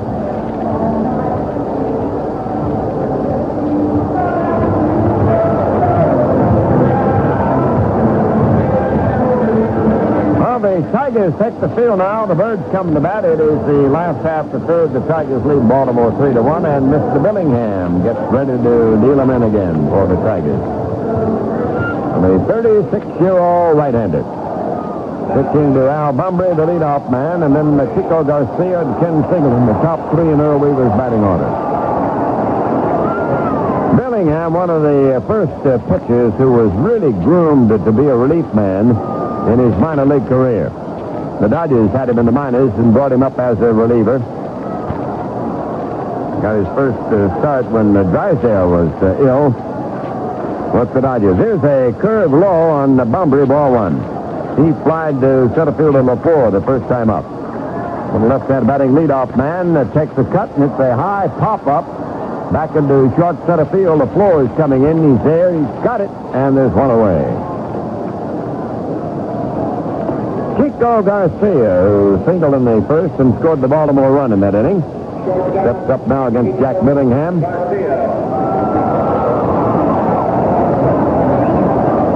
Alfonso Rafael Garcia is his real name.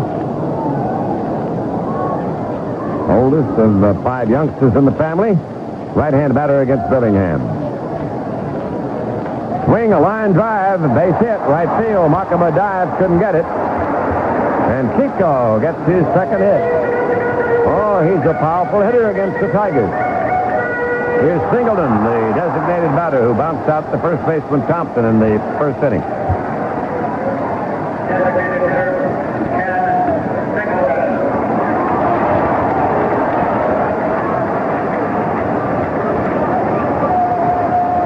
Over 100 walks per season he has averaged in his 4 Baltimore years. Switch batter batting left-handed. Infield and double play depth against him. 3-1 Tigers lead. Here's a low one, ball 1. Wackenfuss complaining to plate umpire Kaust. He thought that was in there, in the strike zone. Singleton's always been a switch batter, ever since he was 4 years old. Here's a ball outside. You hear about a lot of players who don't start the switch bat until even they get in the major league.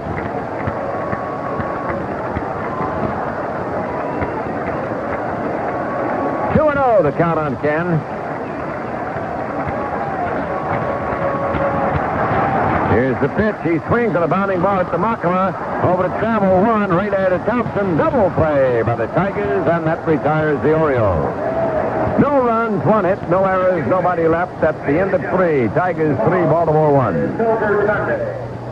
Right now, at this very moment, even as I speak, and for a limited time only, you can get a quart of Marathon's new Ultra D 5W40 motor oil entirely free when you buy an Ultra D oil change and a new Marathon aggressor oil filter from a participating Marathon dealer. And see what a difference Ultra D can make in your car. Improved gas mileage, better engine protection, easier starts all year long, and you get 1 quart free with the purchase of a complete Ultra D oil change and aggressor oil filter. Make a change for the better. With new Ultra D. Change for the better. And get yourself 1 quart free. Make a change for the better. With new Ultra D motor oil. From Marathon Oil Company. You know, if I were you, I'd get that 3 quart of oil right now. Make a change for the better. With new Ultra D. A change for the better. And get yourself 1 quart free. Make a change for the better. Everything you ever wanted to know about music. Carl Haas has all the answers on adventures in good music, weekdays 2:10 p.m. on WJR.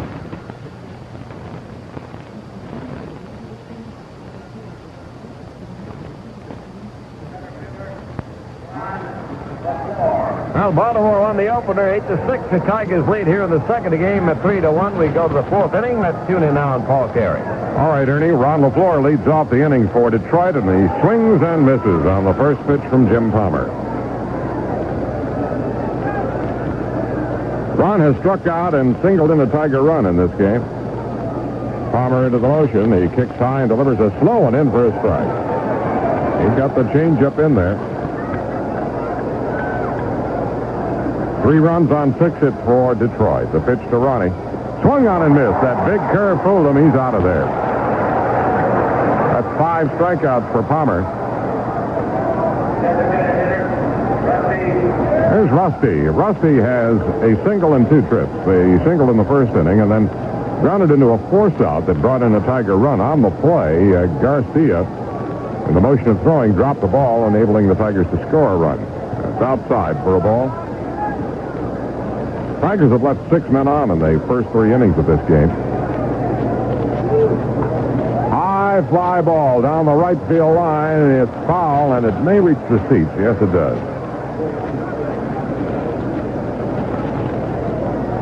Rusty did not play in the opening game, nor in the opener of this series last night.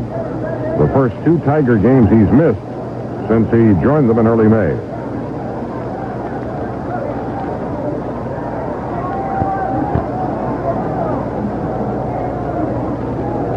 Jim Palmer into the motion, the 1-1 pitch. Slow curve, caught the corner. Palmer's getting that slow one of his in there now. And it looks a bit like he may have found himself on this rhythm. He was struggling for his control earlier.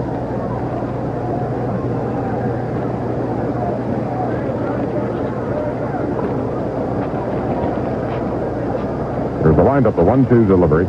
Slow curve, wrapped foul. Rusty didn't quite time that one well enough. He wanted to spoil it off with 2 strikes on him, but he got way out in front. The pitch from Palmer. Fastball swung on and missed. Struck him out. 2 straight strikeouts. Let's pause for station identification. This is the Detroit Tiger Baseball Network. Jay Roberts takes you to the other side of midnight on Night Flight. Evenings at 11:30 here on WJR Detroit. One of a kind, Radio 76.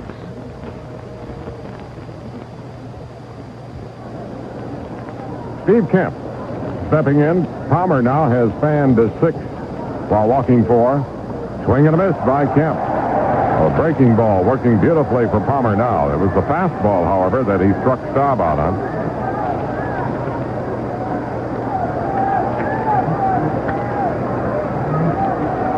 The pitch to Kemp. Steve swings and pops it up. Out toward third base to Cincy. Shielding his eyes, pounds the glove, makes the catch, and the Tigers go down 1-2-3 for the first time in this game. After 3.5 innings, Tigers 3, Baltimore 1.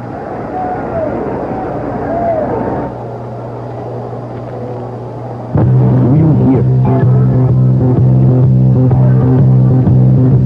The sleekness, the agility, the excitement. It's the feeling of driving the New Horizon TC3, the sport coupe that takes you beyond. The New Horizon TC3, the first American sport coupe with front-wheel drive. The New Horizon TC3 at your Chrysler Plymouth dealer and beyond.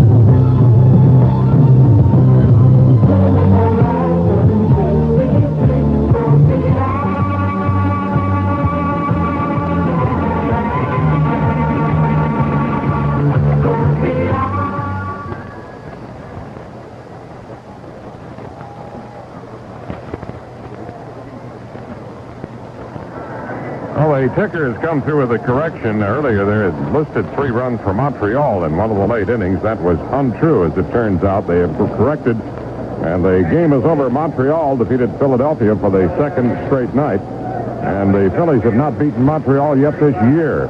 It was 3-0 tonight, Montreal over Philadelphia, and Steve Rogers pitched a 1-hitter. Raiders hit in the 8th inning with 2 out. The only hit off Rogers as he won his 7th.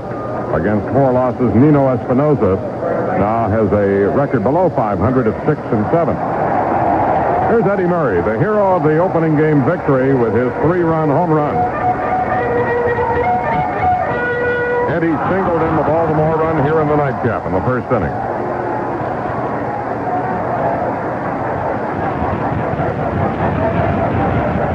Now Murray not quite ready. Steps back out of the batter's box. Markimer, who generally plays a very deep position at second, is a step out in the outfield grass. The pitch to the plate. Curve is a little low, ball 1. Billingham has struck out 1 and walked 1 and allowed 4 hits.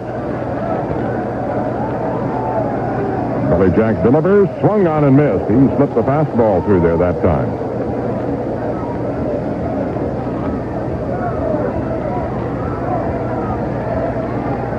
Eddie Murray, kind of underrated around the league, just doesn't have the name somehow or another, has been a very fine performer in the last couple of years here for Baltimore. Baseball writers did a good job 2 years ago when they named him the Rookie of the Year. He spreads out, takes a cut and misses, 1-2. That was the off-speed pitch from Billingham. Murray was the most valuable Oriole last year.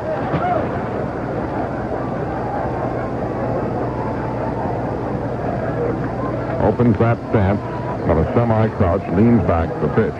Outside. 2-2 on Murray. Murray hit his home run that won the opening game with 2 aboard, batting right-handed against John Hiller.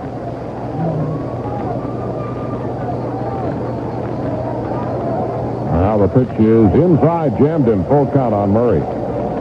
Murray hits well from either side. His batting average is best batting left-handed.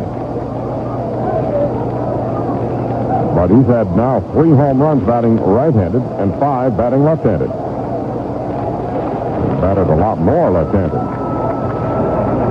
Well, Murray calls for time. He thinks Bellingham has taken too long.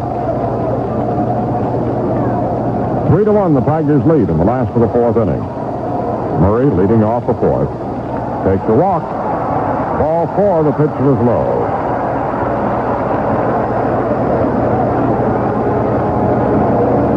John Lowenstein stepping in. Well, the Tigers have had leads in each of these 3 games against Baltimore. The Orioles, of course, on a rampage right now atop the American League Eastern Division standing. But they've had to have a miraculous bottom of the 9th inning finish in order to defeat the Tigers the first 2 games. There's a fastball in the corner for a strike on Lowenstein. He walked the first time up. John appeared in the opening game as a pinch runner.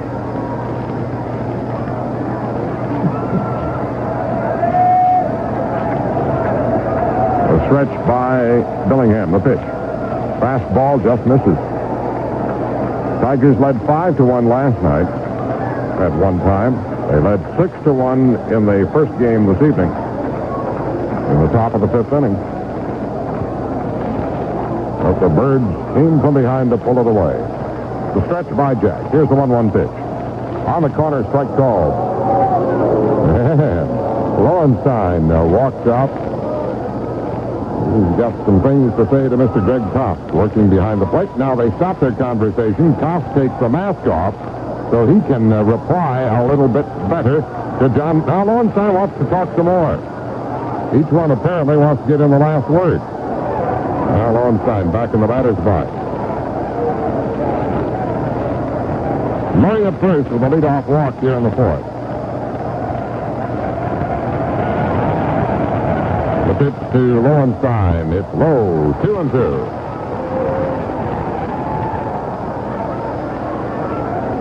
Lowenstein signed by Baltimore as a free agent during the offseason. He signed a 4-year contract.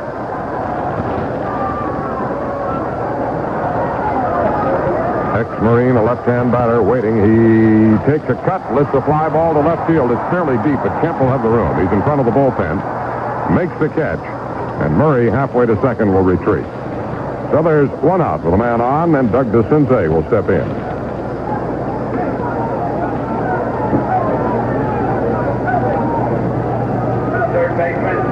DeCinces, the hero of last night's victory for Baltimore, was Ernie Harwell's pregame guest. Don't know how Ernie figured that one out, but he had him on before the game yesterday. Young man who feels now that the shadow of Brooks Robinson has disappeared. Here's the stretch and the pitch. Outside for a ball.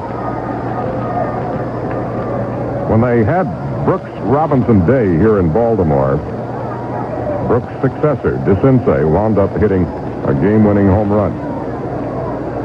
He counts that home run and the one last night as his 2 biggest thrills in the majors. The pitch from Bellingham, strike. That went in above the knees that time. 1 ball, 1 strike on Doug DeCinces.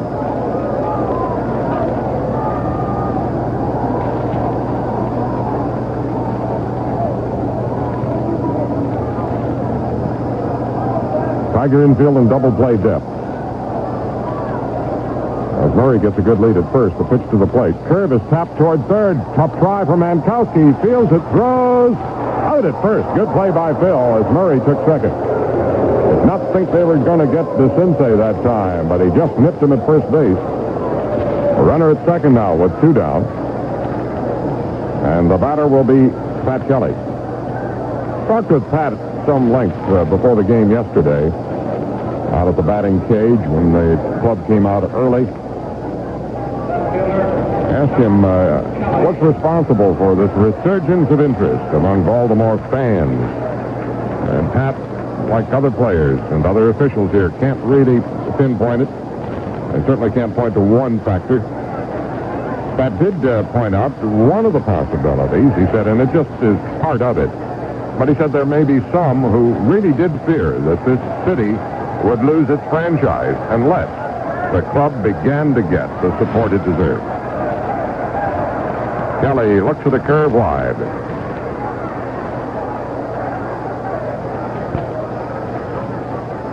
That single to left center, his first time up.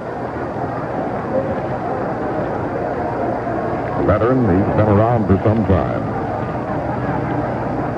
Now, 34 years old. Bellingham was about to work when he walked back off the mound. Kelly was originally signed by Minnesota, went to Kansas City, traded to the White Sox, stayed with the Sox for 6 years.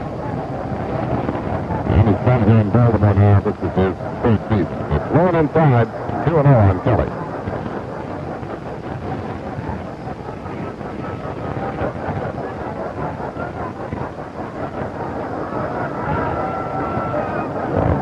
That's directed at the major league level as brother Wheeler, now retired as a pro football player. Low and inside. 3-0 on Kelly. Hurry at second, 2 down. The Tigers lead it 3-1 here in the bottom of the fourth inning. Bellingham has had a lot of work here in the fourth inning. He's thrown a lot of pitches.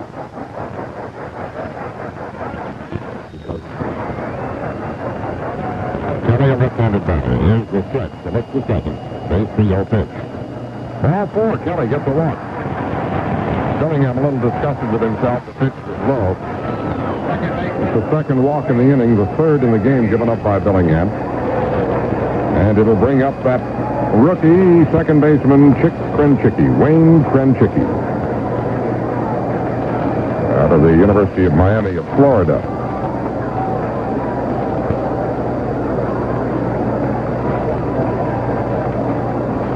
Had an excellent year last season at Rochester. Started out well again this year. Got the call-up when Mark Belanger came up with a broken finger. Here's the set, the pitch to him. Swung on a high hopper to Thompson. He'll make the play unassisted on Krenchicki to retire the side. For Baltimore in the fourth inning, no runs, no hits, a couple of walks, no errors, and they leave a pair on base. After 4 innings of play, the Tigers 3, Baltimore 1. And do you, Ronald and Catherine, promise to love, honor, and obey one another? We do. In sickness and in health? We do. And do you promise to keep a balanced checkbook? Oh, that's a toughie. With all the bank charges... Oh, that we can't go on. Oh. Excuse me, I'm City National Bank. Oh, a talking bank? What are you doing here? I heard your plight, my dearly soon-to-be nuptialized, and I'm sure I can help. But how? Easy. Come to City National Bank and get no-charge checking. No charge checking? Excuse me, children. This bank may be talking out of both sides of its revolving doors. Why? To earn no-charge checking, most banks require a $500 savings balance. Well, quite true, Padre, except at City National, it's only $200. Only 200? Right, and now you can be happily balanced ever after. Oh, thank you, City Call National. me City. Won't you stay for champagne? Oh, no, thanks. Champagne goes right to my top floor, and my windows get all fogged up. Who gives you no-charge checking with just $200 in a savings account? Nobody but City National Bank. Also available at First Citizens Bank in Troy, First National Bank of Plymouth, and National Bank of Rochester, members FDIC. Besides the great Ty, what 2 other Cobbs have played for the Tigers? Pitcher George Cobb in 1894 and catcher Joe Cobb in 1918. That's a Tiger Tidbit, and I'm Jim Forrest.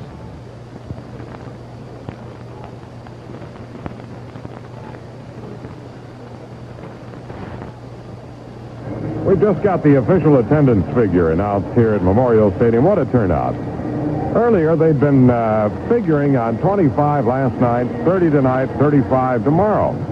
Well, they got over 35 last night, and tonight, 45,814 here at Memorial Stadium. That's stupendous. Well on their way to a record attendance in the history of the franchise here in Baltimore. Jason Thompson a little slow in getting up to the plate to lead off the 5th inning for Detroit.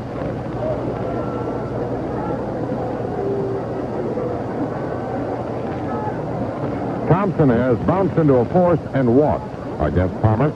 Jim going through some stretching exercises. Into the motion. Here's the pitch. Swung on in there. Lean and lanky right-hander Jim Palmer. He's got a loosey-goosey out on the mound. He's got that fluid motion. Oh, hooky-goosey.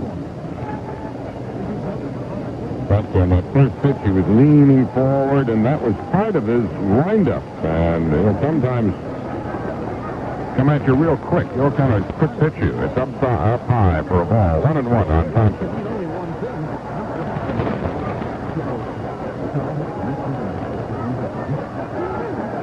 Tigers lead 3-1 here in the top of the fifth inning. Jason swings, fly ball down the left field line. It is slicing. It is near the line in the corner. Is a putout. I lost the player. Kelly went into foul territory. It was called foul, I believe, initially by Bill Deegan. And he made the catch. There's very little space down there around that wall that just down to the line of the foul pole around where Earl Weaver plants his tomatoes. Well, Thompson's out on the long foul fly. It's only 309 feet right down the line there to the wall. Here's John Walkenfuss, getting the job of catching in the second game. He takes one low and away. Walkenfuss, with an infield single in the first inning, drove in a run. He struck out his last time up. Foul to the screen. 1-1 on John. I wonder if John got all that sea trout filleted, because the clubhouse man had trouble finding somebody to do it. Swing and a miss on the curve. The hard curve by Palmer. Walkenfuss and Jack Morris went out and got something like 16 sea trout out in the ocean just off Chesapeake Bay. Slow curve bends him away from the plate. 2-2. One out, nobody on here in the Tiger fifth inning. Now the Yankees have come back with 3 in the seventh. They trail Cleveland 5-3. The 2-2 pitch. Ball 3. John was hitless in the opening game in his role as the designated batter. Palmer delivers, fouled into the upper deck over our head. First game took rather long. It was 2 hours and 46 minutes, and this game did not get underway until about 9 o'clock Eastern Time.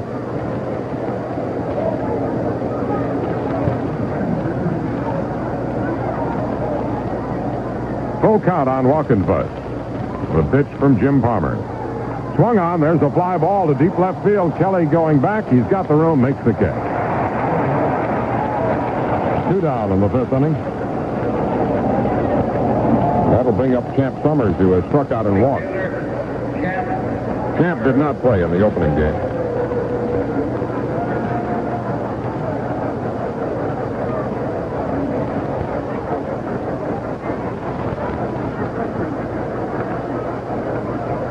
Here's the windup by Palmer, the pitch. It's high and away. It's just not been a good trip for the Tigers so far. It has been tough. In Boston, the Tigers dropped 3 of 4.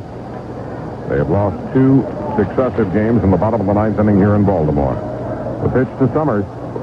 A ball, high 2-0.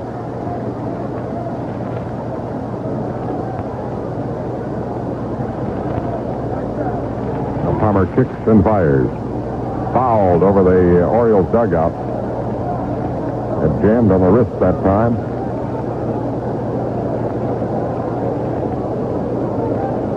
Tigers have a losing record on the road. They're 4 games over 500 at home. There's another foul about the same spot over the Orioles dugout, back into the lower deck. Summers just not getting much of it. And Greg Kosk is getting a new supply of baseball. Rex Barney proclaiming on the PA that they should give that man a contract, whoever caught the ball. Barney's going to have to get another line here one of these days. Summers swings a bouncer to DeCinces at third. He gloves it across the diamond in time, and the Tigers are down 1-2-3 for the second straight inning. We move to the bottom of the fifth inning with a score: Detroit 3, Baltimore 1. crowd here at Baltimore is cheering itself. They post the official attendance figure. And the crowd of almost 46,000 tonight is the largest crowd for a night doubleheader in the history of the Orioles. Largest tri-night doubleheader crowd ever. The previous crowd, previous high was way back in 1957 for a game with the Indians, where they drew just under 41,000. There's a ground foul down the left field line by Rick Dempsey. Well, it appears to me, according to unless they've surpassed it already this year, that this is also the largest crowd for a doubleheader. They may have surpassed it earlier. The day doubleheader drew, just a little bit more than this, 46,000 plus. There's a ball way inside on Dempsey. I think he called it the ball. Dempsey stuck the bat out as though to bunt and laid off. 1-1. They count on Rick Dempsey. 3-1, the Tigers lead here in the nightcap. They lost the opener 8-6 on the 3-run homer by Eddie Murray in the ninth. Curve is hit deep to left field, going his Kemp to the corner near the wall. He's got the room, makes the catch. On the warning track, that ball died. Well, there's one down in the Orioles' fifth inning. Boy, the last two ball games, you could feel what Ernie Harwell so aptly described as creeping terror. The Orioles would overcome that early Tiger lead and pull it away from them in the bottom of the ninth inning. Here's Al Bumbry, who's flied twice to center.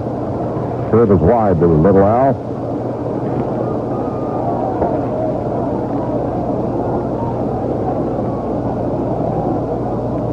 Lined up by Bellingham. He delivers the line drive down the left field line. It is a fair ball. Bounces off the field seat. Rolls to left field. It's a two-base hit for Bumbry. Fair by about a foot.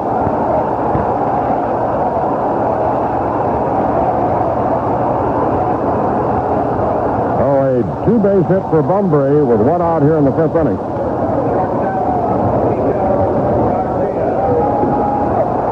Here's Chico. Well, the Orioles shortstop has twice lined a single to right field. He has gone to the opposite field, gone with a pitch. Both times Markimer made a dive and didn't come up with it. I think Dave's going to play a little bit more toward first this time. I know he is. He is playing him like he is a left-handed full hitter. Here's the pitch. It's a curve low for ball one. Bumbry at second, one out in the bottom of the fifth inning.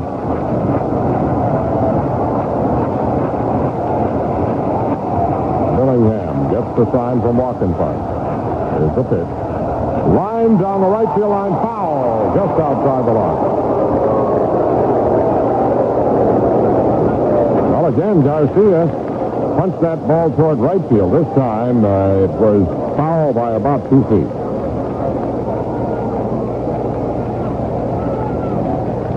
Markimer, in fact, is moving even closer to Jason Thompson. Jason and Markimer talking about it. They're kind of huddled on the right side of the infield over there. Really close to each other. Thompson is giving him the right.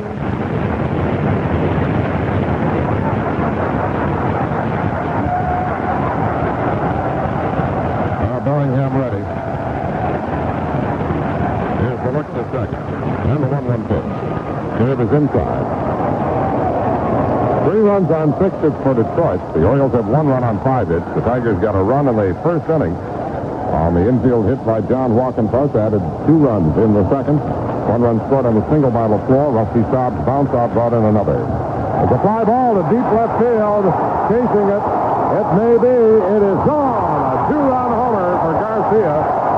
And the Orioles have tied the game.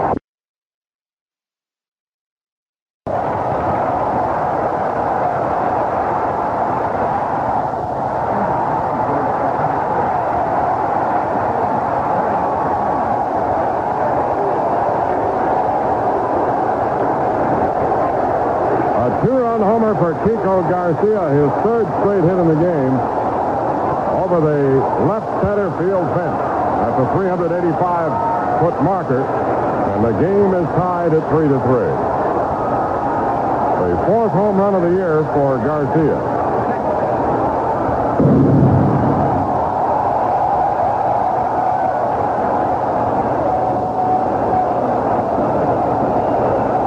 Here's Ken Singleton. Fastball outside to Ken. Lynn Jones is now playing center field for the Tigers.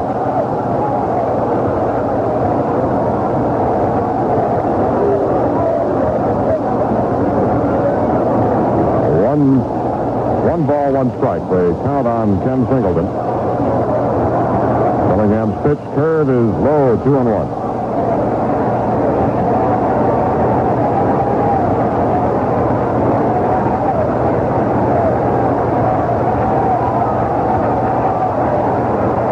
Singleton swings, bounces one up the middle into center field. A base hit. Billingham reached for it, couldn't get it, glove down in time. And Singleton gets his first hit of the game.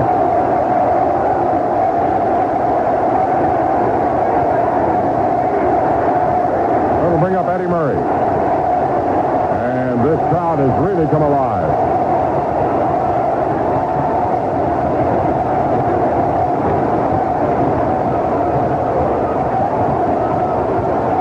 Some stirring in the Tiger bullpen now. Fernando Arroyo is beginning to throw for Detroit in the bullpen. The Orioles have tied it here in the bottom of the fifth inning. On the homer by Garcia, Singleton has wrapped a single. Eddie Murray with an RBI single and a walk. Wide to him, ball one.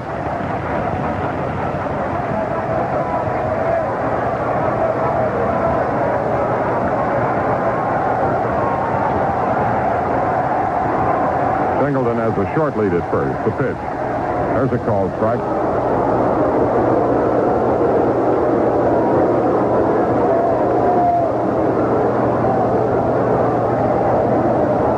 Billingham has now yielded 7 hits. He has walked 3, and he has struck out 1. Now pitch to Murray, who swings and pops one up down the left field line. Long run for Kemp. He's there now, waits for it, makes the catch. And Singleton all the way down to second, hustles back to first. So that's out number 2 in the fifth inning. And it brings up John Lowenstein. Lowenstein has walked inside the left. Steve Baker will go against Dennis Martinez. And they wind up with the series tomorrow afternoon, rather. The 2 o'clock start time following an old-timers game. We'll be on the air at 1:45. Here's the stretch by Billingham. The pitch. Fastball in the corner for a strike.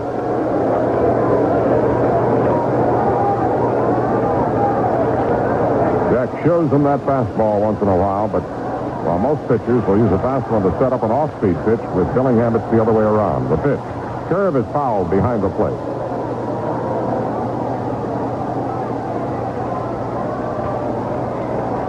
2 strikes on Lowenstein.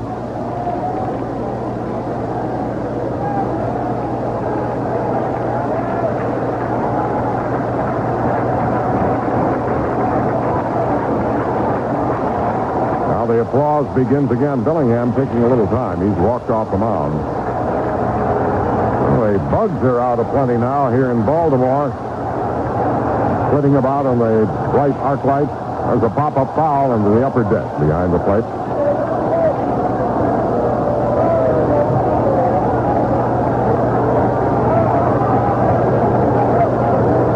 Well, the youngsters can stay a little later tonight, being a weekend, and in fact, for most of the schools here in the Baltimore area, school ended yesterday for the year. Here's the pitch. Strike call. He's out on strikes, and Lowenstein has done a gripe about it. The Orioles have tied the game in the fifth inning. They pick up 2 runs, had 3 hits. There were no errors. 1 man is left. After 5 innings of play, it's now the Tigers 3, the Orioles 3. If there's anything worse than climbing out of a warm bed on a cold morning, well, it can't be mentioned on the air. But you've got to look for that silver lining, my friend. even if the snow is waist deep and the temperature is dropped out of sight. J.P. McCarthy can get you to work feeling like the proverbial spring chicken. Music, sports, and lively conversation make that long road ahead just a little bit shorter. Partake of an institution. Tune in the Morning Music Hall every day at 6:15 right here on WJR. Did you ever get the mad, delicious desire to pick up the phone and talk to the world hog-calling champ? Or chat with a guy who just went over Niagara Falls in a barrel? Maybe you wanted to get a famous chili recipe from a woman in Texas, or find out how much a hamburger costs in Tokyo, or what it was like to sail a bathtub on the Oregon River. Well, forget your phone bill and let WJR's Warren Pierce do the dialing for you evenings 7 till 10. Fun on the telephone isn't just for kids. This game is being brought to you by Budweiser, by the Union Electrical Contractors of Southeastern Michigan, and by your Marathon dealers and distributors. By the Detroit News, Denny's Family Restaurants, and by Realty World. By True Value Hardware Stores and City National Bank. By the Parts Plus Auto Stores. By New York Steakhouse, Uniroyal Tires, and by Emory Air Express.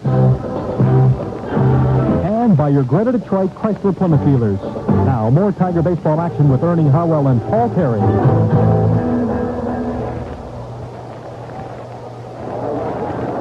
Bill Mankowski, let's set to lead off the sixth inning for Detroit. Jim Palmer into the motion. The pitch is a little high for ball one.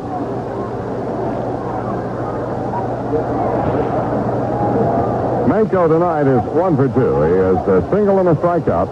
He's been consistent with Detroit in 3 years, hitting in the 270s each year.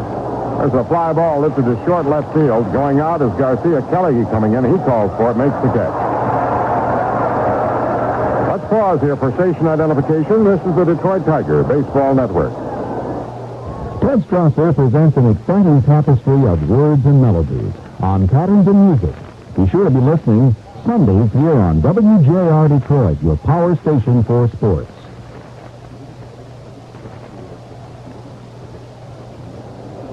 There's Alan Trammell at the plate now. Alan has a walk and a single in this game. It's a ball on Alan. He was 0 for 3 in the opener. Trammell now hitting .281. Palmer started his motion, looks like. Looks so relaxed out on the mound usually. Studies the baseball, rolls it around, and quickly goes into his pitching motion. There's the strike. Palmer, for the most part, calls his own game. Doesn't even check the catcher sometimes. Now the motion, the 1-1 pitch. There's a ground ball to right field, a base hit for Trammell. Allen gets on with a 1-out single to right. His second straight hit. That's hit number 7 for Detroit. The hits and runs are all even now. 3 runs, 7 hits for both teams. The batter now, Dave Mockemer. Mockemer filling in for both Mark Wagner and Lou Whitaker at second base. Is 0 for 4 in the doubleheader. Up twice officially in the opener.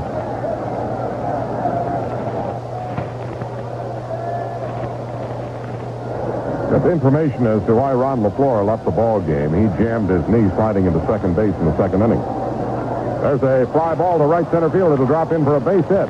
And holding at second is Trammell. Mockemer gets his second hit as a Tiger. Almost got one earlier on a good catch by Lowenstein on a line drive. Took it away from him. Well, the Tigers, with 1-out singles by Trammell and Mockemer, have a man in scoring position now. Here in the 6th inning, the game tied at 3-3. And Lynn Jones will be batting for the first time. Jones hitting .282. He did not see action in the opening game. Up for the first time here in the nightcap.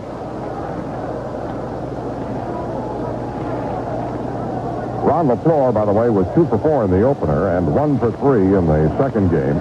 He had 1 stolen base in the opening game, but is out now with a jammed knee. So looks to second. The pitch. Jones swings and fouls it off back into the stands behind first.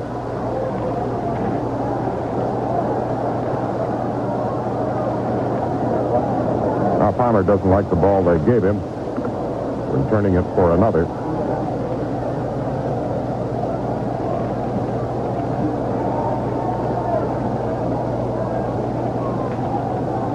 Very pleasant evening now. The humidity seems to have lifted a little bit. Pitch from Palmer, swung on and fouled away again. He's not getting around on Palmer's fastball. He fouled this one into the upper deck.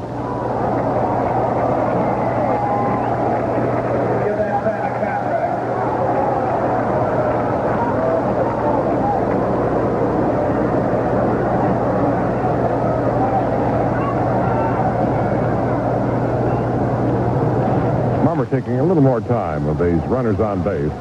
Trammell at second, Mockemer at first. One out in the Tigers' sixth inning. Jim's still not ready to work to the plate. Now he looks in. He's getting the sign from Dempsey. The pitch to Lynn. He swings and lines one down the right field line. Fair ball! It bounces up and caught by a fan. Trammell comes in to score. Mockemer is at third. I think that's the way it'll hold. Yep. It'll be a ground rule double. Now here comes Earl Weaver out. He may be ready to make a pitching change here. A double down the right field line by Lynn Jones. Hit right on the line, and the Tigers have broken the tie to take a 4-3 lead. Eddie Murray discussing the call with Jerry Neudecker, who's umpiring at first base, but Earl Weaver has gone to the mound to talk to Palmer. He's not made a motion as yet, but he may be with Rusty Staub due up, ready to go to that bullpen. He had Tim started earlier. I don't know whether that's Tim out there now or not. You look for the biggest guy in the bullpen, and that's Stoddard, but that's Sammy Stewart, Ernie says, who is a right-hander. Now, Palmer's going to leave the ball game. Doug DeCinces pats him on the back, and Jim Palmer walks off after giving up a double to Lynn Jones that drives in the tie-breaking run.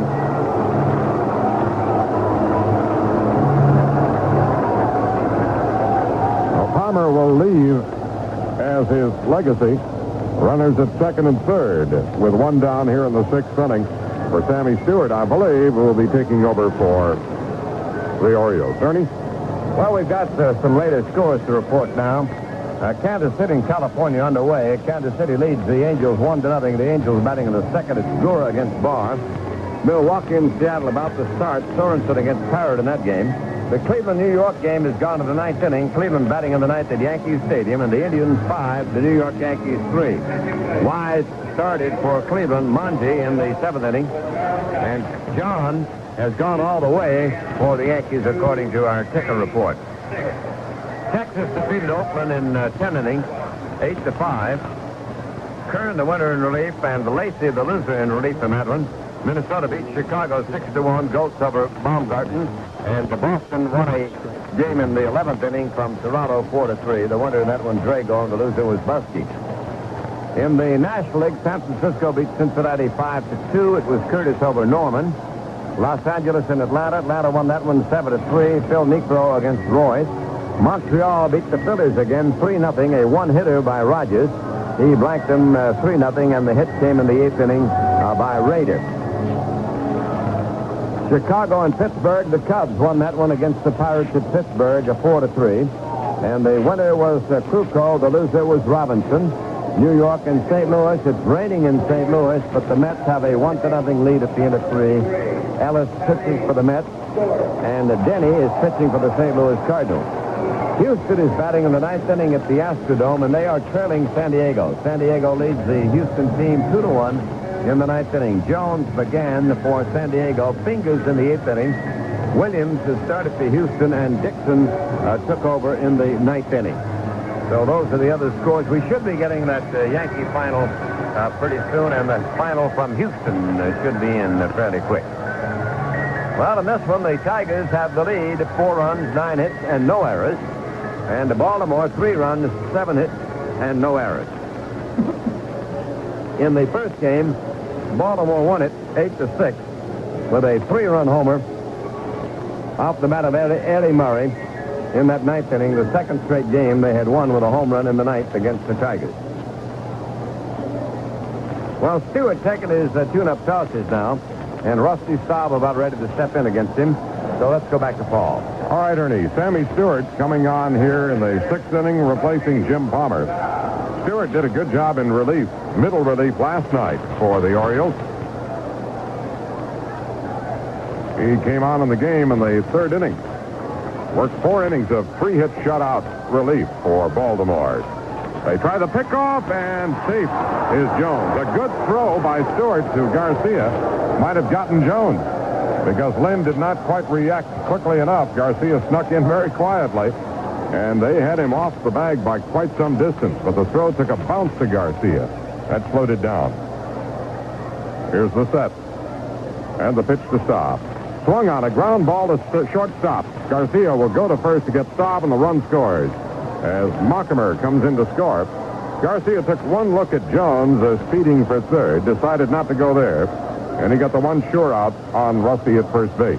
But Staub gets an RBI. It's the 2nd run he has driven in tonight on a bounce out. And the Tigers add another run to go ahead 5-3. Runner at third now with 2 down. And the batter will be Steve Kemp. Kemp is 1 for 2 officially here in the 2nd game. He had 2 hits and 4 trips in the opener and drove in 3 runs. There's a curve inside, ball 1.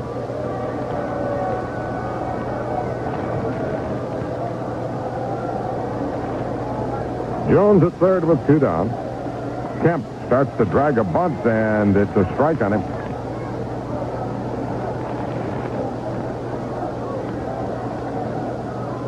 One ball, 1 strike on Steve. Tigers have put together a couple of singles and a double to chase Palmer. Curve in for a strike on Kemp. A beautiful big bender from Sammy Stewart.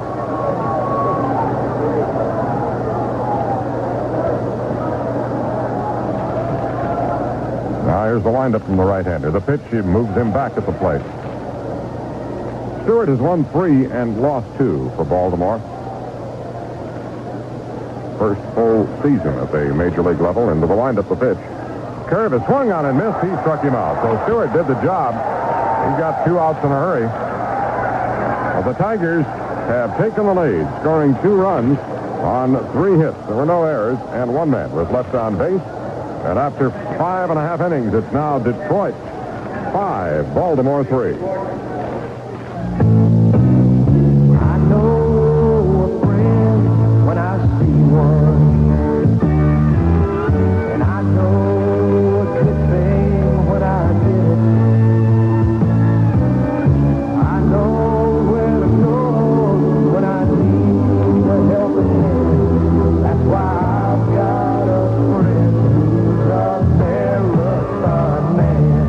Friends can add a lot to your life. That's why when you're taking care of something important like your car, it's good to do business with somebody you know by his first name. Somebody who takes you and your car personally and treats it like it was his own. Somebody you ought to know. Your Marathon Man. Go get together with a friend who'll do it better. Go see your marathon man. Marathon Oil Company. We got together to do it better. And we do.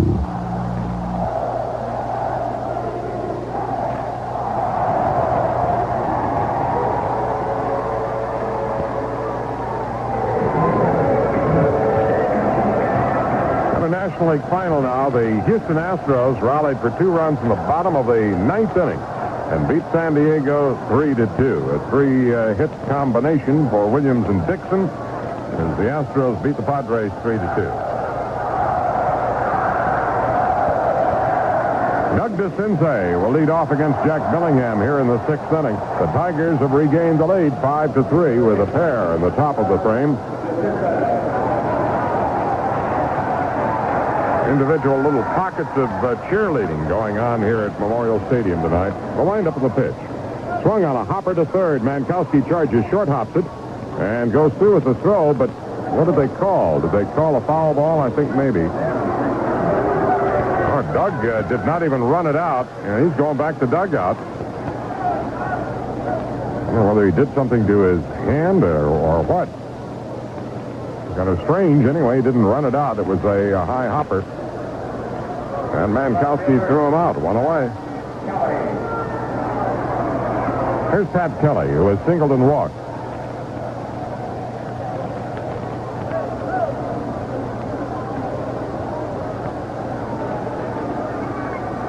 A windup by Billingham and the pitch. It's bunted foul. I wonder if Doug might have hurt his back again. He's had that back problem all season long. It cost him time on the disabled list. He was out 33 games.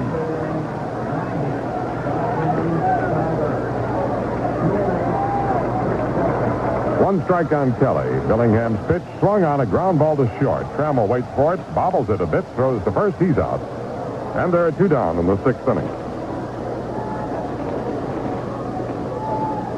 Second baseman, Wayne Kranchicki.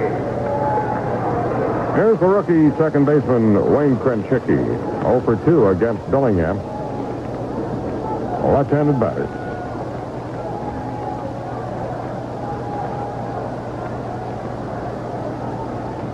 Billingham winds and delivers a bouncer to the right side. Markhamer has a big hop. The throw to first, and it's 3 up and 3 down as Billingham made good use of his infielders in that inning. After 6 innings of play, it's the Tigers 5, the Orioles 3.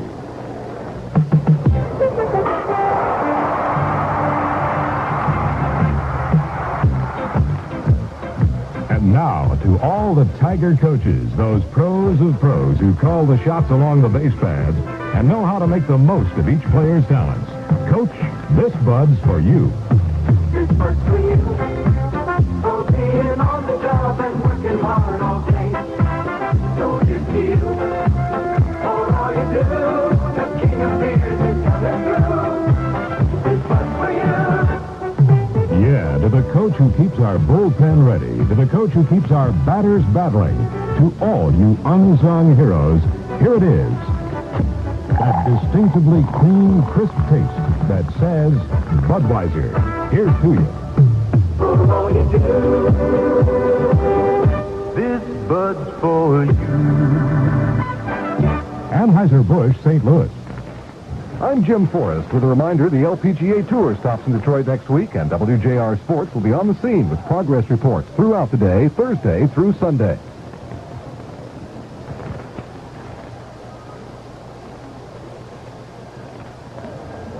Doug DeCinces indeed did hurt himself in the 6th inning while batting, and he has left the ball game. Rich Dower, who played the opening game at second base, is now in there at third base replacing DeCinces.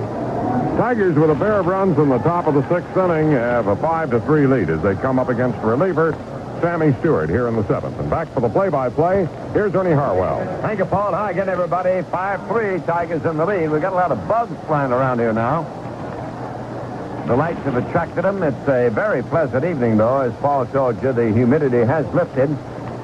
Stewart, who did a good job in relief in the 6th inning, got the too many phase, goes to work on Thompson. And Jason takes the ball outside. Ball 1.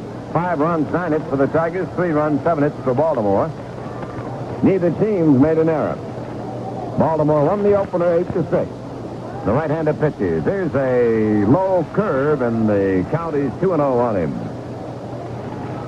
Tiger RBI, super stop, 1 for Jones, 1 for LaFleur, 1 for Wackenfuss.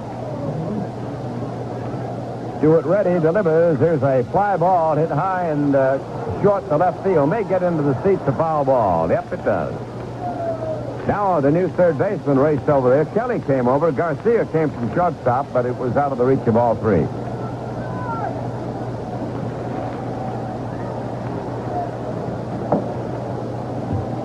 $45,814 paying to see this one.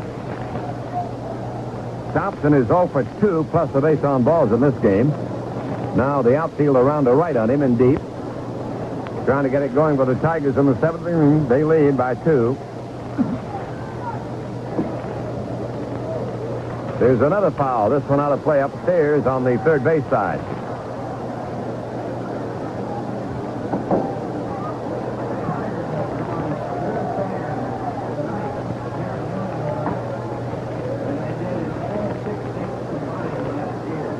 Here's the windup and the pitch on the way. Ground ball at the first base. Murray has an easy hop, makes the play unassisted. One up and one away. John Watkinfuss, who has played both games, he's in this one as a catcher, will be the batter. He had an RBI single in the first inning. He struck out in the second. He flied to left in the fifth.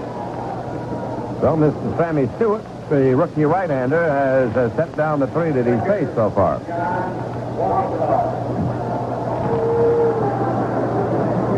Young man from Carolina delivers, and it's a strike call. Stewart, you remember, broke in against Chicago and struck out the first 7 men he faced. Set a major league record. He won that ball game 9-2. Here's a pitch outside, and the count 1-1 on Watkinfuss.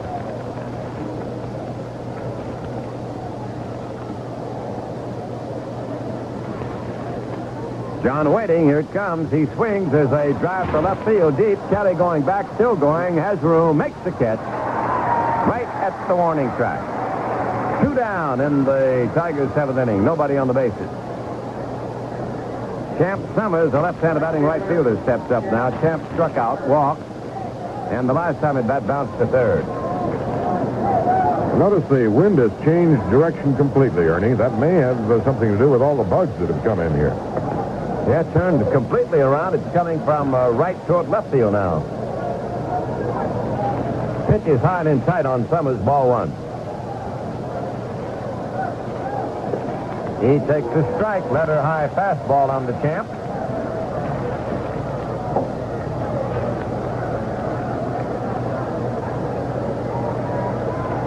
Stewart delivers. There's a little tapper foul over toward the Tiger dugout. Baltimore won the first game 8-6. Tippy Martinez in relief, the winner. John Hiller in relief, the loser in that opener. Now the pitch on the way. He looks at the ball, checks his swing. 2-2 the count on Summers.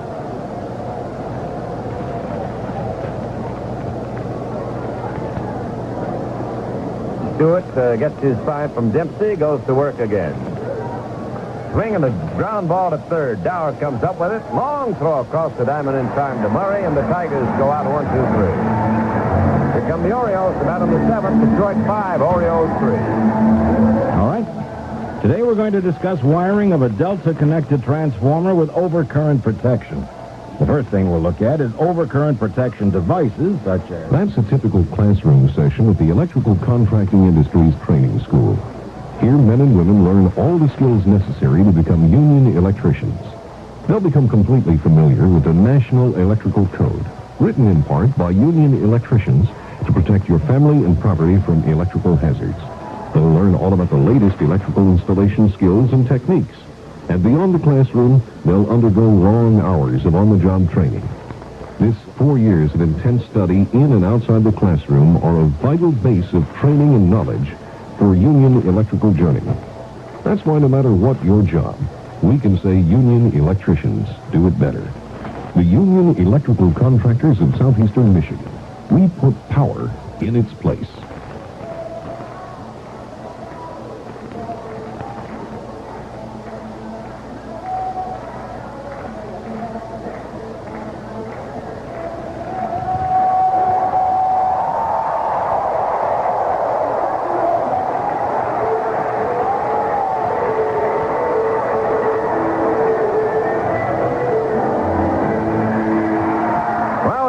From New York on our ticker that Nettles hit a home run in the ninth with a man on. That means that the game is at least tied between Cleveland and the Yankees.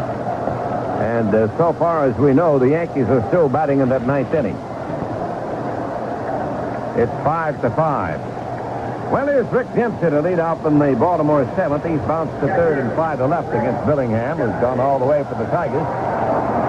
Right-hander against the right-hander. And he takes a curve outside.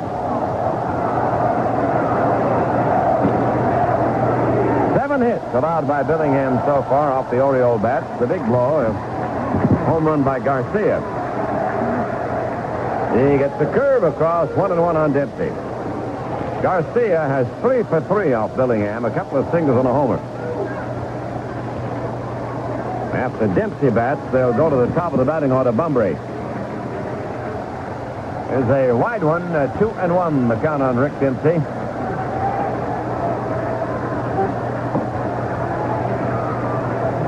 Orioles just came off a trip, and it was a hot trip for Dempsey. He batted .458 on that journey.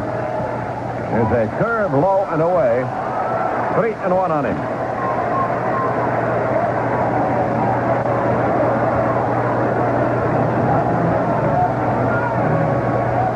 Runs, 9 hits for the Tigers. They've made no errors. Orioles, 3 runs, 7 hits, and they've made no errors. It's the 7th inning in Baltimore. Dempsey takes a walk, which is outside. That'll be the 3rd issued by Billingham.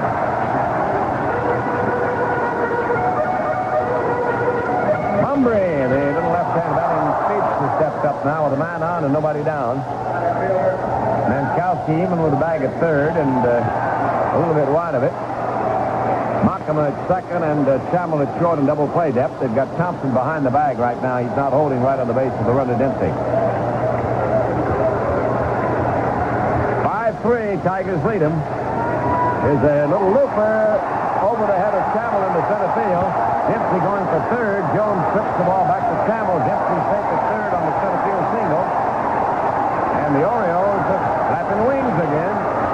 Man on 1st and a man on 3rd and nobody down. A walk and then a single. And here's the man who's been the toughest hitter in the Oriole lineup coming up. Chico Garcia. 2 singles and a home run.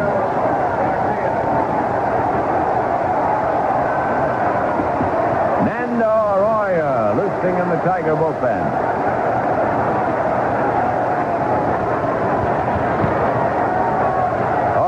Tied the game with 2 runs in the 5th inning, and the Tigers went ahead with 2 in the 6th. Earlier, the Tigers had gone ahead with 1 in the 1st, and the Orioles had tied it with 1 in their 1st inning. Well, they've come back every time so far.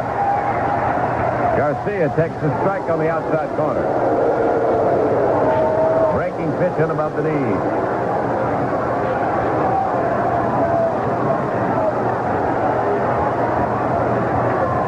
Holding at the bag at first base. But Bunbury, he's edging up a good bit now, Bunbury is. Dempsey on at 3rd. There's a fly ball hit into short left. Here comes Kemp running hard. Still coming, still coming. He's got it, and the runners have to hold on. Little short fly, back of shortstop. Kemp charged in from deep left field and hauled it in. 1 out, runners are still at 1st and 3rd, and the batter now will be Singleton, who has bounced to 1st, hit into a double play to 2nd, and singled in the 5th inning his last time up.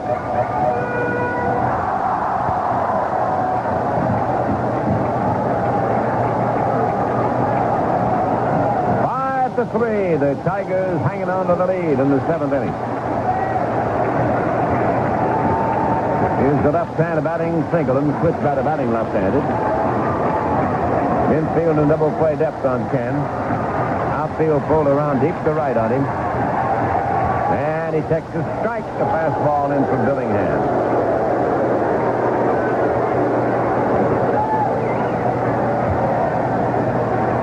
Jones in center field now. If you missed the earlier announcement, LaFleur jammed his knee sliding into second base, relieved by Jones in the middle of the ball game. Billingham deals. Bunbury goes. Line drive, base hit, right field. Gibson scores. Here comes Bunbury rounding 3rd. He's being waved home. And he's coming home to score on the single by Singleton.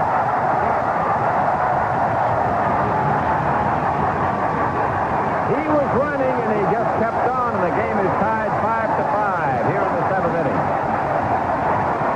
Bunbury scoring all the way from 1st on a Singleton single down in the right field corner. Dempsey has conceded him across the plate, and Baltimore has come back again to retie the game at 5-5. Now the batter will be Eddie Murray.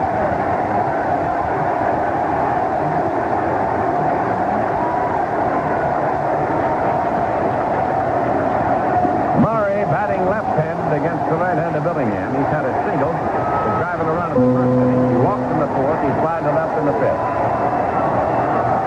Oh, the veteran right-hander trying to hold him off now. Man on and the man out. There's a slow curve. It hits the mark. Strike 1.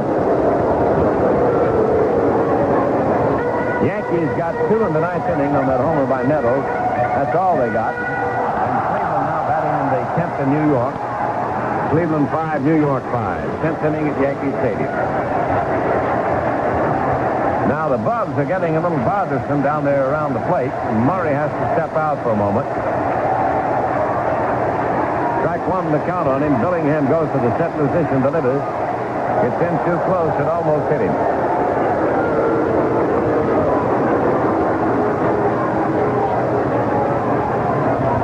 Runs, 9 hits, no errors for each side now. Completely even. Well, the Orioles still alive in the 7th inning, a man on and a man out. Outside breaking ball, 2-1, the count on Eddie Murray.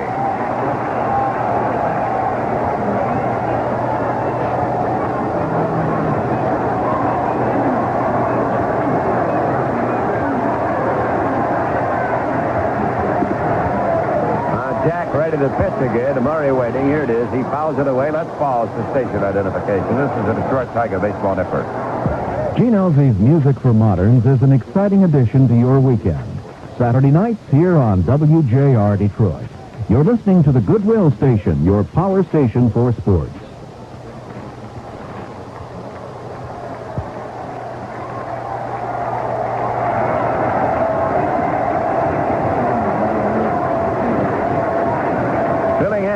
Again now. 2-2 count on Eddie Murray. One man on. That's Singleton at first. One man down. 7th inning. 5-5 tie. Brown fouled it down past first base. He gave him a changeup. Murray got well out in front of it and punched it foul on the ground. Baltimore won the first game 8-6. Tippy Martinez beat Hiller, both in relief. And it was this man up there now, Murray, who had a 3-run homer that won it in the 9th for Baltimore in the opener. Orioles have won 8 straight. They won 14 out of the last 15. Now the 2-2 third. He swings at a bounding ball at the Makama. He goes to Trammell. There's one. Relay to first. Double play by the Tigers. And the Orioles are out. But they do get 2. 2 runs. 2 hits and a walk. No errors. Nobody left. That's the end of 7. Tigers 5. Baltimore 5. Tigers batting now the 8th inning. We've got a deadlock, 5-5 in game number 2. They've played some close ones here, always exciting. Mankowski will lead it off for Detroit. He's got a single that struck out and fly to left. 1 for 3 for Manco, playing at third base in the second game of the doubleheader.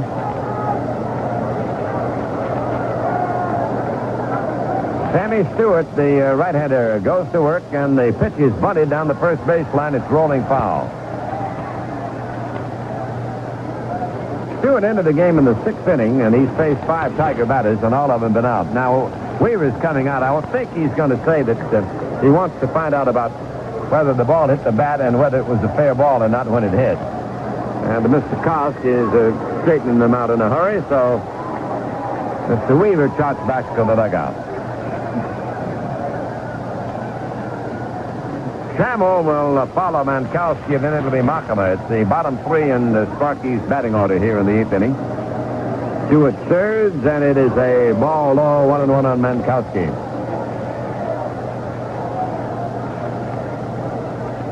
They'll keep an eye on that Yankee game for you. They're tied in the 10th inning, 5-5 with Cleveland batting.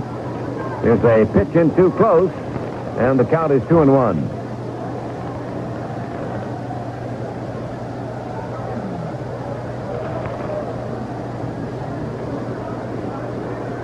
Here's the motion by Sammy Stewart. He pitches. There's a high foul out of play. 2-2 on Mankowski. Well, with Houston winning in the National League West, Cincinnati losing, that means that the Astros are now 5.5 games ahead of the second place Reds. There's a strike called. He struck him out. Mankowski took a let-up pitch that got in above the knee. Shortstop, It's the second strikeout recorded by the relief man Stewart, who has been perfect so far. Well, that's really been the story in this series.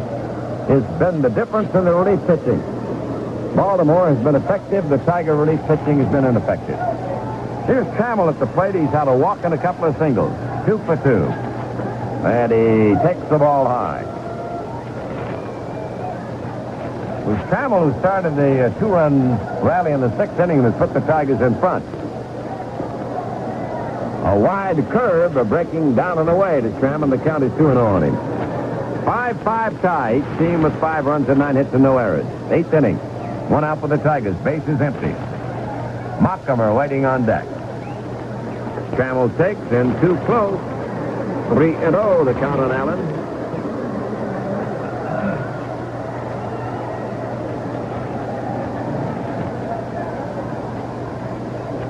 Here's the windup by Stewart, and the pitch finds the strike zone. 3-1. Well, not many in this big crowd have left the ballpark. They're still hanging around. Trammell back in the batter's box. Stewart checks his time with Dempsey. And the big right-hander pitches. It's a strike. He got a fastball in. Hit the outside corner. And it is now a 3-2 count on Trammell.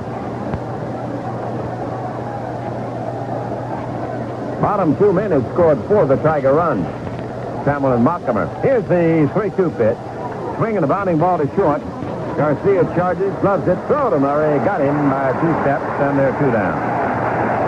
Well, Mr. Stewart is still perfecto. He's pitched to 7 Tiger batters and cut them all down in a row.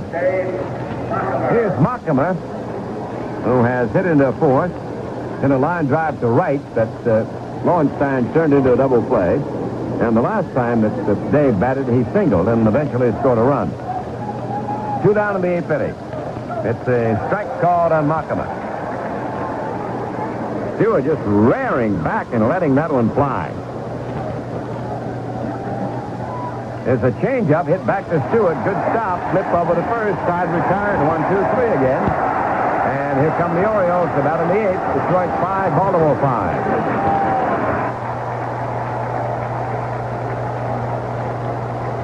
God morgon. Det här är Emery Airfreight. Bonjour, ici Emery Airfreight. Ohayou gozaimasu. Emery Airfreight de gozaimasu. If you're looking for an air freight company that can ship a package practically anywhere, Emery speaks your language. We're on more than 1,000 planes a day, and we also have hundreds of offices all over the world with a computer tracking system to tell us just where your package is, no matter where in the world it is.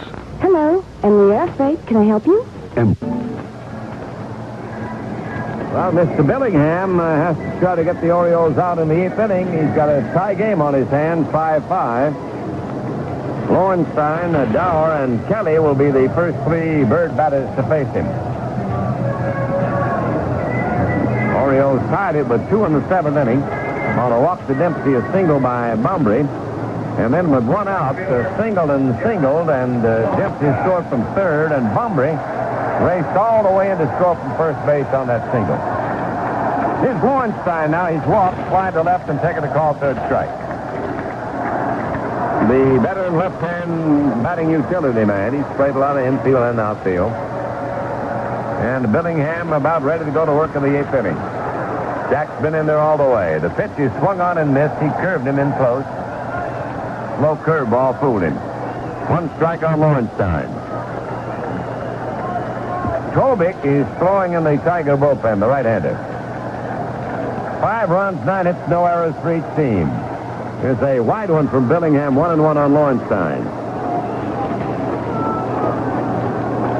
Baltimore won the opening game 8-6 with a 9th inning rally. Here's the pitch.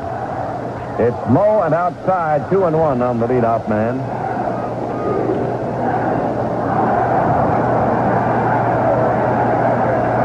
It's an excited, noisy crowd here in Baltimore tonight. Now the 2-1 pitch on the way. He swings and lifts the foul in the seats upstairs. 2-2 the count on Lowenstein. DeCinces is out of the ball game. Dower replaced him after DeCinces bounced out and must have hurt his back running to first base. Here's the pitch. Swing and a ground foul outside of first. 2-2 the count stays. In that first game, Chippy Martinez in relief was ordered. John Hiller in relief took the loss. And it was a 3-run homer by Eddie Murray that beat the Tigers in that 9th inning. He hit it with 1 man out. Now Billingham winds, delivers. Here's a tapper foul over toward the Tiger dugout. So the count stays 2-2 on Lowenstein. Well, these two teams have had three close.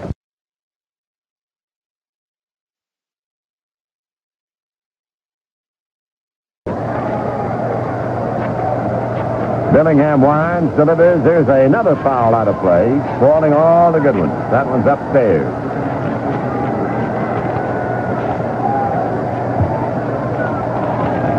Rex Barney on the PA has been saying, give that fan a contract. They did that in St. Louis one year. The Cardinals did. Had a formal contract written out.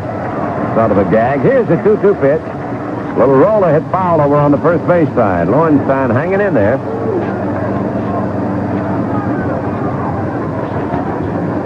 Each team got a run in the opening inning. The Tigers took the lead with 2 in the second. They led 3-1 until the 5th when Baltimore tied it with 2. Then stayed 3-3 just a short time because the Tigers came back and got 2 in the 6th to go ahead. But then Baltimore came back in the 7th with 2 and retied the game. That's where it is now, 5-5. Lowenstein swings a bounding ball to Makama. He bobbles it. He can't find it, and safe at first is Lowenstein. Ball came up and I think hit Dave in the chin. It'll be scored as an error. After he bobbled the ball up his face or chest, one or the other, he couldn't find it. He kept looking around, and by the time he found it, picked it up. Lowenstein was safe at first base. So there's a man on for the Orioles. And Rich Dower will be the batter. This will be his first time up in this game since he replaced Vicente. Right-hand batting third baseman. The Tigers will be looking for the bunt here. Dower had 2 for 4 in the first game. He had singles his last 2 times at bat. Mankowski and very close. And there goes Lowenstein. The throw by Watkins is not in time. He's safe. Samuels couldn't hold it. The throw is a little bit to the right field side of second base. It'll be a steal for Lowenstein.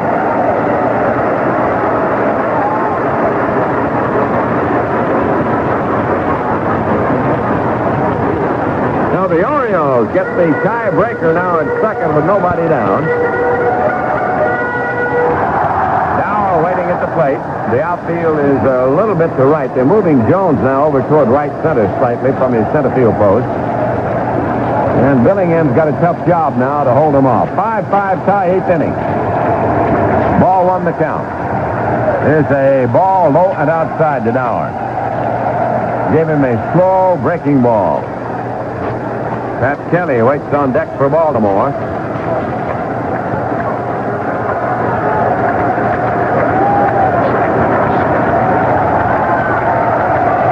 Lowenstein, a pretty good sized lead off second. Here's the set by Billingham. He turns and throws to second where Trammell covers, but the runner Lowenstein's back safely.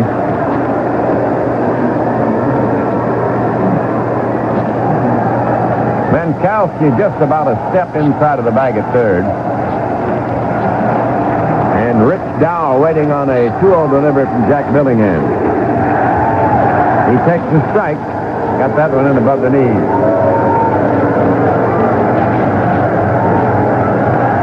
Game tied 5-5 in the 8th inning.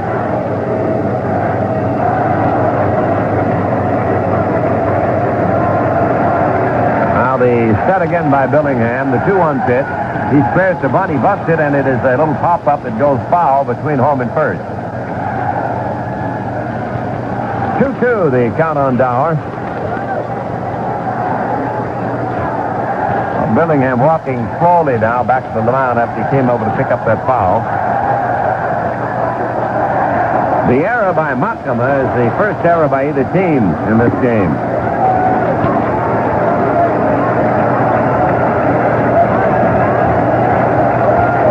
So now it's a 2-2 count on Rich Dower.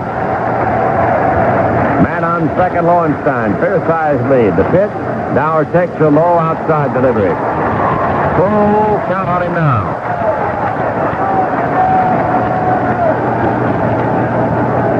Billingham trying to make him go after a bad one there on that last delivery. Dower digging in, standing deep, waiting on Jack's next pitch. It's a 3-2 count.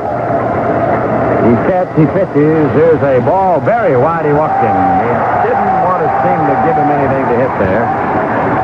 Now, Pat Kelly will be the batter. Here comes Sparky Anderson out. He has Tobic working in the bullpen, and he's already signaled for the bullpen. So Dave Tobic will be coming on now to take over. Baltimore with 2 men on and nobody out. The game tied 5-5 in the last half of the 8th inning. Looked like Jack was pushing the ball here in the last few moments. The last 2 pitches were very poorly released by Billingham. He seemed tired when he came off over after the little pop foul. It's cooled down a little bit, but it's been a long game for Jack. He has thrown an awful lot of pitches. He walked 5, has given up 9 hits. He leaves with runners at first and second and nobody out here in the 8th inning. The young man who pitched disastrously last night in the 9th inning, Dave Tobic, will try to atone for that effort here in the 8th inning of this game. It was Dave, you'll recall, who took over in the 9th inning and gave up the home runs to Singleton and to Cincay that gave Baltimore a come-from-behind victory after the Tigers had a 2-run lead going into the bottom of the 9th inning. Now, Tobic had the fastball coming in, and it was rising last night. And when he came in with it, he got behind the hitters. He came in with a fastball. And the heart of this batting order is notoriously fastball hitters. Guys like Singleton and Murray and DeCinces, who's out of the lineup here now. They have Lee May, who is resting in the second game. He's a fastball hitter. And he'll be taking over to face Pat Kelly. The error by Dave Markimer has opened the way for this problem that faces Tobic now, and that's faced Billingham. Lowenstein moved up to second on the field, and then Rich Dower drew the walk. Got the totals on that game in New York. The Yankees have won it. They came up with a run in the bottom of the 9th inning. 6 runs, 12 hits, bottom of the 10th inning, rather. The Yankees win in 10 innings. There were 3 extra inning games in the American League on this date. Boston beat Toronto in 11, 4-3. Texas beat Oakland in 10 innings, 8-5. And in 10 innings at New York, the Yankees beat the Indians by a score of 6-5. Tommy John with his 11th win, and Victor Cruz took the loss in relief. Ernie? Well, it's up to Tobic.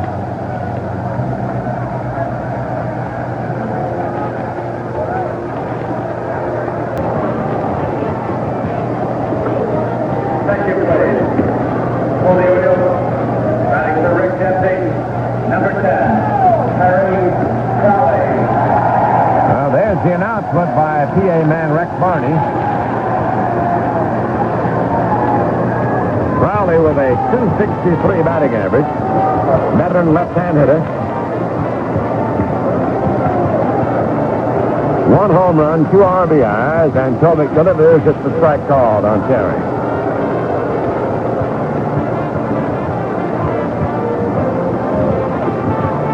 One of his many stops was with Cincinnati, where he played for Orioles. One pass on the left-hand batting hitter. Tobic flips and delivers, and Crowley tops it foul, maybe out of play. Here comes Rockenberg to his feet. He won't get it. It's 2 rows out of the 3. Strike 2 on Terry Crowley.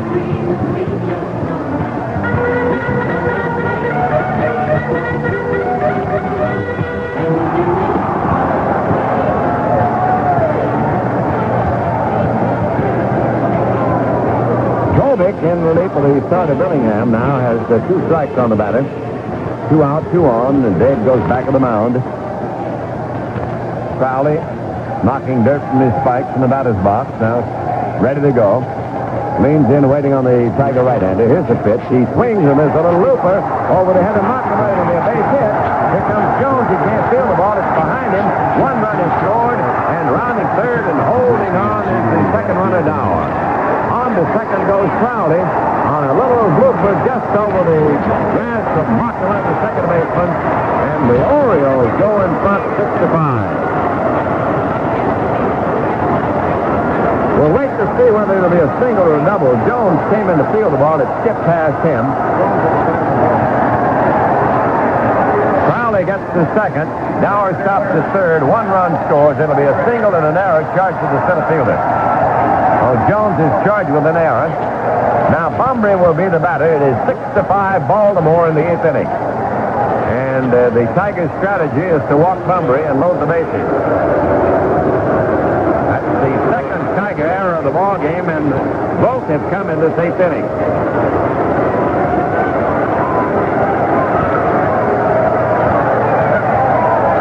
Crowley picks up an RBI, however. Runners at second and third and 2 down. And then the ball from the Bumbry. He gets the rest of the base. And the batter will be Chico Garcia.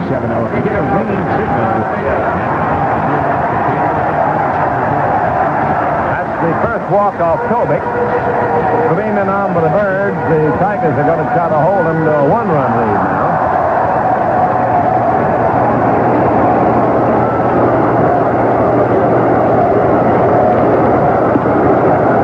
Right-hand batter at the plate against the right-hand pitcher. Tobic sets and delivers. Here's a fly-ball foul out of play. Now, Tobic had 2 strikes on Crowley. Got a pitch in close on him. He hit it on the handle of the bat. Had just enough to get over the infield, but past the grasp of Makama. And Jones charging the ball, trying to make a pickup like an infielder. It got past him, and he was charged with an error as Crowley went to second base, and the run scored. Now we're stopping at third. Then the walk to Bumbry has loaded the bases for the Orioles. Bringing up Chico Garcia, and he's got a strike 1 count on him.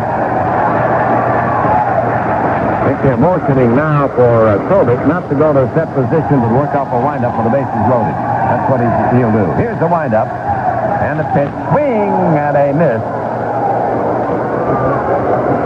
Strike 2, he fed him an inside fastball. 6-5, Baltimore in the lead. They've taken the lead here in the 8th inning after tying the game with 2 in the 7th. Strike 2 pitch.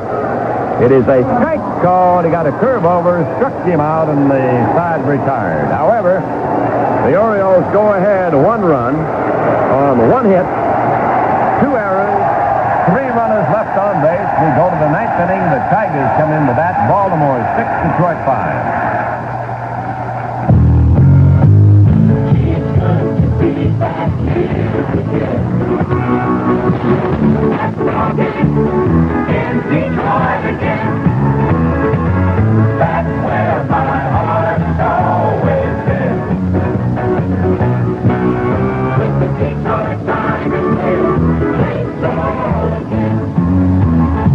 Baseball is like an old friend. The longer it's part of your life, the more you like it.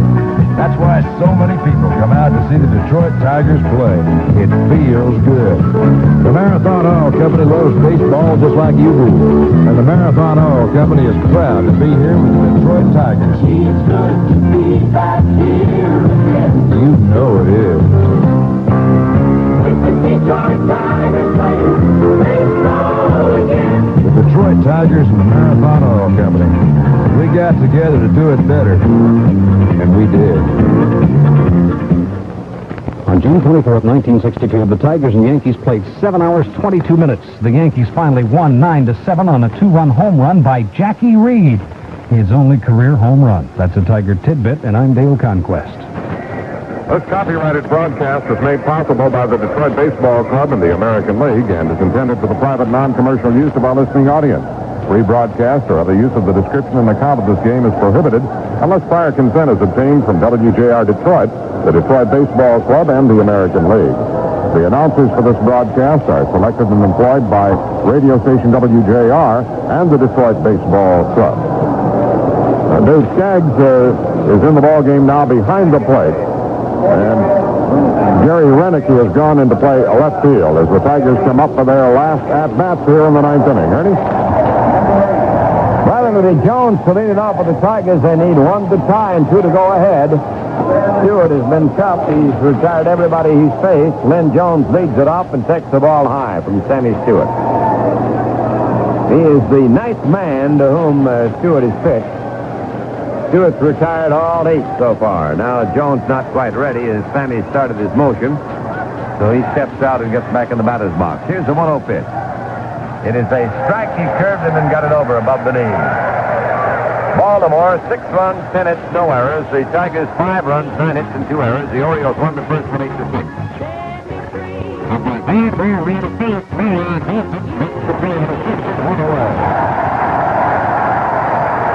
Let's pause briefly for station identification. This is the Detroit Tiger Baseball Network.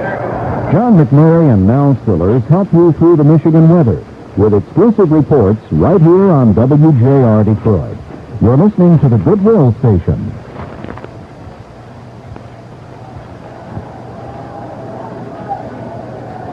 Rusty Staub fouls out the first pitch from Sammy Stewart. Sammy has retired the 9 Tigers that he's faced since he came on in the 6th inning, following the double by Jones that knocked the starter Palmer off the mound. Strike 1 pitch to Rusty. He swings and fouls it away. This one back in the left field seat. 2 quick strikes on trusty Rusty here with 1 out of the 9th inning. Orioles trying for a sweep for the doubleheader. Now the right-hander winds, delivers. Here's the foul on the screen. Staub protecting the outside corner of the plate.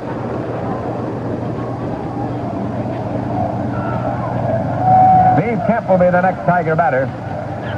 Stewart delivers. There's a ball. Did it hit him? I believe it did. Yep, it hit him on the foot. And here comes Weaver. He doesn't believe it. Koss said it hit him. Weaver is charging out. He's going to check with Skaggs first. Boy, he puts up an argument, and Koss has the ball. He's showing it to Weaver, so it's probably got some shoe polish on it. Earl won't listen. He's going back from the dugout. The Tigers get Staub at first base. The next batter will be Kemp. And we'll get a runner here. Jerry Morales is coming in to run for Rusty Staub.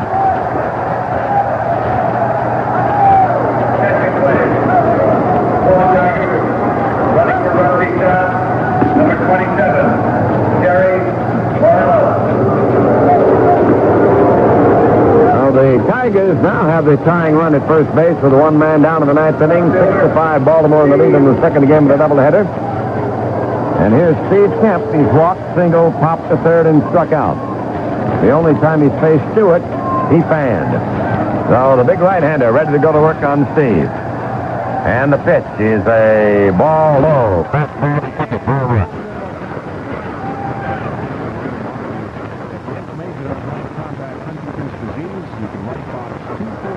Murray, the first baseman, holding on the bag over there with the pinch runner Morales. Jerry edges off a little bit. And the pitch on the way, it is a ball outside on Kemp. He's the first Tiger who's reached base since Stewart took over.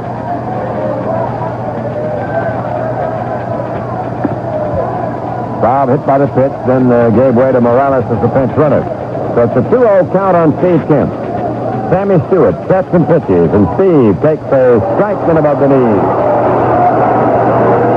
2 balls and a strike, the count on him. Jason Thompson waits on deck. Tigers need a rally here in the ninth. They trail by a run. Here's the 2-1 pitch coming up to Kemp. He swings and fouls it away upstairs, third base side. 2-2 the count on him now.